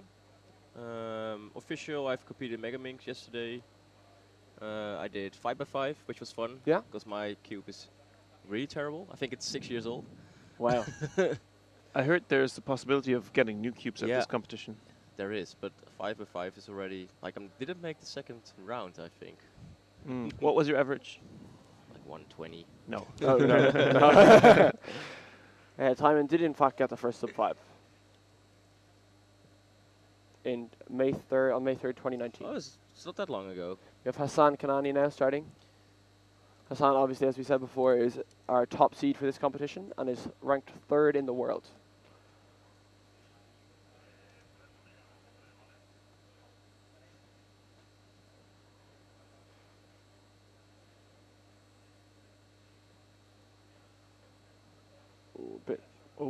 That's a penalty. That's a penalty. So it's going to be a 5.9, I think. I think it's a 5.92 plus 2. Does he do the separation step in one step? Separation step? Like dividing the black and white pieces? Like orientation? Yeah. I don't know. Maybe. There's quite a few cases. There's a lot of cases. Yeah. I mean, a lot of people know. He might know some cases. He might know them all. I don't know. Square one is just learn a bunch of cases event. Yeah. So I wouldn't be surprised if people know out there know full PBL. People will definitely know. People will definitely know full OBL. Patrick, low 8. 186 cases for OBL, so very doable. It is very doable. Hassan predicts OBL in inspection, apparently. Wow. Wow. Adrian Debski. He placed 4th in 5 blind out of our European solvers. Didn't he get a particular multi-blind result as well? He got 27 out of 54, so he got exactly half. Wasn't that the 10th worst result for a multi-blind ever? Or was that a different result? I don't know. There was one result at the first attempt, which was the 10th worst result because it's 0 points, but the longest time. I mean, I guess technically you could get a worse result by +2 in cubes. Yeah, that's why it's only 10th. I think like the other ones are +2. Yeah. So the worst result, that's still a result, is like 0 points, but then it's 1 hour and 6 minutes or something like that. Rasmus Stoop Detlefsen. The best I can do pronouncing his name. Better than I can, so. Safe to say he's one of the favorites to become European champion this Euros. And he's been good at Square One for years now. Yeah. So Rasmus actually won Square One in 2018 Euros back in Madrid. So maybe Spain is a lucky country for him. But I remember last time in his home country, actually, last Euros, he was not in first spot. So Rasmus also has had 4 world records in Square One over the years. Most of them, actually all of them were in 2018. But has had European records since then also. So a high 6, that's safe. Yep. Safe for him for the next round, obviously. Also for the finals. I assume that there's 3 rounds of square one. Hassan coming up with the second solve. There's definitely 3 rounds of square one.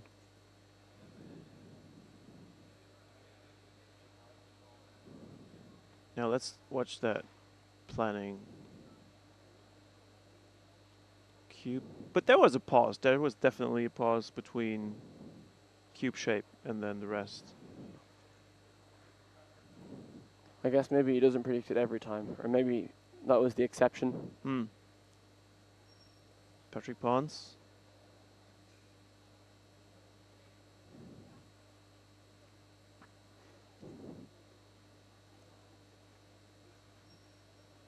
.23. I think he seems reasonably happy with that. I don't think he practices square one particularly much, so no, probably not. A modest time for him. Yeah.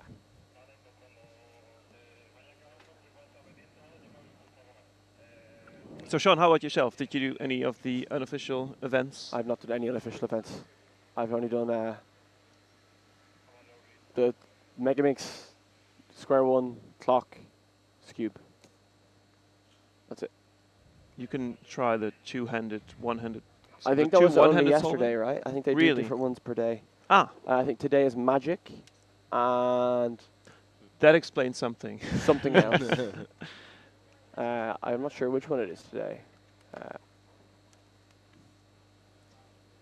Yesterday during clock, you had to fight a bit to get an extra, right? No, I actually didn't. Well, I wasn't fighting for an extra. It was just like a very weird situation. I actually didn't even really want an extra because the time was good. No, the time was this is the thing. The time was bad, and I didn't feel like the 3 things were like it was a provisional extra, so it was either we weren't sure whether it needed to be an extra or not. Right. And it was my last solve of the average, and it was my worst solve of the average, and I don't think I would have felt comfortable taking an extra, and then improving my average, when like it was a judge error that caused the extra, and it wasn't anything else. So like I ended up getting a DNF on the extra anyway, so it was fine. But it was a bit. I'm not sure how much I would have wanted the actual extra if it was better to stand. Right. But fortunately, we didn't need that anyway. Yeah. Patrick and Ronan Fink.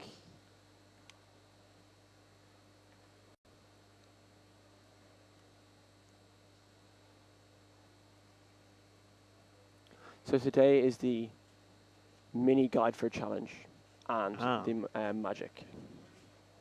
And tomorrow there'll be mirror blocks, blindfolded, and FTO. Whereas yesterday there was the team blind, the linear fierce moves, the double one-handed one, and the master magic. So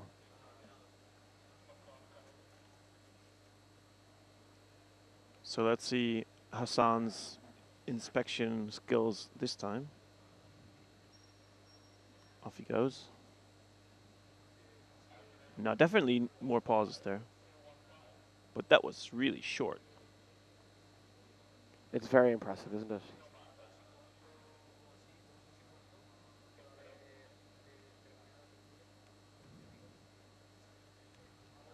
It's funny if you compare square one and 3x3 world records over the timeline. You can see like at some point like 3x3 goes ahead like a big step, and then square one is behind, and then at some point they catch up again, and then one of them makes another big step, and then at this point they're basically back to square one.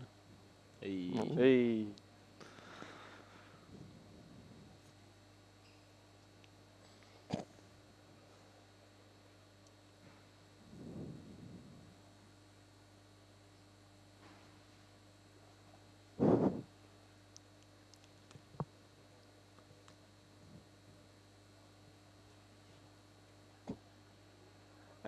So we have obviously lots and lots of fast solving going on now. See if anyone in the back to square one. Everyone's loving your joke, Eric. Yes, I didn't. I think when the puzzle was first invented, it was actually the full name of the puzzle was called Back to Square One.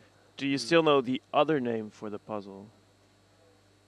There's another name? Wasn't it called Cube 21 back in the days? I don't know. I think that's probably pre-2006. I think it was. I think well, it was called Cube 21. That would be pre-2006. Would be Eric. Yeah. Yeah. Yeah. So Different era. I'm not too happy with his time, but well, it's easy to be happy actually. Oh.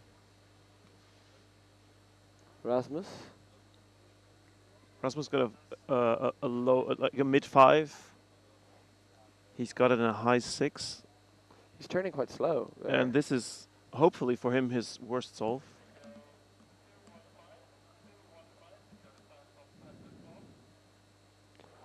Patrick with a 10.02.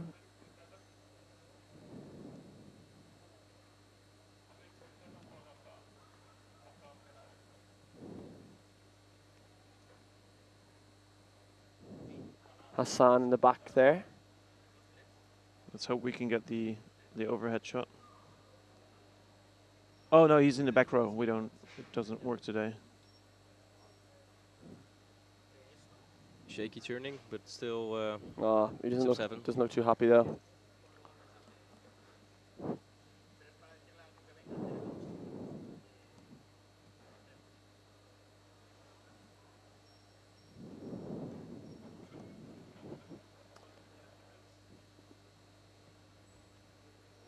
Sean, have you tried the bingo game? I had a look at it actually. I had a look. I was trying to think about a way in which I could do it, like get a whole row in one photo. Hmm. Would that count though?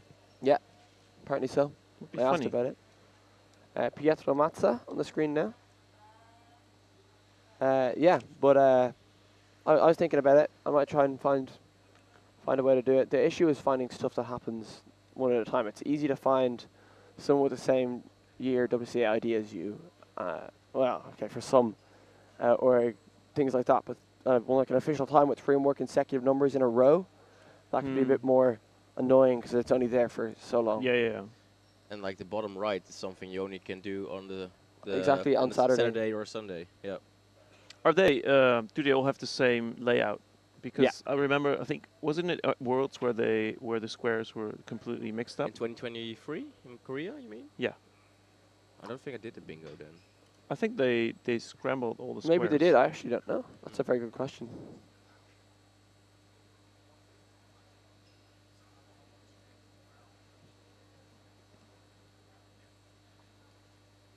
Simon grew some 7:41. facial hair there. I haven't seen him in a while, but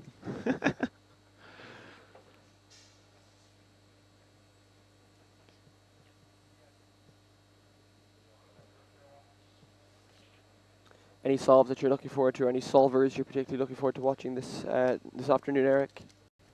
Or anything in general? well, I'm really looking forward to the results of the first round of 4x4 Yeah. because of all the cube events, like disregarding 2x2, but like of all the cube events, I think Timon has the toughest nut to crack at 4x4. Yeah, 100%. Obviously, for the big cubes, Kiran as well. Also the rivalry from the European records for the past weeks. Yeah. Yeah. 4x4. It will be fun to see. I think 4x4 is going to be very, very, very close between Timon and Sebastian. Definitely, yeah. Maybe it will only come down to the parities. Yeah, you never know. Yeah. Do either of them use OPA at all? I think Sebastian tried it for a while, but then he decided it wasn't worth it for him. Like I think overall. I think something I was talking to Tim on about it.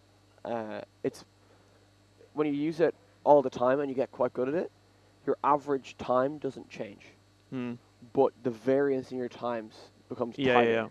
Which means that if you want for something like a major final, you actually it's much better to use OPA because you can kind of guarantee that your times you're not relying on the luck of parity. But when you're trying to break records, which is what most of these cubers are trying to do at most competitions, they don't really mind if they win or they lose. They want to break the record for their region. That's a good point. It's a bit of like the same decision making for being color neutral, doing Exactly. dual color neutrality. It's about removing the variance in it all. Yep. Very speedy last algorithm there for Hassan. But then for OPA, it would be advantageous to try it at big events like today and tomorrow, etc.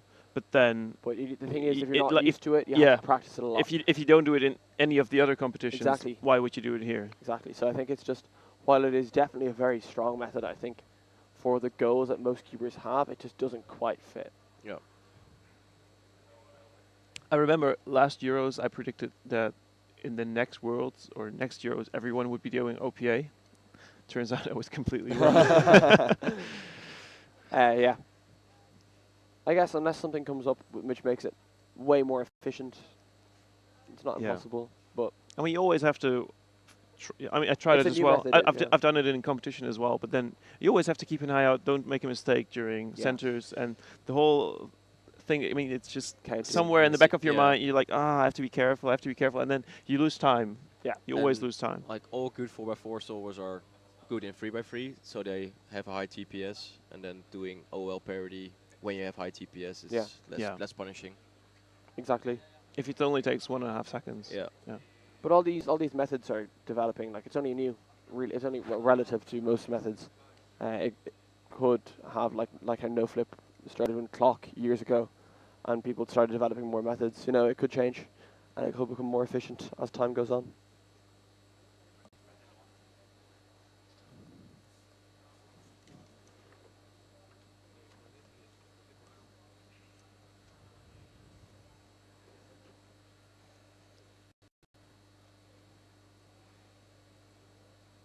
People are asking who's commentating, so I think we should all introduce ourselves. So do you want to introduce yourself first? Sure. So yeah, I'm Eric Akkersdijk from the Netherlands. Joined with me is Reinier Schippers. Reinier Schippers, yeah, also from the Netherlands, so we have a Dutch lineup. And I'm Sean O'Toole, and I'm Irish. Sean in the Dutch sandwich here. Yeah. Happy to be Happy to be here. here. It's always great to have a native speaker here in case we. Just in case, Just in case, you know, if there's I any mean, questions at all about the language. I think at this stage, yours is probably better than mine. No, but doubt it. With your pronunciation of like everything, every name, you do it so well. Like, you know, Polish names well, how to pronounce. Those are the hardest by far. Polish names, because they're all consonants. Those are really hard. Yeah. Like if you know that the L with the dash is like almost like a W. W, yeah. Yeah. Mm. That's one of the hardest ones.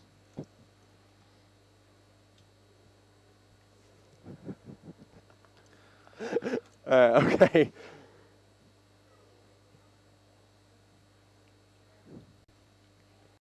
How long have you been cubing, Eric? I'm happy to say that next year will be my 20th official cubing Wow. anniversary. So we might have, maybe we should organize some competition for that. Or That would something. be maybe. fun. That'd be fun. Not sure how to theme it, but I'm it's gonna also be funny. I'm doing 15 next year. You're at 15. Next year, yeah. That's a long time as well. Yeah. I mean, imagine how many of the cubers here today are not even 15 years old. Yeah.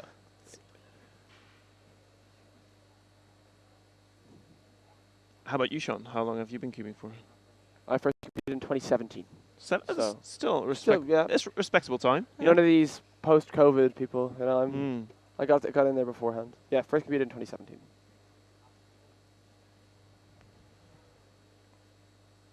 So, yeah. So yeah, cool. Yeah, I mean, it looks like we're coming to the end. So just for your information, we're going to switch from the WCA Twitch account to the AES, so the Spanish Association account after lunch. We're having some issues with Twitch being banned. I'm not really sure what that was Yeah, I'm about. not sure what happened there. We will still continue to stream on the WCA YouTube page, though. So the YouTube account will still be the WCA, but we'll be using the AES, the Spanish Association's account, for Twitch. Yep. I'm sure it's easy to find if you just search for Rubik's Cube.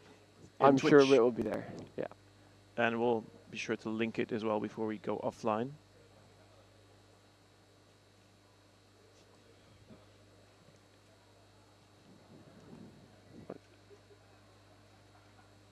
I don't know.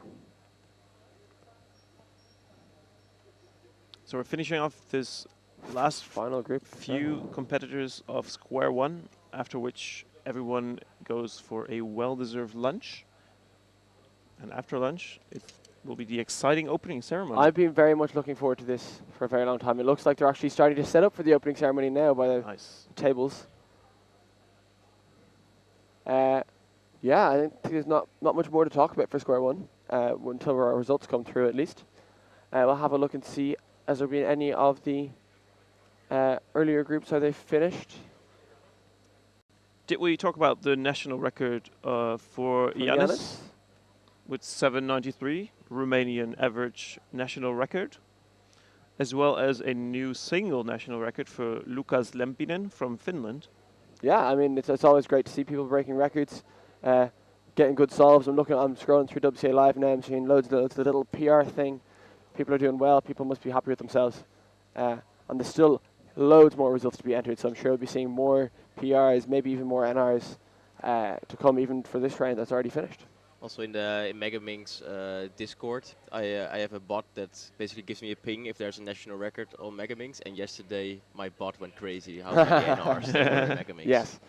It's always great to see loads and loads of records broken, whether it be PRs, NRs, world records. It just brings up the vibes, makes people happy, seeing all these little ticks on the page. I imagine the first round of clock must have been crazy with the national records because everyone is switching to 7 Simo. Let's see.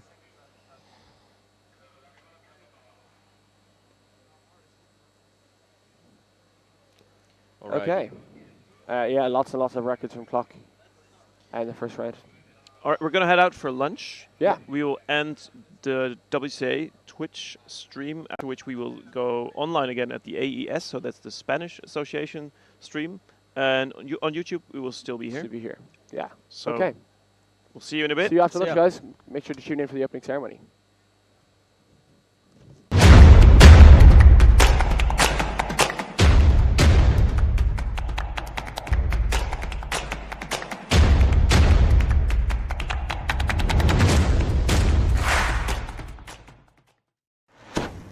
Visítanos en cubekings.com.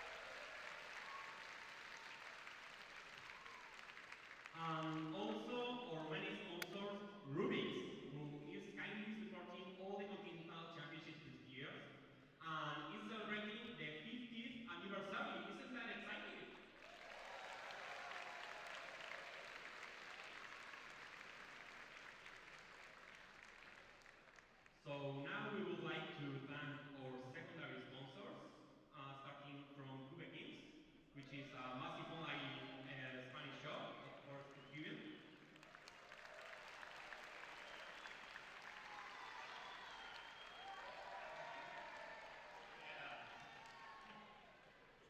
So they have a physical shop, in the venue with many cubes, linear loops, whatever you want, they have it.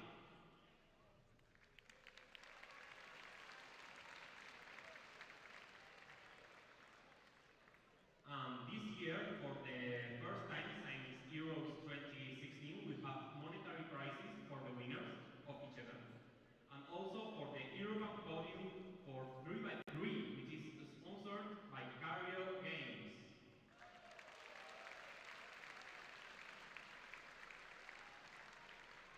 We have some flyers and information about them at the Spanish Speedcubing Association booth.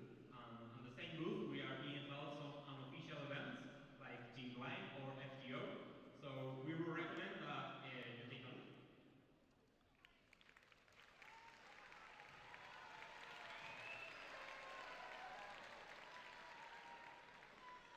We also have merchandising store with t-shirts, hoodies, and many other appeals, especially designed for this competition by the Hand of Fighting Designers.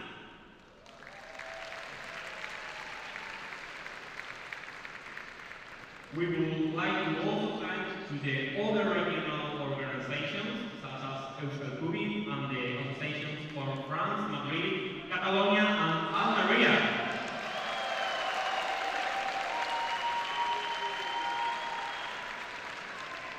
Also thanks to Bostack for preparing this incredible streaming.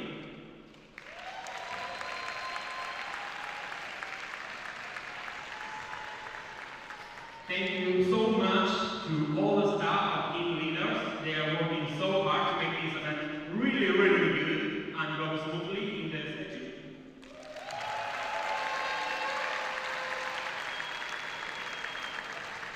And thank you guys for being here.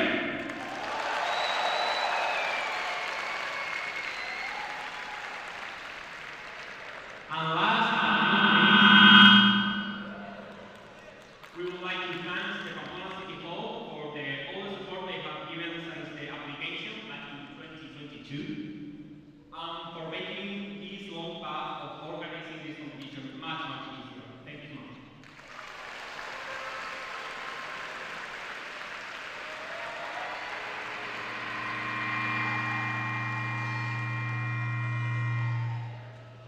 So I would like to invite to this stage the Conciliar for Youth, Mikel Appendine.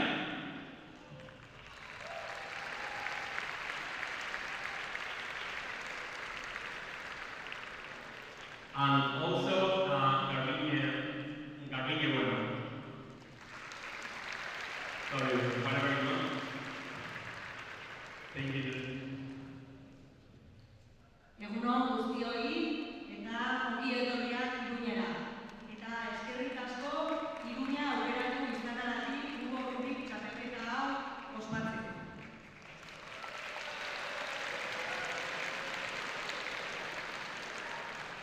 Buenos días a todos y a todas, alcaldes en funciones, organizadores de este campeonato de speedcubing, participantes familiares y al público asistente en general.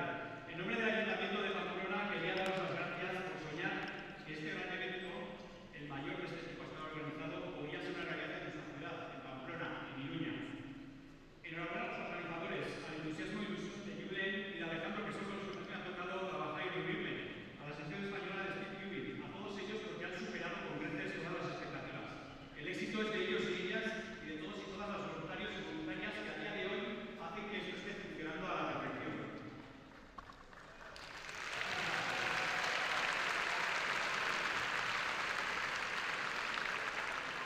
Sorry I'm not English, but I will try to do it. Welcome to Pamplona and thank you for choosing us as the venue of the European Rubik Championship. It's an honor for me to represent Pamplona City Council at this great event that has brought together the best competitors in all the world. I hope you have a good time, enjoy the championship, and if it's possible, enjoy Pamplona too. I don't want to forget the organizers,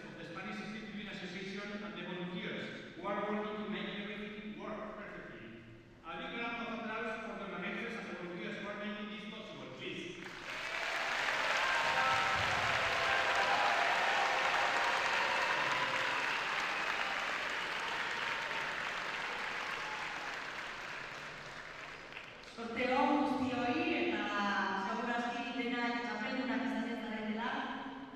Mucha suerte a todos y a todas. Tened por seguro que sois todos ya campeones y campeonas. Good luck to everyone and rest assured that you are already champions. Eskerrik asko, muchas gracias, thank you. Ongi pasa.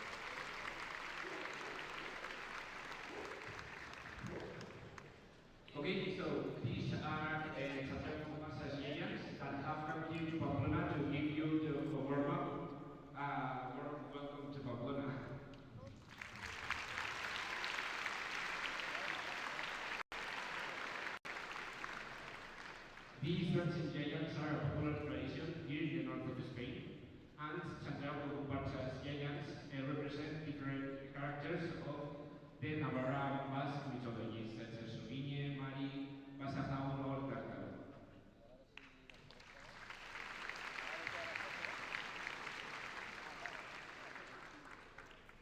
And also we would like to thank Blas, Julek, the Santiago Comparsas children, and the musicians.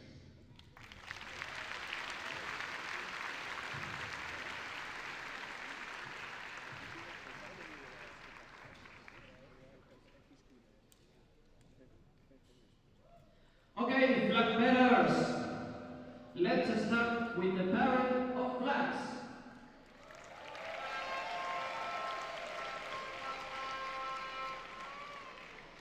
From Andorra, Albert Manticó.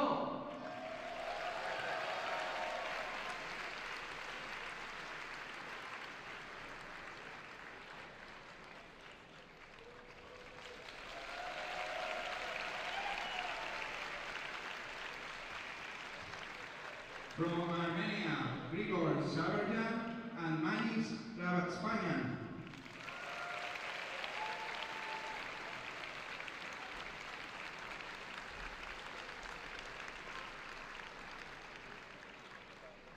From Austria, Albin Federsen.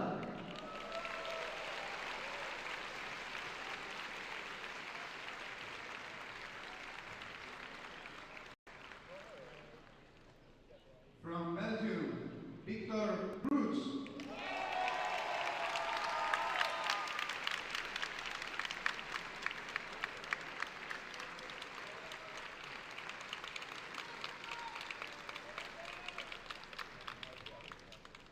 From Bulgaria, Svetozar Ruzanov.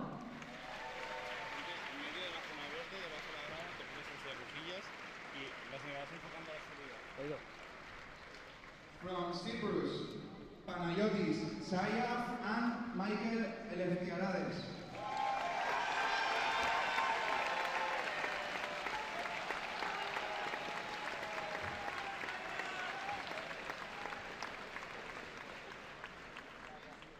From Czech Republic, John Riddle.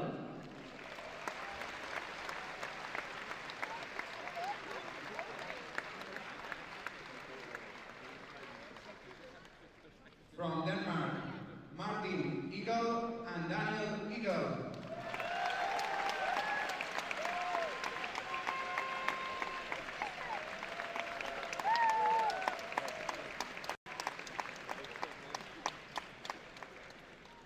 From Estonia, Katula and Oliver Palou.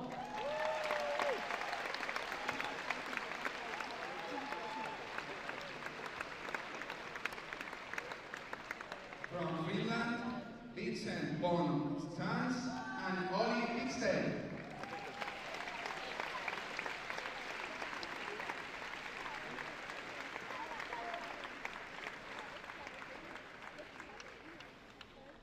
From France, Jules Desjardins and Clément Lafourcade.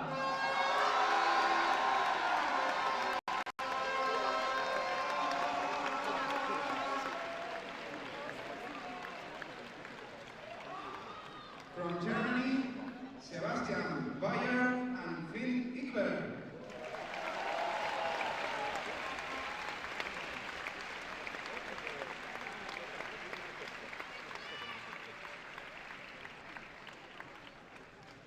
From Greece, Vasilis Frigos and Ioannis Papadopoulos.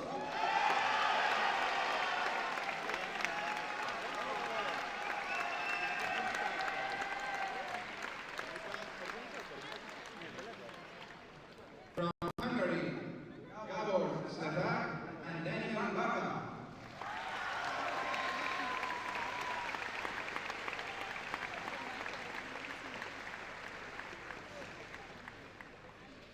From Iceland, Nathan Bjarmer. Okay. So we have Iceland here. There's a single competitor from Iceland. A single competitor from Iceland. One. And there they are. Of course, Kieran and Mary being very well known. A big cheer for Kieran and Mary. Ireland recently held their 50th competition. They did. And yes. From Israel, George and Rotterdam. 24 competitors. This one. From Italy, I don't think my mic is working at all. I can't hear shit and I hear ticking. You can hear me. I still hear ticking. I don't know. From Lithuania, Lucas Taruti.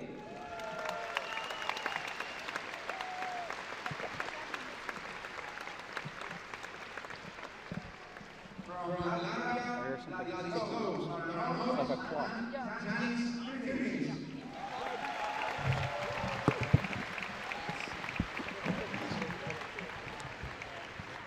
Hello? Yeah. Is this better? This is way better. Can you hear? Hello, hello.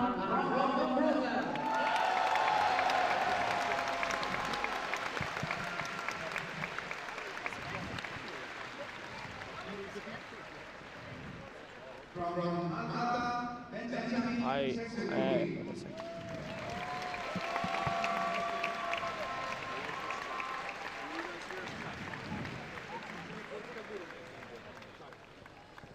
From Poland, Timon Kolarczyński and Krzysztof Bauer.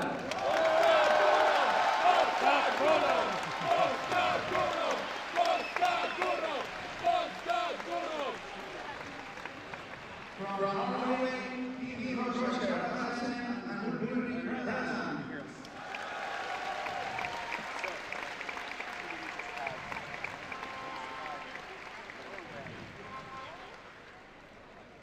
From Romania, Yanis Constantine.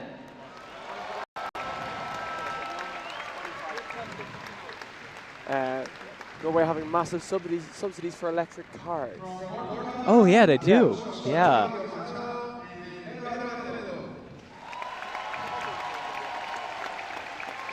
So Portugal, there are 11 competitors coming from Portugal. From Slovenia, Marcel Rubik and René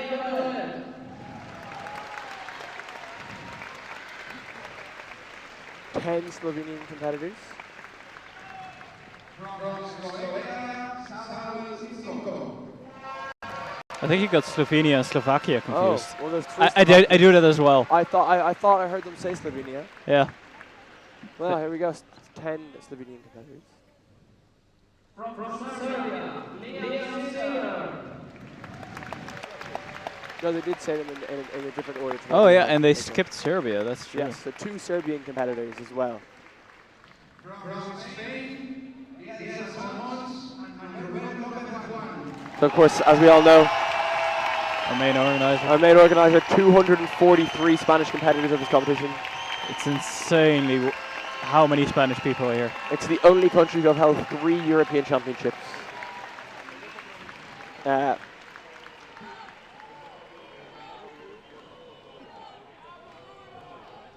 Sweden, Daniel Wallin and Emre Ver. Sweden, once again, they have loads of comps. They have midweek comps almost every week. They have weekend comps fairly frequently also. They do. Switzerland, Richard de la Rosa and Matías Piscini.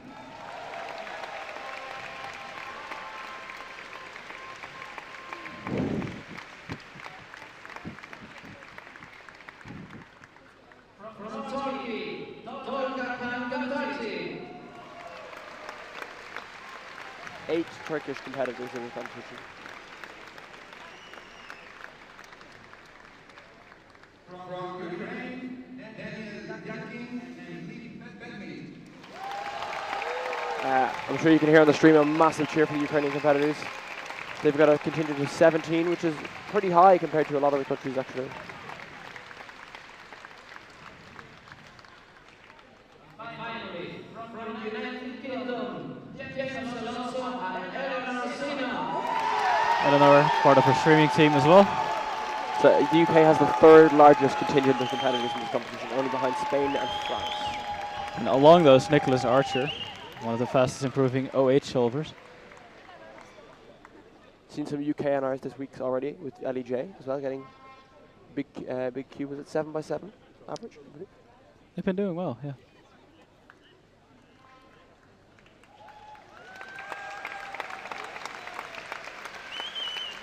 Repeat. I wonder what they have in store for us next. I do, because this is supposed to take an hour. Yeah.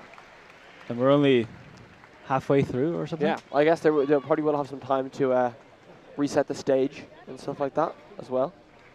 But I think it is beautiful seeing all the flags together, though. yeah, that is very nice. It's great to see all the countries coming together, waving flags, having fun. Even in the crowds, everyone's getting really hyped up. Everyone's having a great time.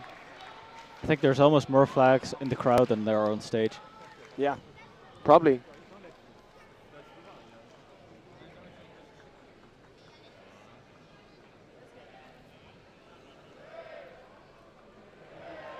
Oh, getting them synced up. Okay. Thank you so much, flag bearers.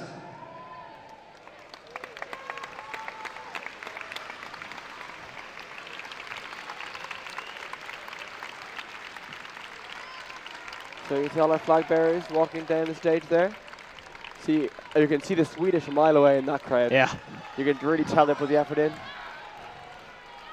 Not only in the flag, but also in their uniforms, all wearing yellow.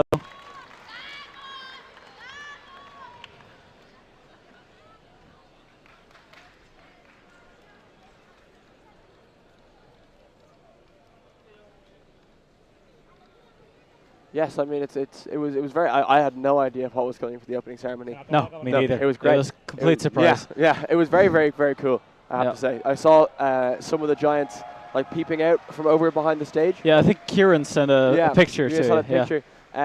This kind of thing, but there was not didn't have any idea that was what we were going to get. Looks like we're getting more music, possibly more giants, possibly more dancing.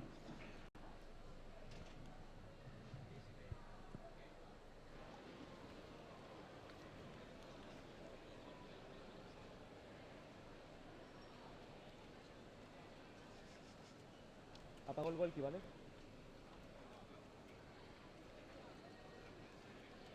It looks like we're definitely getting some more dancing. Well, they're moving at least.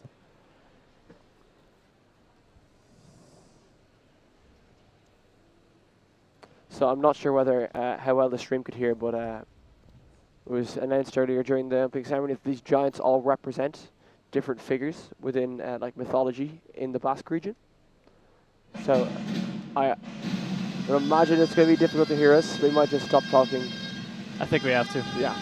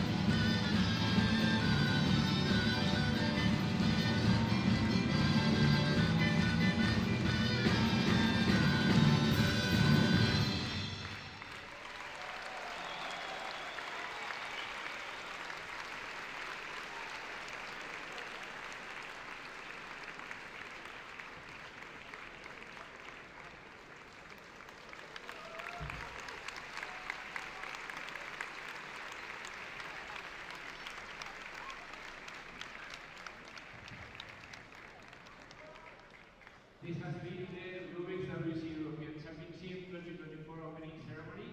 Thank you so much all.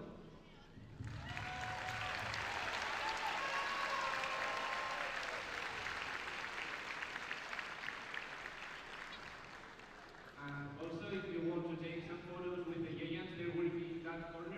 2 hours for you to take the photos. That's all.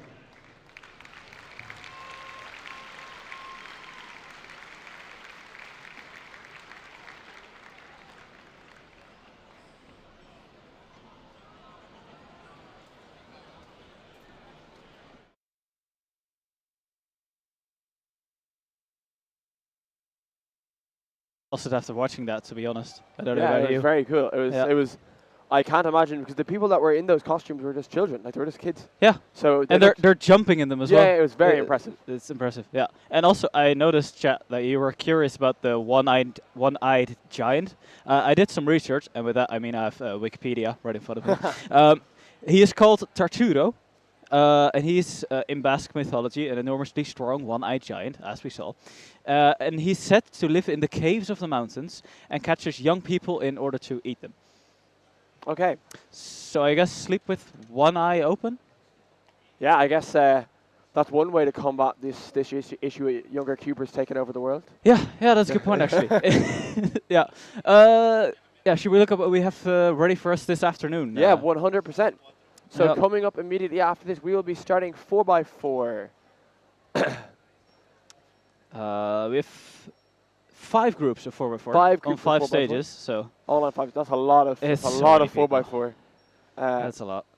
So coming up in our first group of 4x4, we will have our top seed for that group will be Patrick Ponce. Then see who else we have.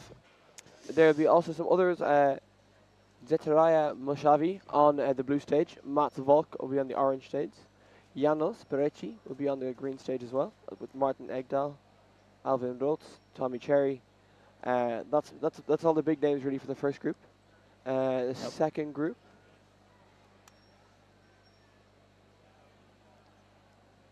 We will see Timofey. He's the main guy for the second group. Kevin Gerhardt, Lukasz Beriga, Anthony Paterakis. So the first couple of groups are going to be interesting to watch. Yep. I think everyone's very excited to hear or see what happens between Timon and Sebastian. Yeah. I think they're the two that everyone has their eye on for this. They both recently got extremely fast PRs in the past weekends. Timofey as well, actually, in the warm-up competition. Yeah, I mean, Timon got the first European sub-20 average. Yep. So that was something that had been being chased by a lot of cubers for a while. Didn't Sebastian get that? Did Sebastian have it? Sebastian got it, and then Timon improved it. Yeah, oh, that sorry. was it. Okay. Yeah. My bad. Yeah, fair enough. Yeah. Poor Sebastian, man. Poor Sebastian. I know. He worked so long for that, and I then mean, in it's 2 not gone weeks. yet. We certainly still have a full week of or weekend of cubing ahead of us. So Sebastian could definitely get it back. I think the 4x4 European record is not going to last to the end of the week. I think one of them is going to break it. I'm not sure which one it's going to be. But place your bets now. Yeah, could be either one. Anyone in chat, what are you guys excited to watch for the rest of the day?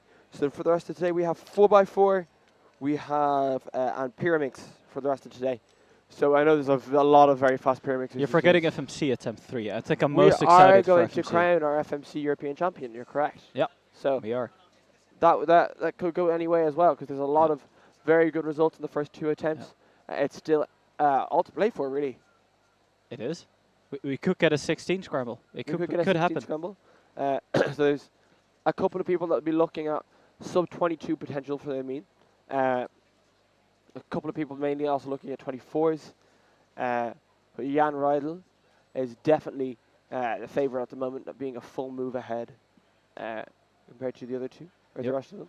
But it'll be very interesting to watch. Yeah, I mean, he's on good form. He got the NR single, of course, for the Czech Republic. Let's see if he can get that mean under sub-20. It could be possible. You never know. It's I wouldn't rule it out. I mean, what would it be? A 19 would get 20 flat, so an 18. Yep. Another 18. Another would get a 18. sub It's 20 read. possible. It's yeah. not. It's not impossible. Okay. All right. No. He's shown that he can get an 18 Yeah. already. So what do you say, guys? You watched the entire full 1 hour of FMC on the stream, full screen? Yeah, I think Just so. Sit back and watch. Sit back yeah. and watch. Yeah, that would be exciting. People are have you excited for missed anyone in 4x4 or no? I don't think so. I think maybe look at Pira for a second. I Yeah, think 100%. it's a while until we're at Pira because 5 groups of 4x4. Yeah, we have a But lot. still. We have a lot of 4x4, but we can still. We have some definitely have a time to look at it.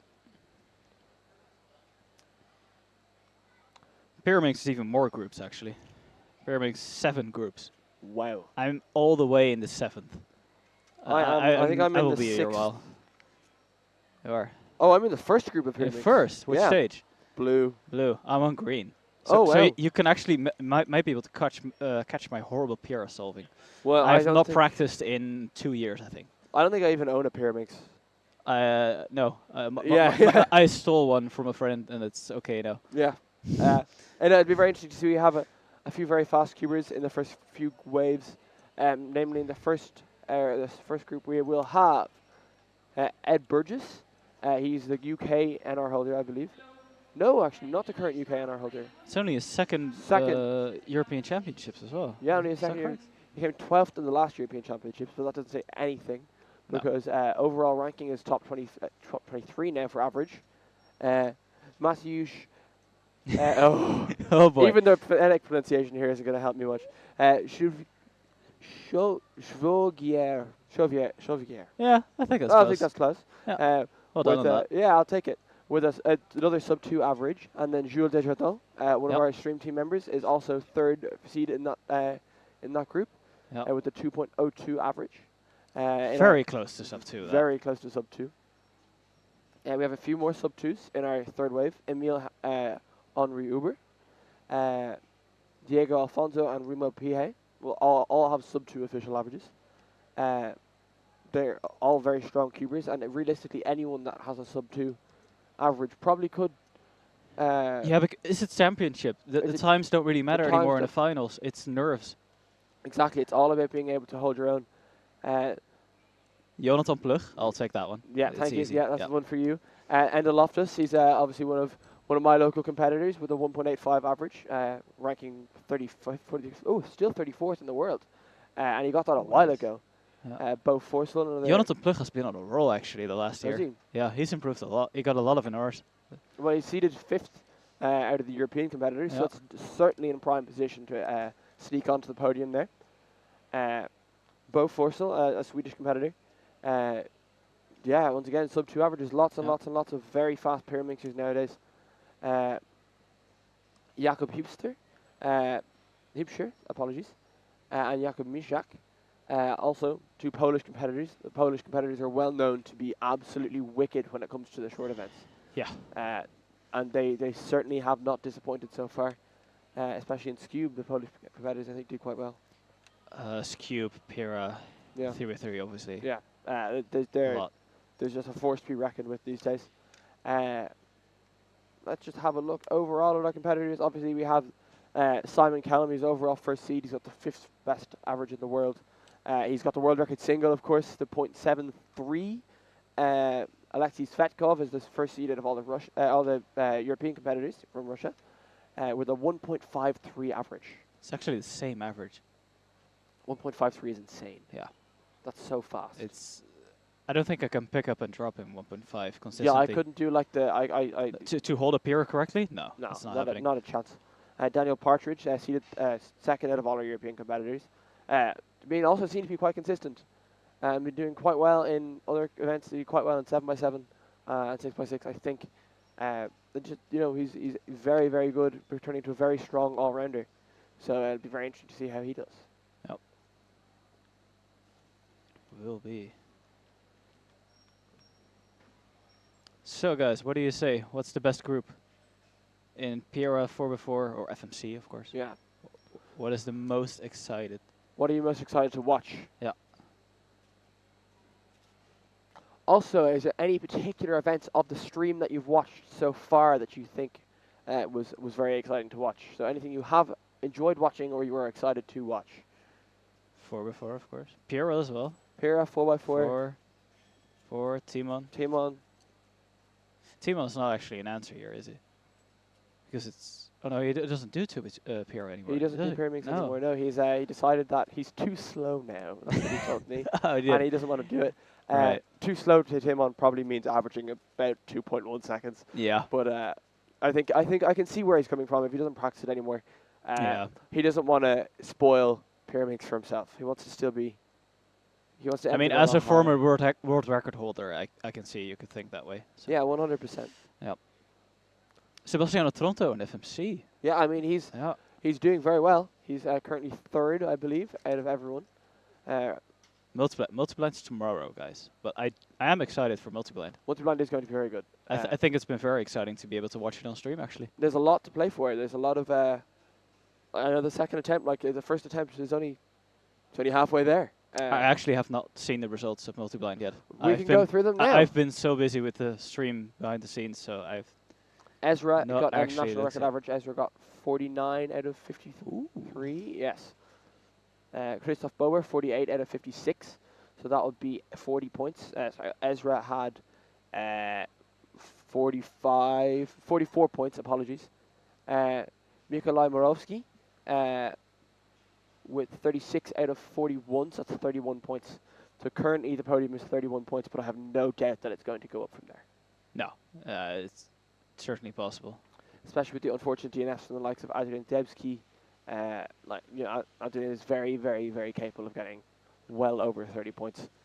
Jay Sloan as well. Jay Sloan once the current UK national record is 32 out of 33 at UK Championships last year. Jay Sloan, and that's been a record since 2019. Oh, wow, that's 5 years ago. 5 years ago. So last year at UK Championships, Jay Sloan had a mechanical corner twist during multi-blind that cost them the NR. That's harsh. So Jay Sloan is definitely capable of well over 35 points. So that's another one that's capable. Yep. It's another very competitive event. It is, yeah. I'm honestly very excited that we got it working. Yeah. It was a bit questionable, to be honest. It looks great. Yeah. Yeah, it looks very good. It's awesome. Being the first major competition to have a side room camera as well. It is, yeah. So should use it more. Yeah. It looks like they're starting 4x4 soon. I believe we're scheduled to start 4x4 in... Oh, it's 10 minutes. About 10 minutes. Okay, so we still have time. Yeah. It takes a long time, I guess, to set up the stages and stuff after the big we did show. disassemble 3 out of 5 stages. Yeah, so. and that's a lot of timers. That is 51 timers. So that's a lot of timers. 14 times 3. How do you get 51 then? Why did I do that? I don't know. No. Oh. 42. 42, yeah. I don't know how I did that. I don't know either. Yeah, it's been I'm not gonna question it. It's been a very long few days. I'm very tired. I do feel that. I've been going flat out since Monday afternoon, I think, with setting up the venue. Yeah, I haven't been quite that busy. No. But I'm still very tired. Yeah, anyone in the chat that's at Euros, attending Euros, and watching the stream? And if so, what do you think of this competition so far? Yeah, I do be quite curious about that, actually. I think it's been excellent. I think it's been it's been the best organized competition I've been to. I think at least in a while. Yes, I struggle to remember. I can't think of anything better. Yeah. What am I looking forward to? Ooh, I think Nations Cup. Nations Cup, 100%. Always brilliant. Nations Cup, the atmosphere in Nations Cup is incredible because everyone is just. Yes. It's all for fun. There's everyone has the flags. Everyone has. All Europeans got flags in their goodie bags. Every competitor, every European competitor we're given a little mini version of their country's flag. Should we give a little preview what the grandstand's going to look like? That's going to be good. It's going to be so fun. And also what I like about Nations Cup is the fact that people... Oh, it's a bit of a sad Dutch flag now, but well. Jules is actually... Jules is ready to come in and say hello. He's going to say hello. So we got the behind-the-scenes power team now, I think, between me and Jules. Yes. We've been working on the stream, I think, for how many months has it been? I think it's been like 2 or 3 months. It might be more, actually. Altogether from the start. You guys can't see it when you're watching the stream, but an incredible amount of work has gone into this stream, particularly from these two. Jules making all the software to come up for all the stats that come up on the screen when a competitor is solving, and then the incredible amount of work that goes into sitting and watching every single group and making sure that every single group has the right people on the cameras at the same time. The setup of the overhead cameras is a massive ordeal. And also the overhead camera in general. We messed around with it for 2 hours on Wednesday night. And I think actually it's quite good. And I think it's worth the time. Yeah, it is absolutely worth it. Sebastian Weyer has bumped his head twice against it so far, but so far, I think that's a pretty good score. So I think that I can't hear me. Yeah, I can't hear myself either. So. Okay. Does it work better now? Do you guys hear Jules? Chat, can you guys hear Jules? Middle headset. Hello, hello. I do hear you, but if you hear me, then probably middle headset is muted. I can hear you as well. Okay, that's weird. How odd. Oh, okay. There we go. Hey, there we go. Awesome. Perfect. Great. Okay. Right. So hi everyone. Yeah. But we have to reintroduce you now again. I think. Yeah. Can you introduce yourself? You can probably do it better than anyone else. Yeah. So I'm Jules, and I've been working on the stream. So as Mark said, for about 2 or 3 months now. Too something long. like this. Too long. Yeah, really. way too long. So both on the getting ideas and how we want to have stuff, and also on the technical side as well. Yeah. And all of it is coming together so incredibly well. It's incredible. Yeah. Yeah, it's incredible. It's so just good. great. I'm so happy about the state of the stream now. It's been difficult getting it rolling, but now that once we're trying to figure stuff out, and we're kind of getting acquainted with all seemed like a lot of stuff that could only be really figured out on the day. Yeah, exactly. And I think there's been no major issues. Yeah, figuring out the workflow is the biggest issue. Yeah. Some last minute changes as well. Yeah. But I think overall, I'm quite happy. I don't know how the viewing experience has been yet, but I don't hear too much. Yeah, yesterday was difficult because since we were still starting to work together and adding new stuff and fixing things, it was a bit difficult to try to stick to a schedule or something like this. But now that everything almost is working as expected, we are more ready to roll in like we planned to do it. So. And I would even argue that they haven't seen the coolest part yet. Yeah. Definitely. we know exactly what we're talking about. I don't even know what you're talking about. Oh yeah. Oh, you'll see tomorrow. Yeah. Interesting. All right. Well, on that note, I might head out and start getting stuff ready for the rest of the thing. But enjoy the rest of the stream, everyone. Should be back later on, I think. I think so. Yeah, 100%. Okay. Bye. Right. Good luck. Yeah. Bye. And then we will have to start looking at 4x4, I think, because that's going to start in 5 minutes. Yes, probably. Probably want to take this. I'm not sure if they are starting soon. Or I don't know, because we can't see the stage from here, so we have no clue. So I was setting up the stages back again when I arrived, so it should be finished soon. So let's see who is in the first group. Yeah, we already talked a little bit about this, but for everyone that forget, including myself, or everyone that forgot, we have overall our 5th seed, Patrick Pons, on the green stage.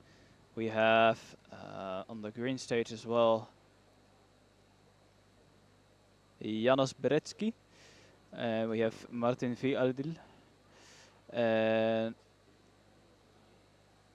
then we have some people that we might have to move. Yeah, because the seating might be gone wrong.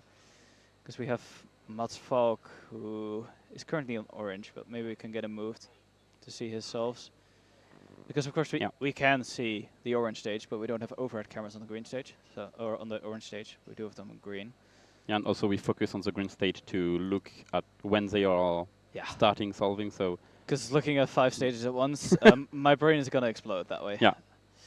Yeah. So yeah, we have Patrick, because Mats Falk, it's gonna be good to have him. Yeah. First in 2012, second in 2014, 10 years ago. Wait, that's 10 years ago already. Yeah. I get old. Same. Second in 2016.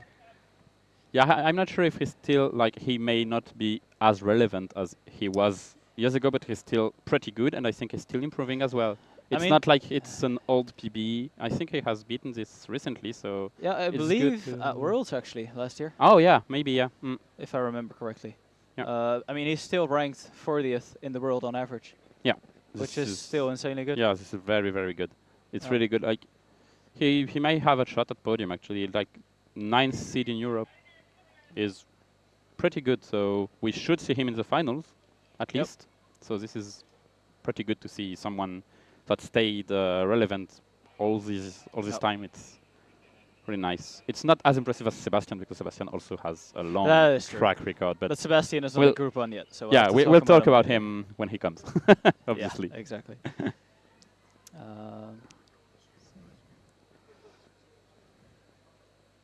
Oh yeah, Mats Valk currently holds the single of 4x4. Oh. In the Netherlands. Ah, in the Netherlands, yeah. The iPad's on the charger. Oh no, that's fine. Ah, okay. So it has started. Ah, we're here. Perfect. Is go. everyone ready? That is not the best one. Yeah. Maybe we can move to chat again so we can see. He does not seem too happy with 46 seconds. Yeah.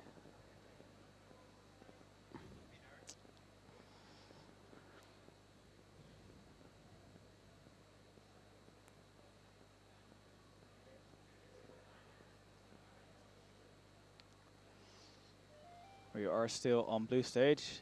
Yeah, we should move soon to green stage once everything is ready to move. I just ask.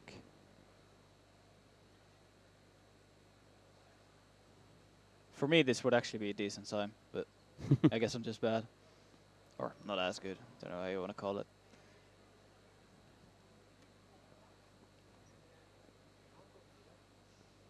Maybe the green stage isn't ready yet, which is why we don't see it.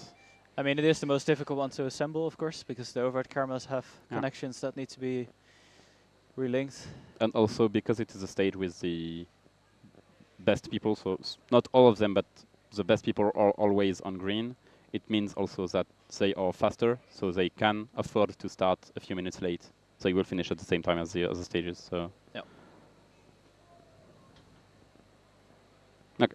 Okay, we can hear that they're still setting up, but for now we'll look at blue stage. Blue stage actually has, I'm going to butcher this, Zachariah Mousavi from Israel, who is 9th in Europe currently, or 8th in Europe, 9th because of Patrick Pons in this competition, with a 25.29 average, and with a relatively not as quick single, actually. Yeah, this is, yeah. Which is interesting, because Mats Valk has about the same average, but a single that's 2 seconds quicker. So. And Janos as well. So yeah, exactly. Yeah. That is interesting. So now you have Mr. France. Yeah. Yeah. With the 2 hats that he lent us. us. It's not even 1 hat. He's keeping it all to himself. Yeah.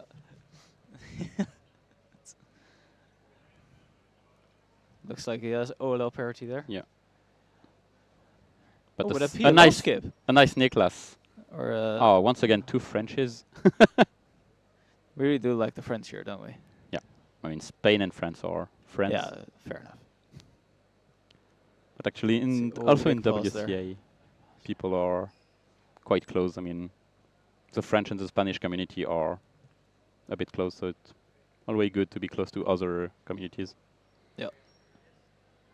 I don't know if you have the same, maybe either with Germany or yeah, we with do Belgium. usually have a lot of Germans competing at Dutch comps. That's true. Ooh. Nope.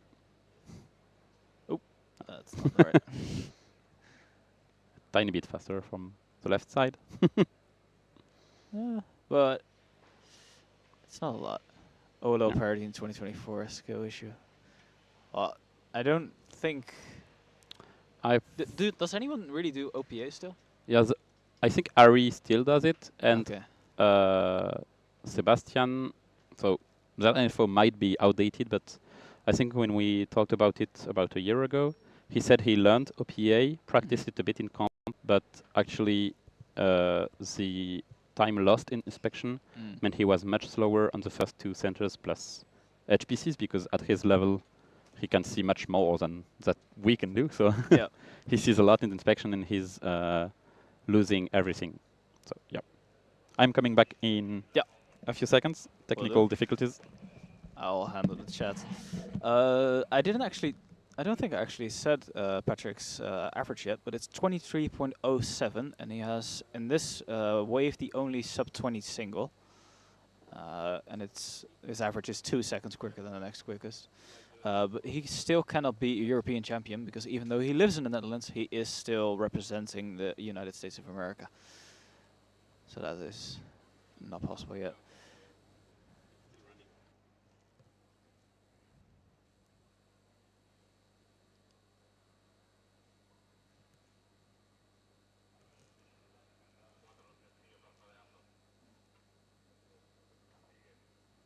Now about OPA, I know Twan Dudemont tried it a while back and got the OPA inspection under 15 seconds and started doing it in competitions, but found the same issue that you just cannot plan the first 2 centers efficiently enough, and you don't really save time on average. And of course, you only save like at that level maybe 1-2 seconds on not doing OLL parity algorithm on 50% of solves. And that apparently is not worth it if your first 2 sensors are bad. And I'm not an expert on this, but I believe OPA works by tracing the edges, and if it's then even or uneven, I actually don't know what is even or uneven. And yeah, that is indeed quite a quick time there. You have OLO parity or not, and then you need to, if it's uneven, do 1 extra slice, I think, or something, and then it's even and you don't have parity, or the other way around. I can't remember. Do you know how OPA works? So OPA works by tracing, basically if your wing permutation is odd or even. Yeah. And then during execution, you take care of applying. So if your memo was odd, you apply an odd number of moves, and if your memo was even, an even number of moves, up to the first center after the 3 edges in Yo, because everyone is using Yo now. For reduction, it would be probably the same. Yep. So the idea would be like, you keep track of, during the first 2 centers and maybe the edges, if your number of wide moves is even or odd. And then when you arrive at the first center, you can just adapt it while you are finishing up the first center, so putting the 2 bars together usually. Yeah. At that stage, you can just add an extra wide move if you need, or just don't do anything particular if you aren't going to have OLL parity. But the execution isn't the hard part, it's really the inspection. Yeah, it's the tracing, Yeah, it's really, like, it comes from 4 blind, and it is not that difficult to do in 15 seconds, only takes a few weeks of practice. But yeah. Yeah, but really you want it quicker than 15 seconds to leave some time for first center or first 2 centers planning. Yeah. Yeah, the issue is that your centers are completely, your inspection becomes useless, and you need to do the centers without inspection, which is not ideal. Yeah. I think at 36 first seconds, that's quite a nice time actually. Yes, this is pretty good. I don't know exactly what time would be needed for semifinals, probably around 34. We could look that up actually. I'll do that in the meantime. Yeah. Don't really have this open, do we?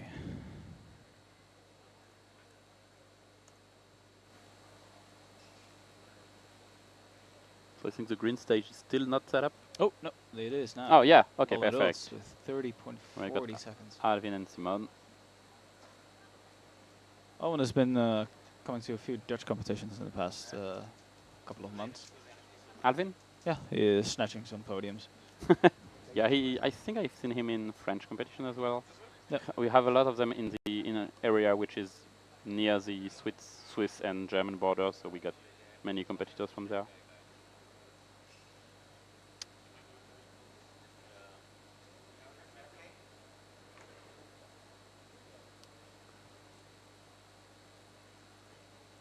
So I think 4x4 is 100 people only, not 125. I think it is 100, yeah. It's like so the slower. The WCA page looks different than what I'm used to, because this is a different account with different admin abilities. So it takes me a bit longer. Yeah, for semifinals, long events are 100 people, and fast events are 125, because we can afford a bit more people per stage. Something's going on with Simon. Yeah, maybe an extra. Yeah. Me momentarily with solving next to him. with just a PLL parity as a PLL, it looks, or maybe he did a PLL before, or ZB maybe. It was difficult to see exactly.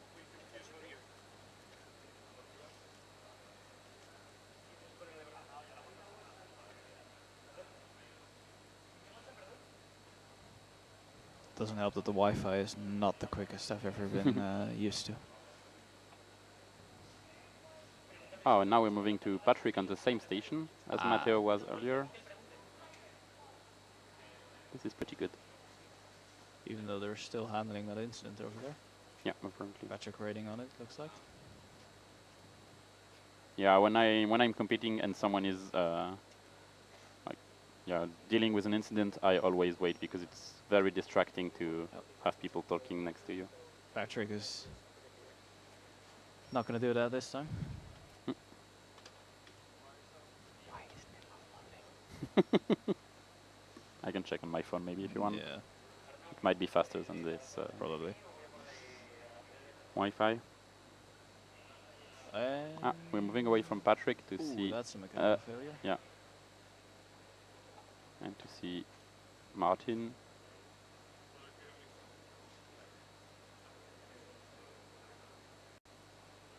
Martin has an OLL parity. He did it super quick. Does he do the CBLL?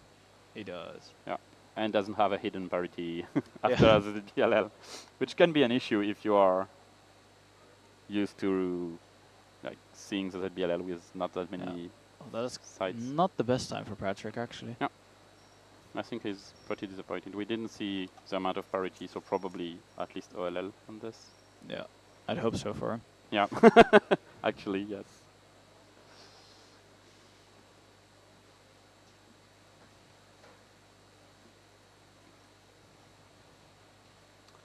So yeah, I have access to it. Oh yeah, you had it as well. Yeah, I have the psych sheet, but I don't have the results qualification. Oh, okay, I have the psych sheet too. Because somehow this is not loading. Okay, let me open the qualification. I have a beautiful white screen in front of me.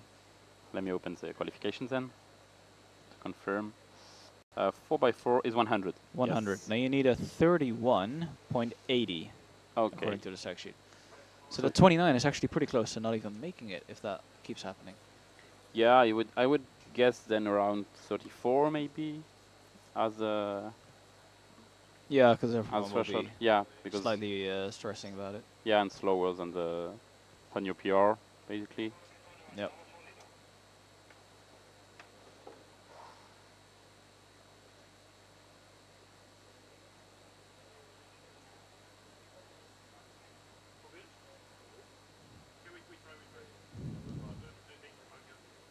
So Bruno is asking if I'm still using K4. Yes, I am. What is K4? Sorry, I'm a noob here. K4 is a weird method where you basically do, like, instead of pairing edges together like you would do in all the methods, you kind of solve wing by wing. At least you're treating wings separately instead of pairing them together and then solving like a 3x3. So it's... Is it a bit more like commentators in 4-blind? Or? Yeah, it's very commentator heavy, like most of the AS or commutators. So it's also very easy to have look ahead on it because the state of the cube is not changing as you are progressing through the solve, mostly. So it's very good. Yeah, let's watch at Patrick first. Hebben jullie verkeerde graphics ronde of de info is wrong? No, it's 540 single. Change the event to 4x4. Another relatively so for Patrick, 27. That will be counting now. Tommy Cherry next to him.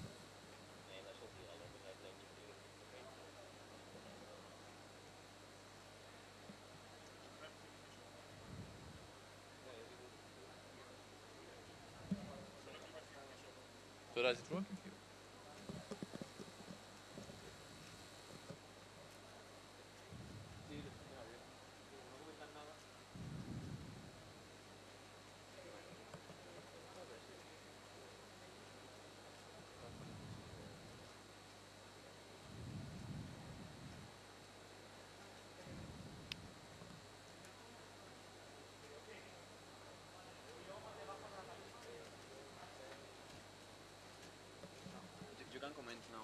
Hmm? Are you? Yeah, yeah, I was commenting. Yeah. Huh? Why? Because but now I'm just But like checking it's switching mid-solve. You can't really commentate when it's switching mid-solve to some other guy. It's really annoying. If there's like one guy solving and then they suddenly switch to another guy, even though they're not finished yet. Yeah. But Is that someone spotting actually or not? Yeah. Okay. Yeah. Okay. Well, that's. Then yeah, just don't switch, and go back to green. Yeah. So Eric and Rainy, is it fixed now? Is it 4x4 now, or was it already when Patrick had 7?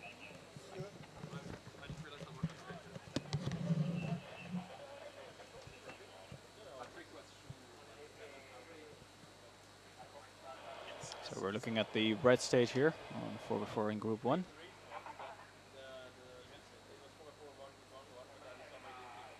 Very quick turning. There are some pauses.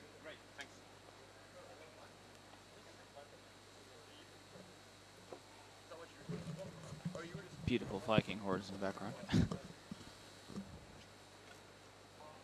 Going up to the end.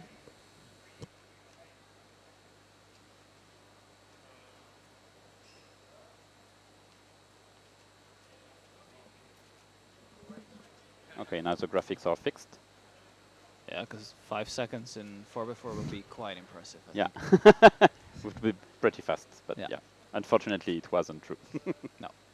And we have Martin. So seed 18 is basically the threshold for the finals. It looks like. So, kind of, if you want to be in the finals, you need to be faster than him. Yep.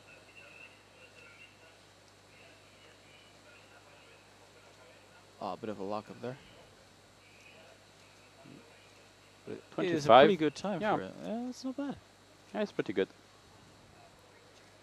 Guess everyone will be having to turn even quicker now. Yeah.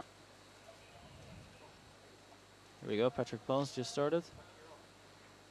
He already has multiple sensors done. I'm impressed by how fast they can do centers and first edge. Yeah, it's if a scramble is good, I can look ahead that far, but it's difficult. It looks super fast. Oh, he has lost his center cap, it looks like. It might be his logo is very dark. I don't know. Maybe. Even though it would be still legal.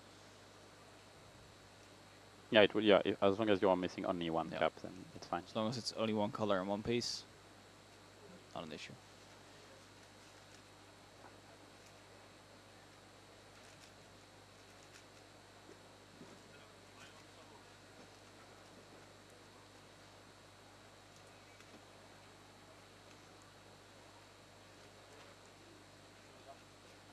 Here we have the. I still love this angle personally. Yeah, this really adds, especially really for longer events. Yeah. Yeah. Yeah, you get the same POV as the actual solver, so you get the interesting pieces. Oh, no parity. Oh, switching back to Martin. Yeah, of course.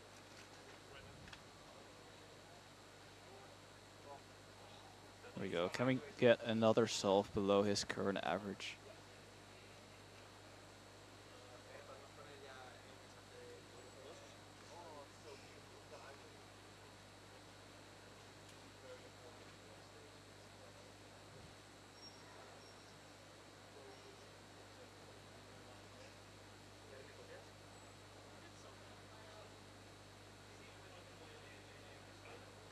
Looks like the centers were pretty quick. Last few edges. This looks really, really quick. 3 PLL. What No is the parity time? as well. Ah, okay. 24. Very it's nice. really good for him. It's a bit far from his single, but that is his second solve faster than his average, so this is pretty good.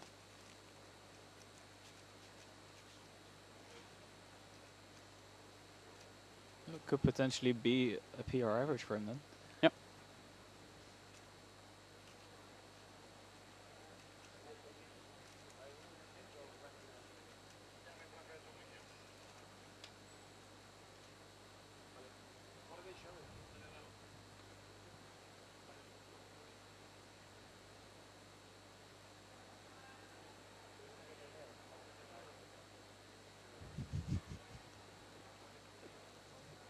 Yeah, so the 2026 European Championship, the usually, so for this year, for 2024, there was an application period until Euros 2022, basically. But this year, so at Euros 2022, we knew that it would be in Pamplona. Yep. But for this year, they didn't hold an application period. I think I'm having a small noise. Not sure if it's my mic or not. But yeah, there is so there were no application periods. The application period will be a bit slower, a bit later. So by the end of the year, maybe, or in 2025 even. Yep. So yeah, we'll have to wait a bit to see where it is, but we'll see. Many big communities have the potential to hold the European Championship. So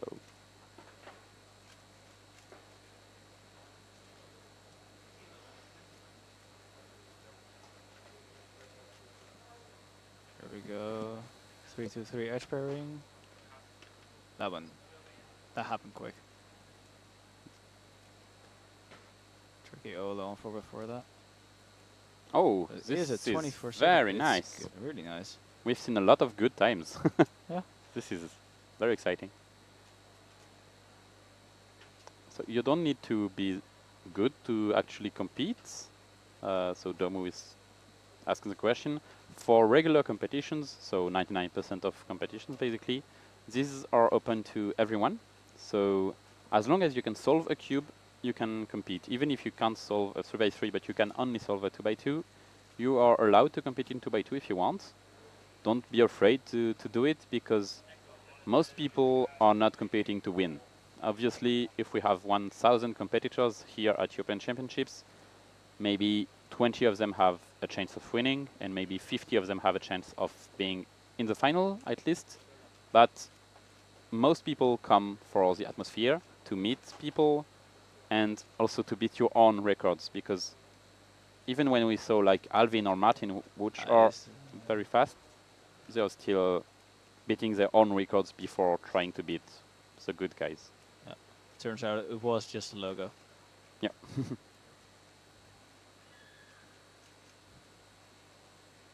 Once again, very fast, very smooth. Slight Oh, hesitation in Olo there. PLO parity with, I think it was a T-perm. It looked like a Might have T-perm. been a G-perm actually then, after the PLO Yeah, parity. it looked like a TB for the parity, so maybe it transform into a G or a J or a J perm. Yeah, it's possible. First decent solve that we've seen from Patrick so far. Yes. After Yes, the yes. 27-29. Yeah, 24 is finally something like probably around his actual level. Yep. I don't know how much he practices his different events. It's always yeah, I don't know. Yeah. It depends on the competitor and also on the competition. Yeah, and also per event. Not every event is as important to everyone. Yeah. So. We have Alwin Rults again. See if we can get another 24. Or even faster, maybe. Maybe. He has done it before.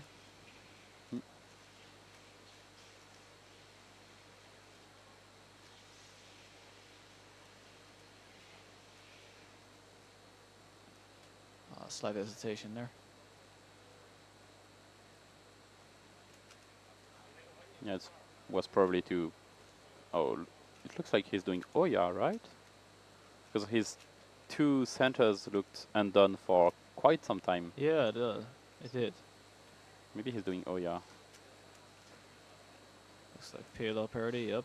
Yeah, small lockup for PLL parity. Ah, yeah. Ooh, 31 seconds, yeah. That's bad.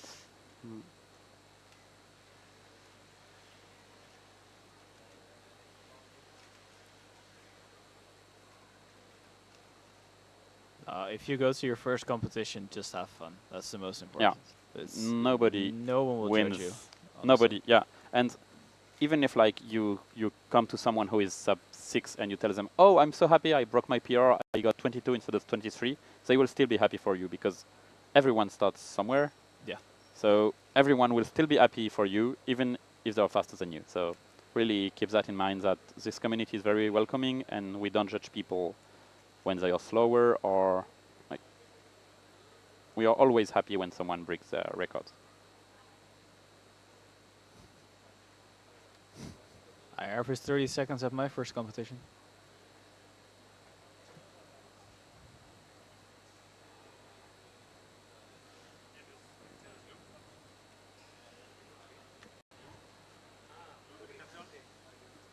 see. There we go.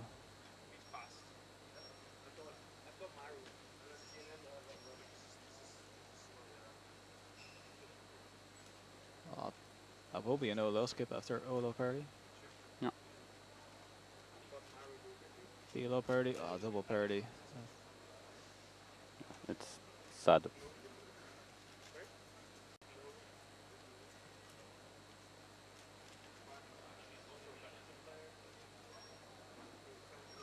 And it feels like we're coming up to the end of this group since the stages look more empty. Yeah, it looks like it. I'm going to leave also commenting because I'm competing in group 3. So yeah, if I'm you want to competing see in some group K4, if you want to see some K4, you will be able to see it on group 3. You're on green stage yes, as well? I have a 28 average with K4. So, but I don't know if some. I think I'm in the same group as Sebastian Vaya, so maybe I won't be shown as much. Maybe. We will see.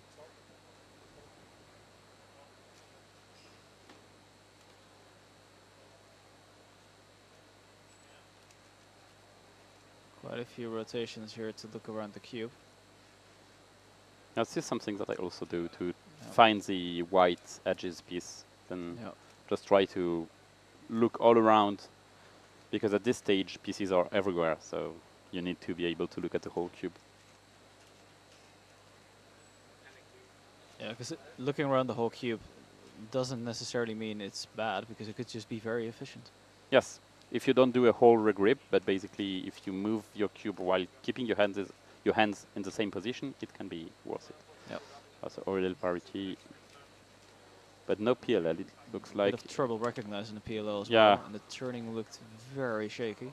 Yeah, GPLL, especially on 4x4, you might think, oh, is it actually a GPLL or do I have a parity somewhere? Yeah. It's very difficult to recognize. The problem is I learned to look PLL, so I'm used to that on 3x3, and then on 4x4 I know, oh yeah, I know this one, and then I do it and I still have parity. It's so bad. Yeah, 4x4. A lot of people don't like 4x4 because of this, and also that might also be the reason why top solvers in 4x4 hasn't changed as much. I mean, this is a cubing scene that hasn't changed much compared to like Clock or Pyraminx or 2x2. No, I think OPA was probably one of the biggest improvements, maybe. I mean, in terms of people who is in the top, they have changed less than other events, and maybe because Sebastian Weyer has been there for ages, I think. That's it. For as long as Sebastian, Simon, and Max have been always there. Yeah. And Felix in like 10 years ago, but. Yeah, but that was during when he dominated pretty much everything. Yes.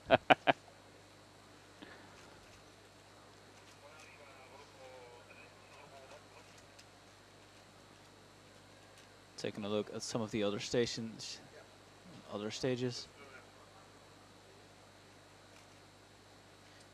I mean, it's difficult to convey the scale of this competition on stream well, because we're having to focus so much on the green stage, but you sometimes have to, if you look at the screen long enough, you forget that there's 5 stages competing at the same time. And every stage has 14 stations, so someone wants to do the math on that. Actually, I calculated, because we had to change the batteries this morning, it's exactly 420 batteries powering the entire stage. Oh, yeah. This is a lot of batteries. Yeah. It's also a very nice number. Yeah, true. Little fun fact.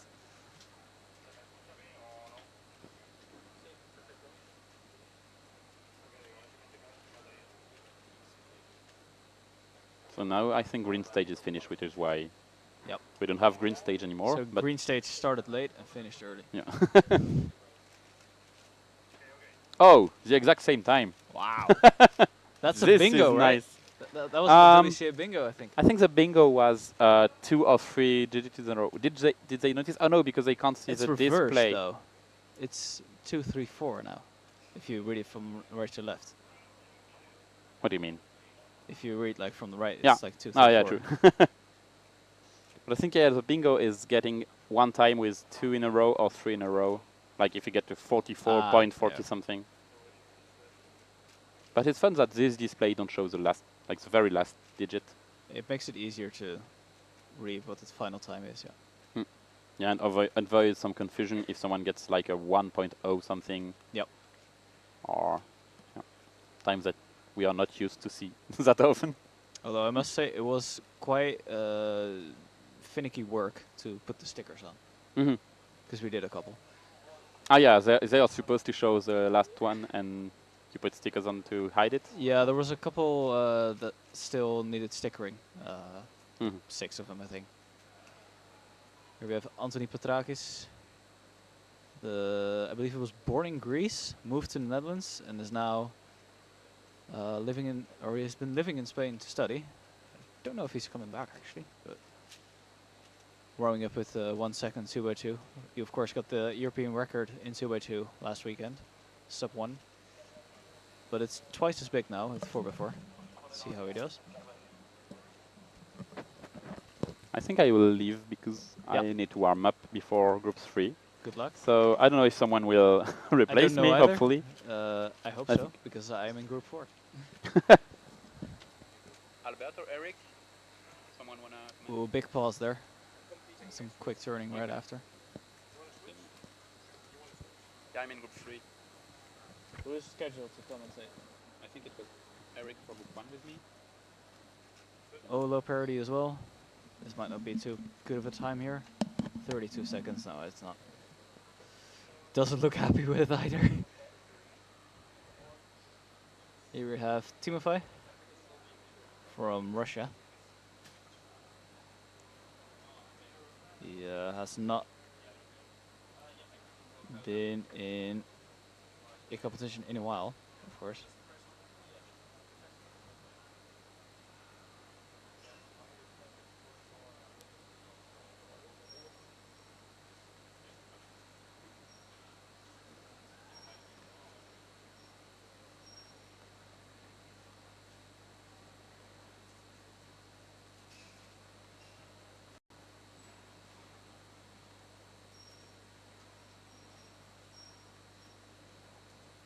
.24 seconds. For him, it's actually a bad time.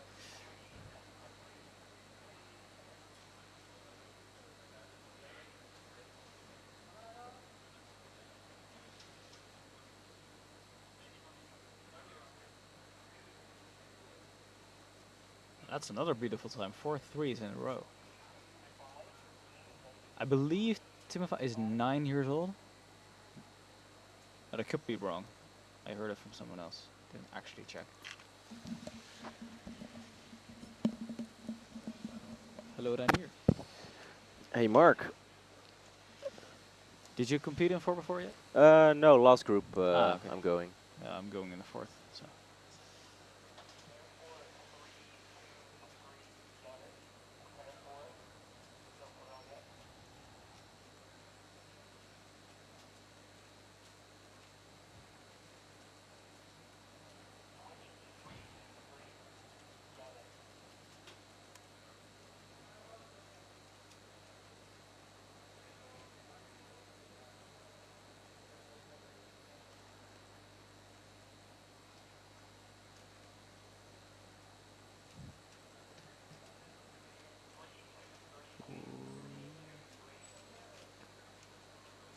.28 seconds, doesn't look too happy with it.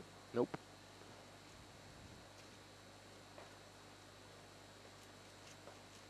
What are the top seeds? Because I just joined in. We have in this group Timofey from Russia. We have Kevin on the blue stage. I don't know if he's been moved. We have not seen him yet, so I don't think he has. Yeah. We have Łukasz. I just realized I've been saying this name wrong the entire time when spotting. Here he is, actually. He is from Poland, is 2nd overall in Europe, 10th in this competition, with a 25.53 average. So not everyone is having a really good time on this first scramble, I think. Nope. We have Anthony going for his 2nd, I believe. And he started with a 32, I think. Yeah, I was not too happy with that. He did have a 1 second 2x2 Marble before. Oh.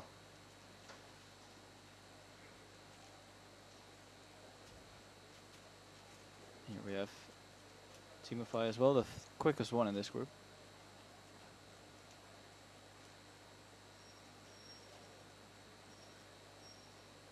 Anthony Petrakis looking a bit happier. It's not as bad, but still not brilliant.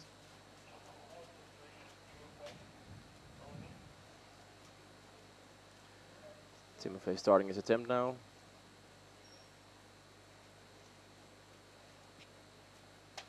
How is he turning that cube so quickly with the hands? Because his hands are not. I don't think that's a smaller 4x4. I think it's just regular size. Yeah, yeah. Already on 3x3 stage, man. You can see that he moves his left thumb a bit more to the left than most cubers do. Yeah. To 22 seconds. That's average for him, actually. it is. It's insane.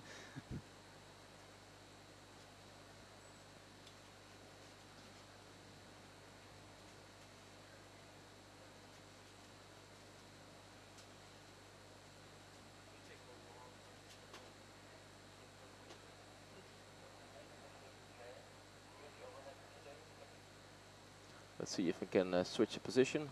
Yeah, because I'm getting flashbacks to South Korea from this. Looking at people's hair again instead of cubes.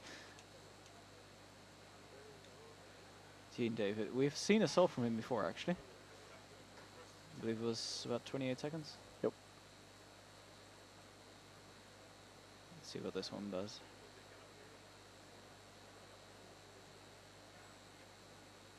Starts off pretty nicely.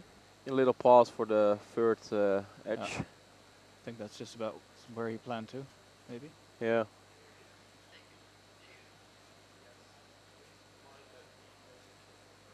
Ooh, little pauses. Yeah, slight hesitations all around. And that doesn't help. Parity. Yeah, it doesn't help. Yeah. Finishing off with the apron, 27 seconds. It didn't look like a 27. No, it looked slower. Yeah. But I guess it was just pretty efficient.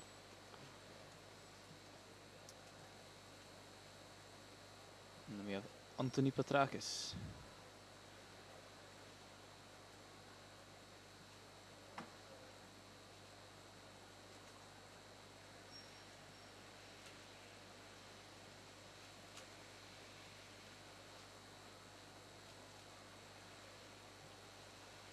Quite a lot of rotations there to see the cube. Yeah, I think he was looking for a piece. Yeah, finishing off the white edges probably.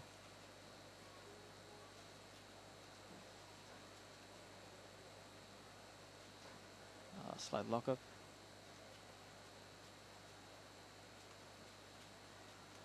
Once again a 27.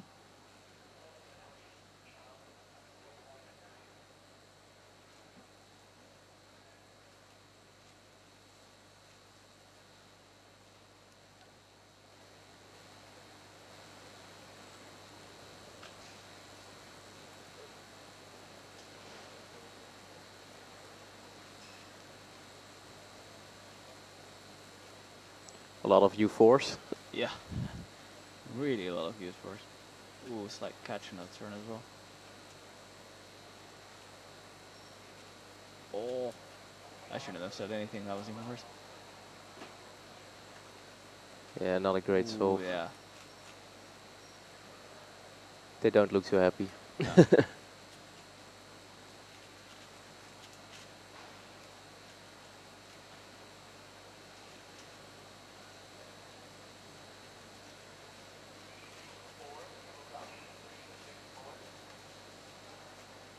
I think Wukas is coming up.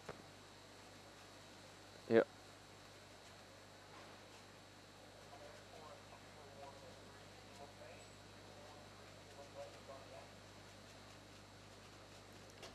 We'll at least catch the start of this solve.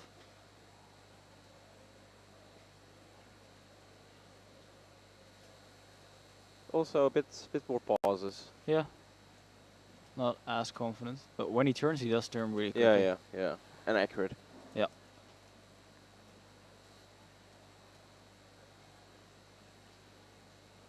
There we go.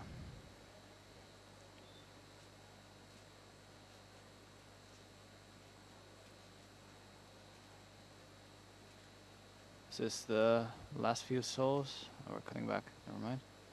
Yeah, they're moving the banner. Yeah.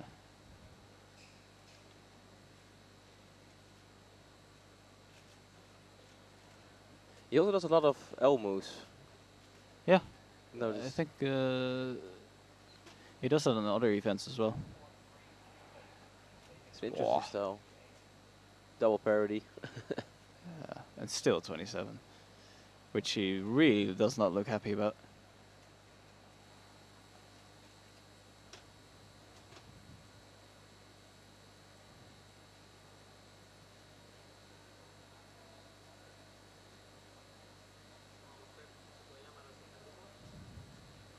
I've seen Dean David wear that, I think it's a cat, on his head before doing solves.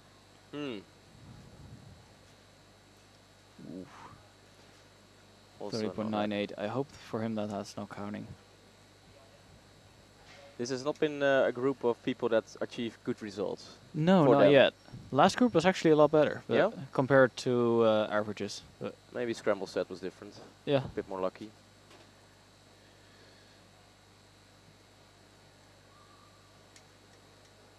Sometimes in a competition you get such nice first two centers, and you can already easily plan two edges. Yeah. Sometimes there's just nothing. No. Sometimes it's a bit like a traffic light, you know. Yeah. When you get one green, you Yeah. get all of them green. When you get one red, all of them are red.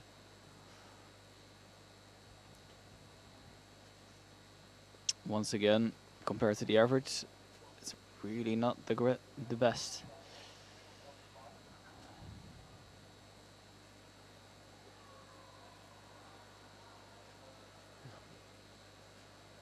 See what Daniel can do.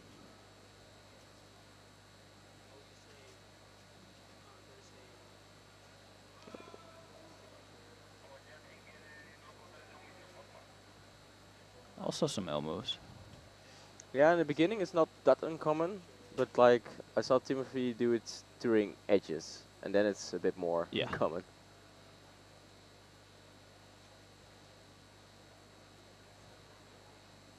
There's 5 groups of 4x4, so we're only in the second one.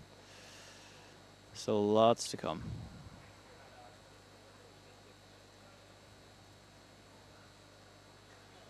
Ooh, P well skip. It's not bad.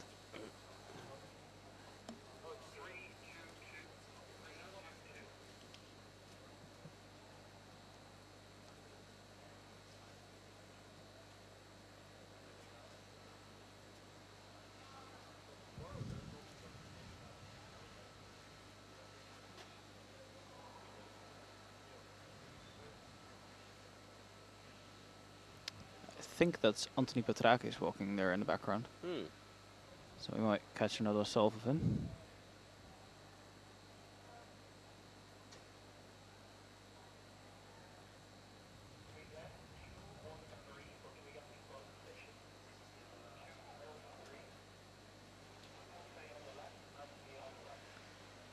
We get both of them next to each other. All right.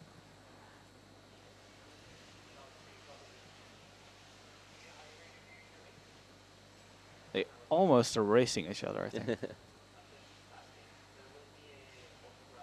The turning for Timofey looks much more violent compared to Anthony. Yeah, yeah. He, moving his hands. He also seems to sometimes let loose the cube a little bit. Yeah. But it does work, so I guess his style just fits him. Yeah. Ooh. And that time is counting from Anthony because of his first 32 seconds. Little smile. Yeah. They both should still easily make the second round, so yeah, they're not too worried. Here we have Wukas.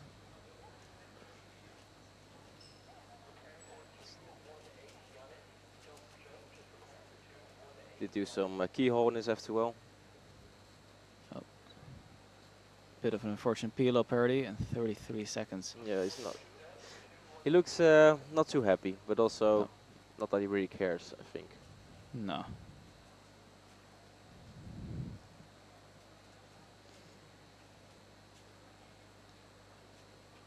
Let's see.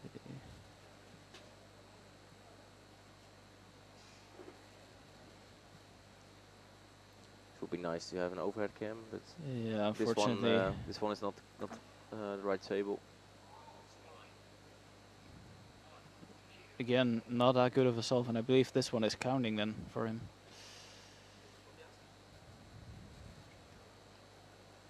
Hey, there we have Oliver Wheatley.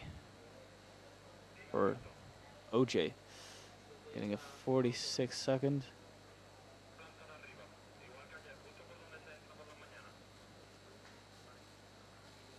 Doesn't look too impressed.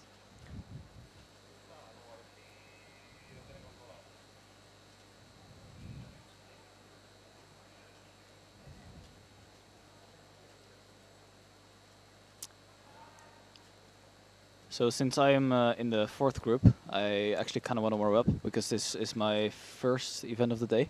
Oh. So I have cold hands still. So I'll see if I can get someone else in. But sure. I'm gonna go warm up and hopefully not do as bad as I did in the warm-up competition. Yes. You'll be good. You'll be good.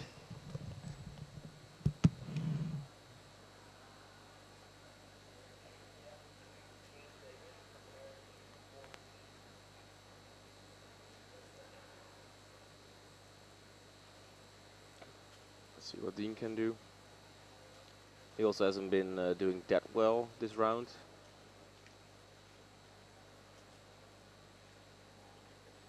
He's gonna switch to overhead, I think, now.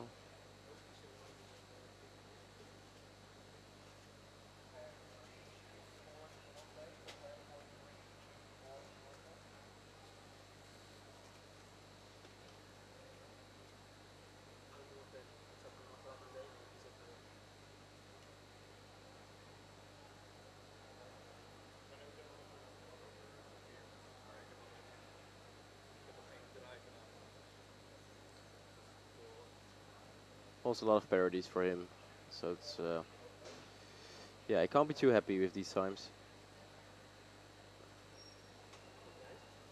Well, this looks like a good time for Timothy. And PL parody, PL wipe perm. He's happy. I think he counted now 23.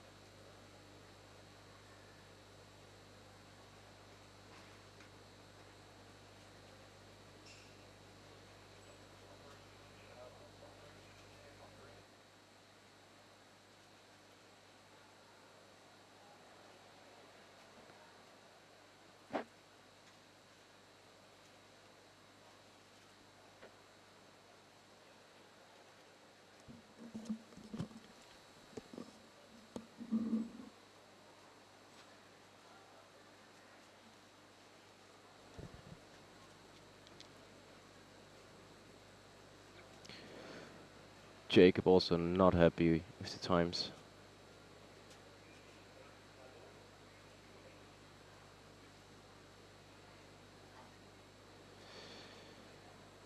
Daniel from Denmark. He also has a way better average than this, but he practices a lot of events, so he focuses sometimes on 4 and sometimes not. I guess this has not been the comp that he focuses on 4.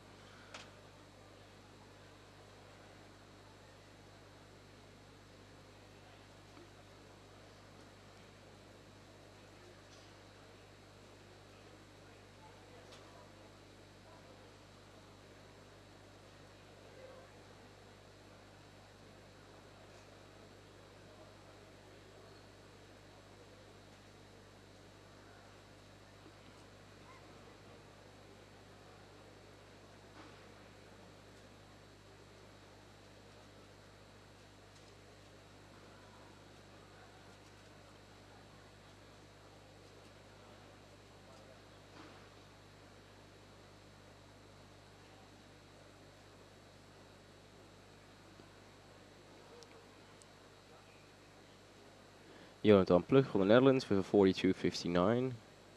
And here we have Wukas again.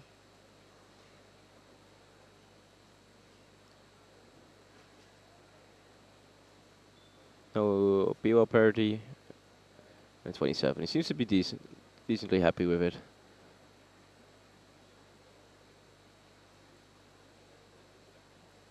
And I guess Jonathan is getting an extra.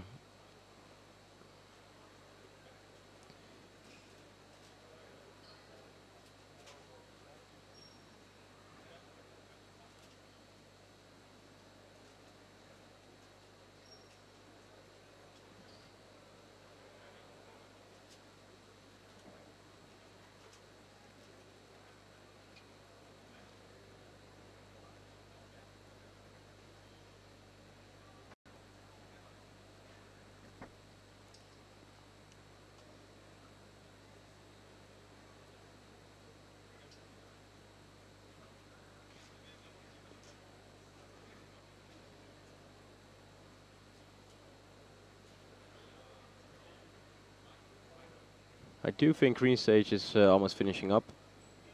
There are most of them are a bit quicker than on the other stages, so you see them finishing a little bit early. But I think some of them still have the first solve left.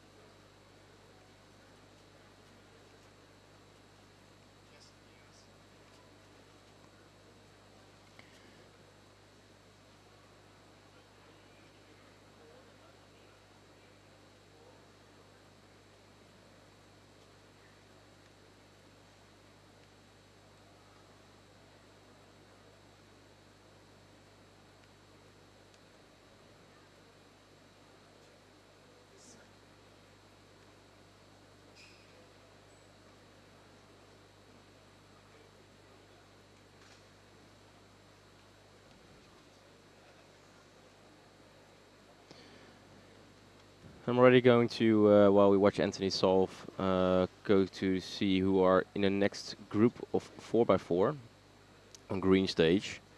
And of course, Timon will be solving. He got the European average last week. Took it from Sebastian, who did break the sub 20 barrier before him. We also have Richard, and we have, let me check, who do we have more? Giacomo and Kim Roger. Adair, Selena and Jules. They're all in total at least top 50 in Europe. Timon, of course, being number 1 in Europe, second in the world on average, and third on single. And Richard also got a 4th place in Euro 2022. So I think he will be trying to get some confidence in this round.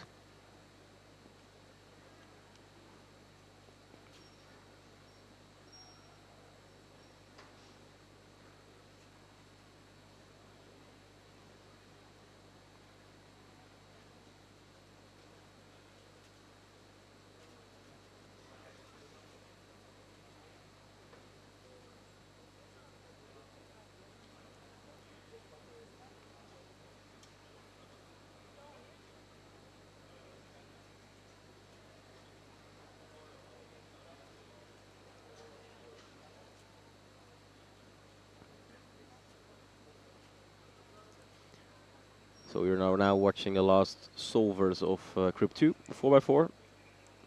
Group 3 coming up with Timon Kolesinski, the favorite to get the 4x4 title, basically on his performance last week. However, Sebastian Weyer also in this competition, and definitely a threat to Timon.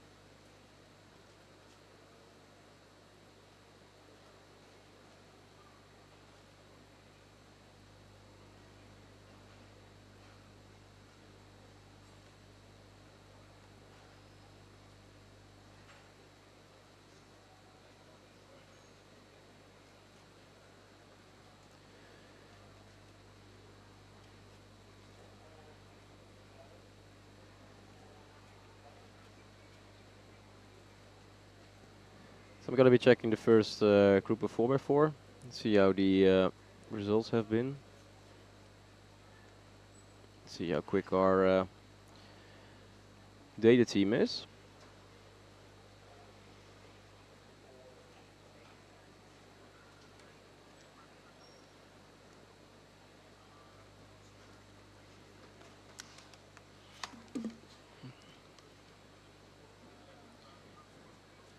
WC Lyces have a little bit of a tough time now. That makes sense.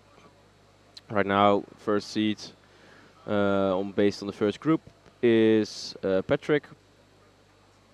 He got a 24.82 average, 21 single.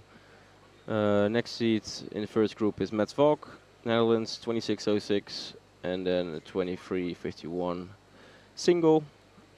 Martin Ekdal from Denmark got a 26.53 average. Best single of 24.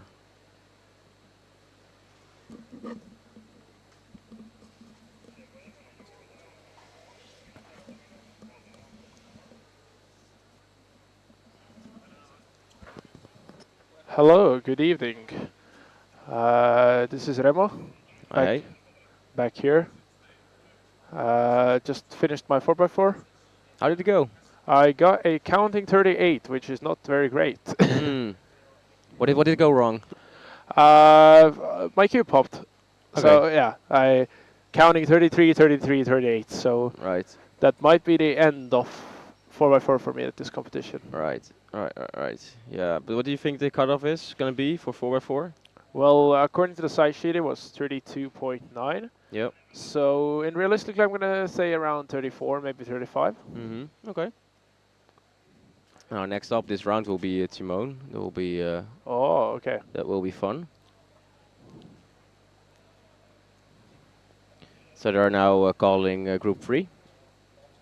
And Timon is in that group, together with Richard de Lacoste, Giacomo, Kim Roger. Do you want to say the other 3 names? Eder Olivencia Gonzalez, Celine Tran, also Jules. Last name? Desjardins. That's too scary. And also Jack Larsson Baxel from Sweden on the blue stage. Should be one of the BQ NR holders there.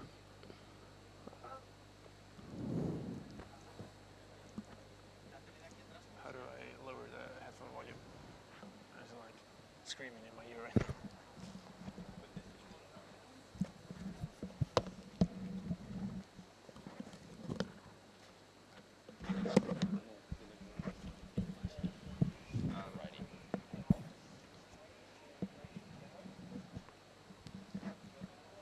Oh, okay. Actually, it seems like Timon is already starting.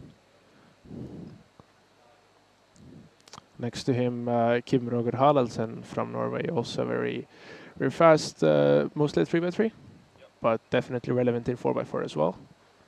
So, Timon starting. Hopefully we can also get a overhead view of that. I think he made a mistake on that yellow center there.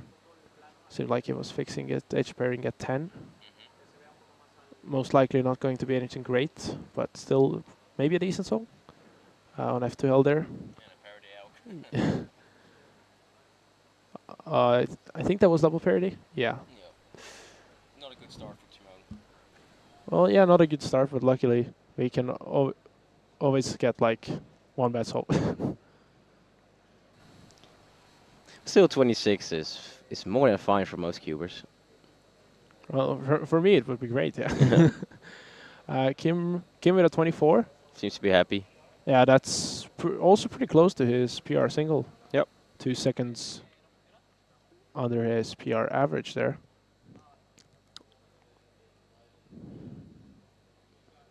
There's Richard Delacoste starting his first solve, I believe.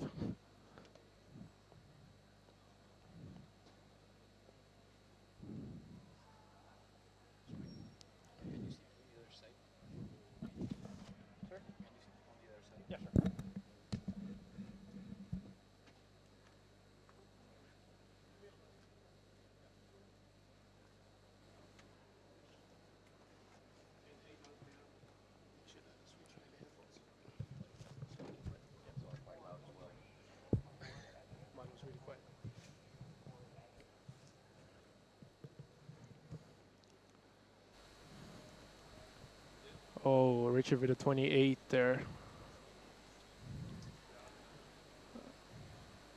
Eder Olivencia Gonzalez with a 28 there. And next to him, I think that's Celine Tran. Oh.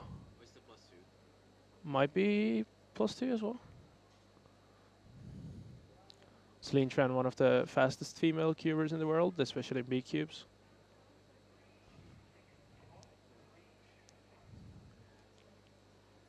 I believe we are, yep, exactly. Timon is already solving, actually. Seems like on centers there. Oh, that's a very fast pace. Getting to 3x3 stage at 13. ZBLO. PLO parity. 1972. First of 20. Yeah, also sub his PR average. Seems very happy with that. He receives a crowd crowd clapping. That soul deserves an applause, I'd say. It does. Is that the first sub 20 we've seen so far? I'm not sure because I wasn't here fully for 4x4, but I think it is because most people aren't capable of sub 20s easily. I think only Sebastian and Timon are the Did we already see Sebastian Weyer? I think he's in the next group, in four or five. But okay. So we have action in every single group then. Yep.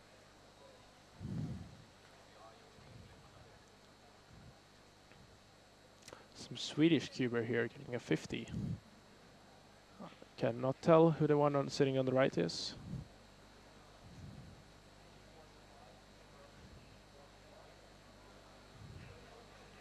There is Kim Roger on the left and Richard Delacoste on the right, both starting their third or second souls already.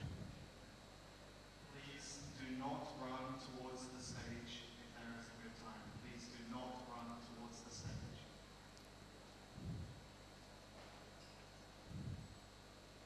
That's one of the first announcements we've actually heard. yeah, the other announcements were there were no more announcements on the mic. I think that counts as like a special announcement then. Yes. Kim is on edge pairing there. Seems like to be done at 18. So he got a 24 in the first soul. Oh. There we go, 26. It's going well. Yeah, it's going pretty well for him, seeing 1 soul 2 seconds under his PR and the other almost nearing the PR average. Last group we saw a lot of people getting way. Oh, a good time. Let's go. That's our single for Switzerland then, because his PR single is 21:25. He's definitely very happy with that. Yeah, it's interesting how last round more people got worse times than their averages, like way worse, and now people seem to do quite well. Maybe there are like good starts on these scrambles. Yeah. So Timon going up for his third solve. Just a reminder, he got a 26 on the first solve and 19 on the second.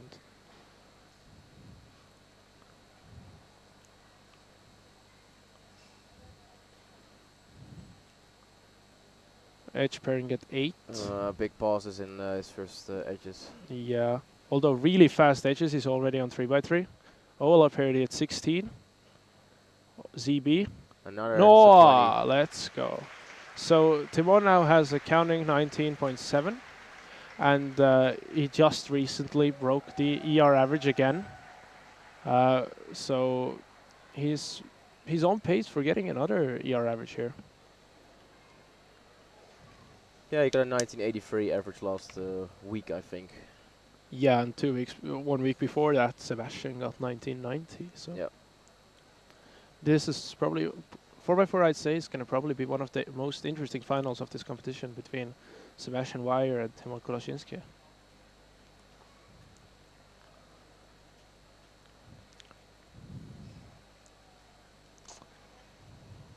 It is amazing though how well he is doing now since he just comes back from the States, competing 4 days NAC, probably very tired, and then being here and immediately doing well.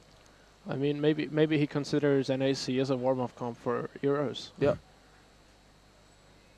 actually could actually work well because like warm-up comps, like the warm-up Portugalete, does not create like the big comp nerves that North American Championships creates. So maybe he just got used to the environment there and then got here and started cooking. There's Kim Roger Haraldsen. Currently with two really pretty good solves. So let's see if he can stay on that PR pace there. Might also be the NR holder for Norway, most likely, but cannot confirm. Currently on edge pairing, finishing up at 18. Last layer at something, and that's going to be a double parity at 30. Could still be the worst solve. Timon is walking up again on the green stage for his fourth attempt. Let's see if he can do another sub 20. My prediction, I know we all want to see another European record, but I think here we might see maybe a 21. Might get unlucky with the parity, you never know. Yep. Okay. I hope the graphics aren't going to cover up the cube. Okay, good.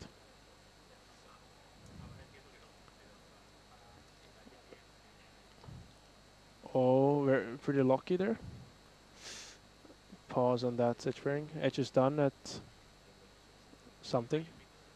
No Ola parity, pure ZB. Oh no, that's still, I think that's a sub 20. Yeah, 19 I think. Opa! Okay, so he needs another sub 20 to get a ER, right? No, actually, I think he only needs like 20 flat. Basically, any sub 20 will get it. Yep. But I'd say it's pretty likely. It's a 50-50. I don't think the nerves will affect him that much since he has just mastered not being nervous. 1971 BPA. His worst possible average is pretty bad though, because he got that 26.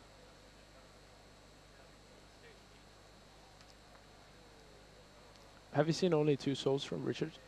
No more, I think. I think this is 4th solve. Because I know he got a 20, and then one like so that was over his PR average, but I do not know the other souls. I'm looking at his timesheet through the overhead camera, but the third looks filled in, but it's the lightning that's makes it difficult to read. Yeah. Seems like a good soul. Lefty T-perm, interesting choice. 25. Seems like he's doing okay. I believe that's Celine Tran. Yeah. Yep.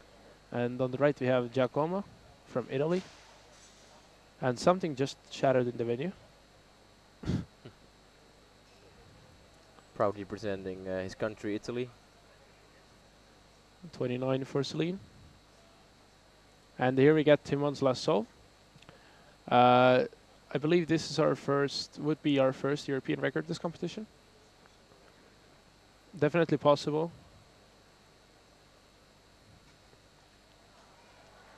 Oh, he got a solved cube. Yeah, I was thinking already, like this pretty quick how fast they got him back. I mean, the thing with that is that things like that really mess with your nerves, especially if you're possibly getting ER. Yeah. And then you just like lose entire concentration. That would suck. Yeah. But Timon really has the approach of you just do every solve, see it as one solve, and just do as best as you can. Yeah. And not think about, I need this to do that. For the next group, the 4th group, we have 5 groups in total for 5x5. We're now watching the 3rd group, 4th group coming up. And the next group, Sebastian Wire will be solving. Oh. So he can immediately pressure Timon if he does well as well. Okay, that would be really interesting if Timon gets ER and then Sebastian immediately takes it back. Oh, that would be clutch. Then we would have the most interesting and this for round 2 ever. Yeah, this isn't even the finals.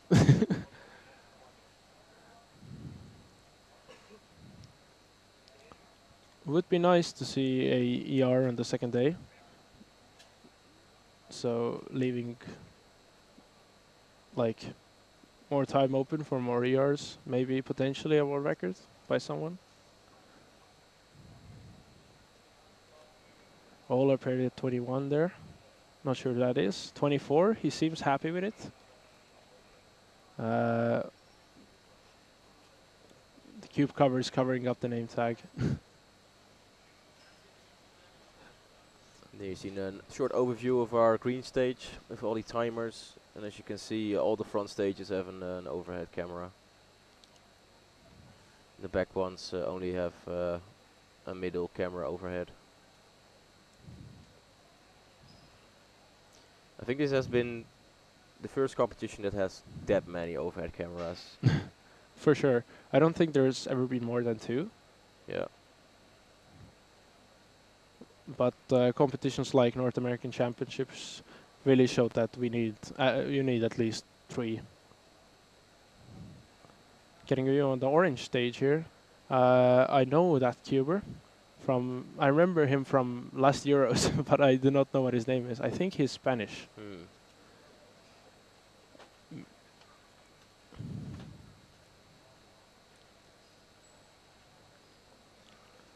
Should be getting Timon's last solve in maybe like a minute or something.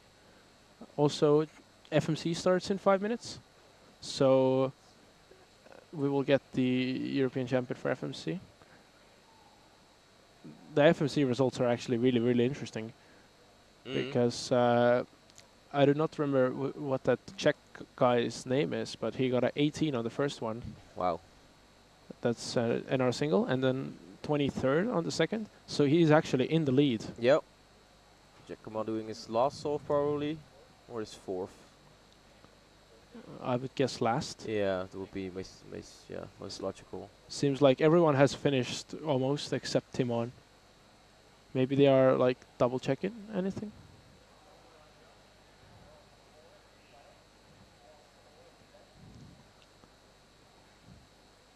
Yeah, no Timon yet. What? I think they're really checking now if it's correct, if it's scrambled. Oh yeah. That would be yeah, real misfortune. Yeah, and if you're just turning in, we're really waiting on his last solve because he can get ER if he does well. He's counting 2 19s already, and he has a chance to make 3 19s counting. He basically just needs any sub 20 to get it. Or like very, very low 20 might make it. Oh, Richard actually has a really good soul right now. He has a 20 already. 3x3 stays a bit lucky. Oh well, parity there. Double parity. Yeah, that's not great. 27. Such a classic 4x4 moment. You think you're doing really well, and then you see the parodies, and then you're I also know cubers who always do the OL and the PL parody after a solve, just so they keep practicing it. What? Okay, that's interesting. I've never actually heard about anyone doing that. We have Kim Roger on his, I believe, last solve here. He needs 20.04 or better. Okay.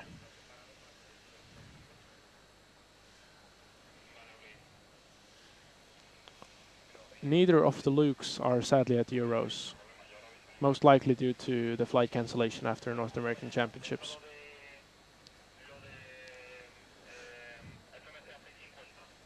Kim a little bit lucky there, getting to edge pairing at around 11 seconds. Pretty quick edge pairing there though, finishing just under sub 17. Yes. Last layer at, forgot.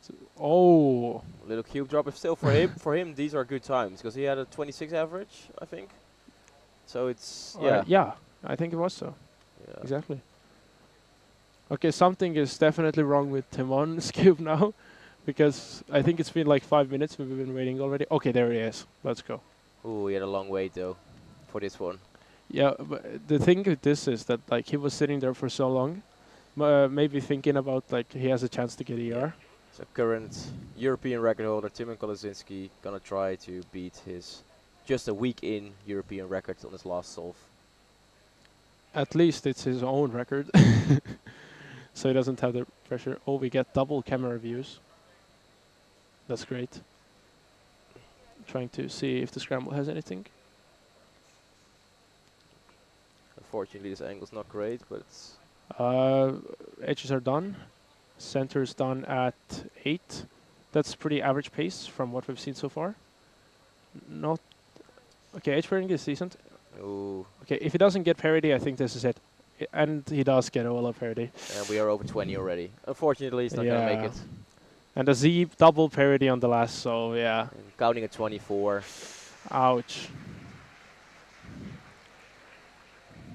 Still a good average. Like 20, 21 something. That's probably gonna be 21. Yeah. Yeah. So now things are gonna get interesting because we have Sebastian Weyer coming up in the next group. And it will be interesting to see which one wins the first round. Yep. Giacomo there on probably his last sub. Seems like not a great solve for him, sadly.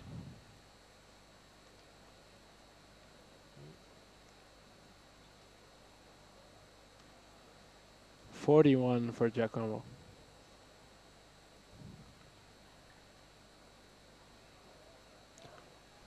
Actually, a lot of people still on their last solve here.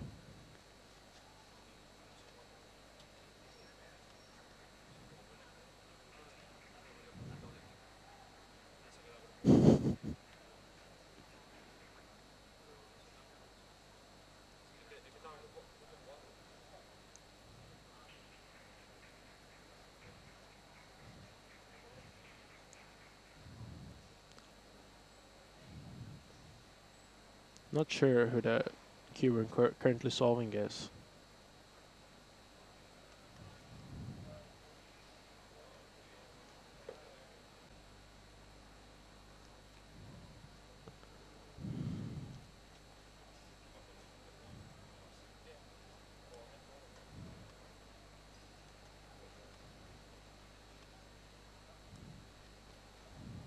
Pretty fast first two centers there. A little pause on the edges. He seems to be flying through centers okay. Really fast last edge there. A little pause on the edges. But still seems to be going very well for him. No parity.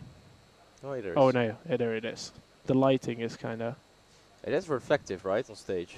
Like more than other places in the venue. That was a 30 for Kim, sadly. So not a NR average for him, but still definitely good enough to get into the next round, for sure.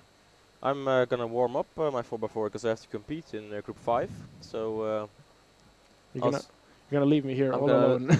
Yeah, but you have so many viewers that will keep you happy. Exactly. Alrighty, see you guys. Good luck.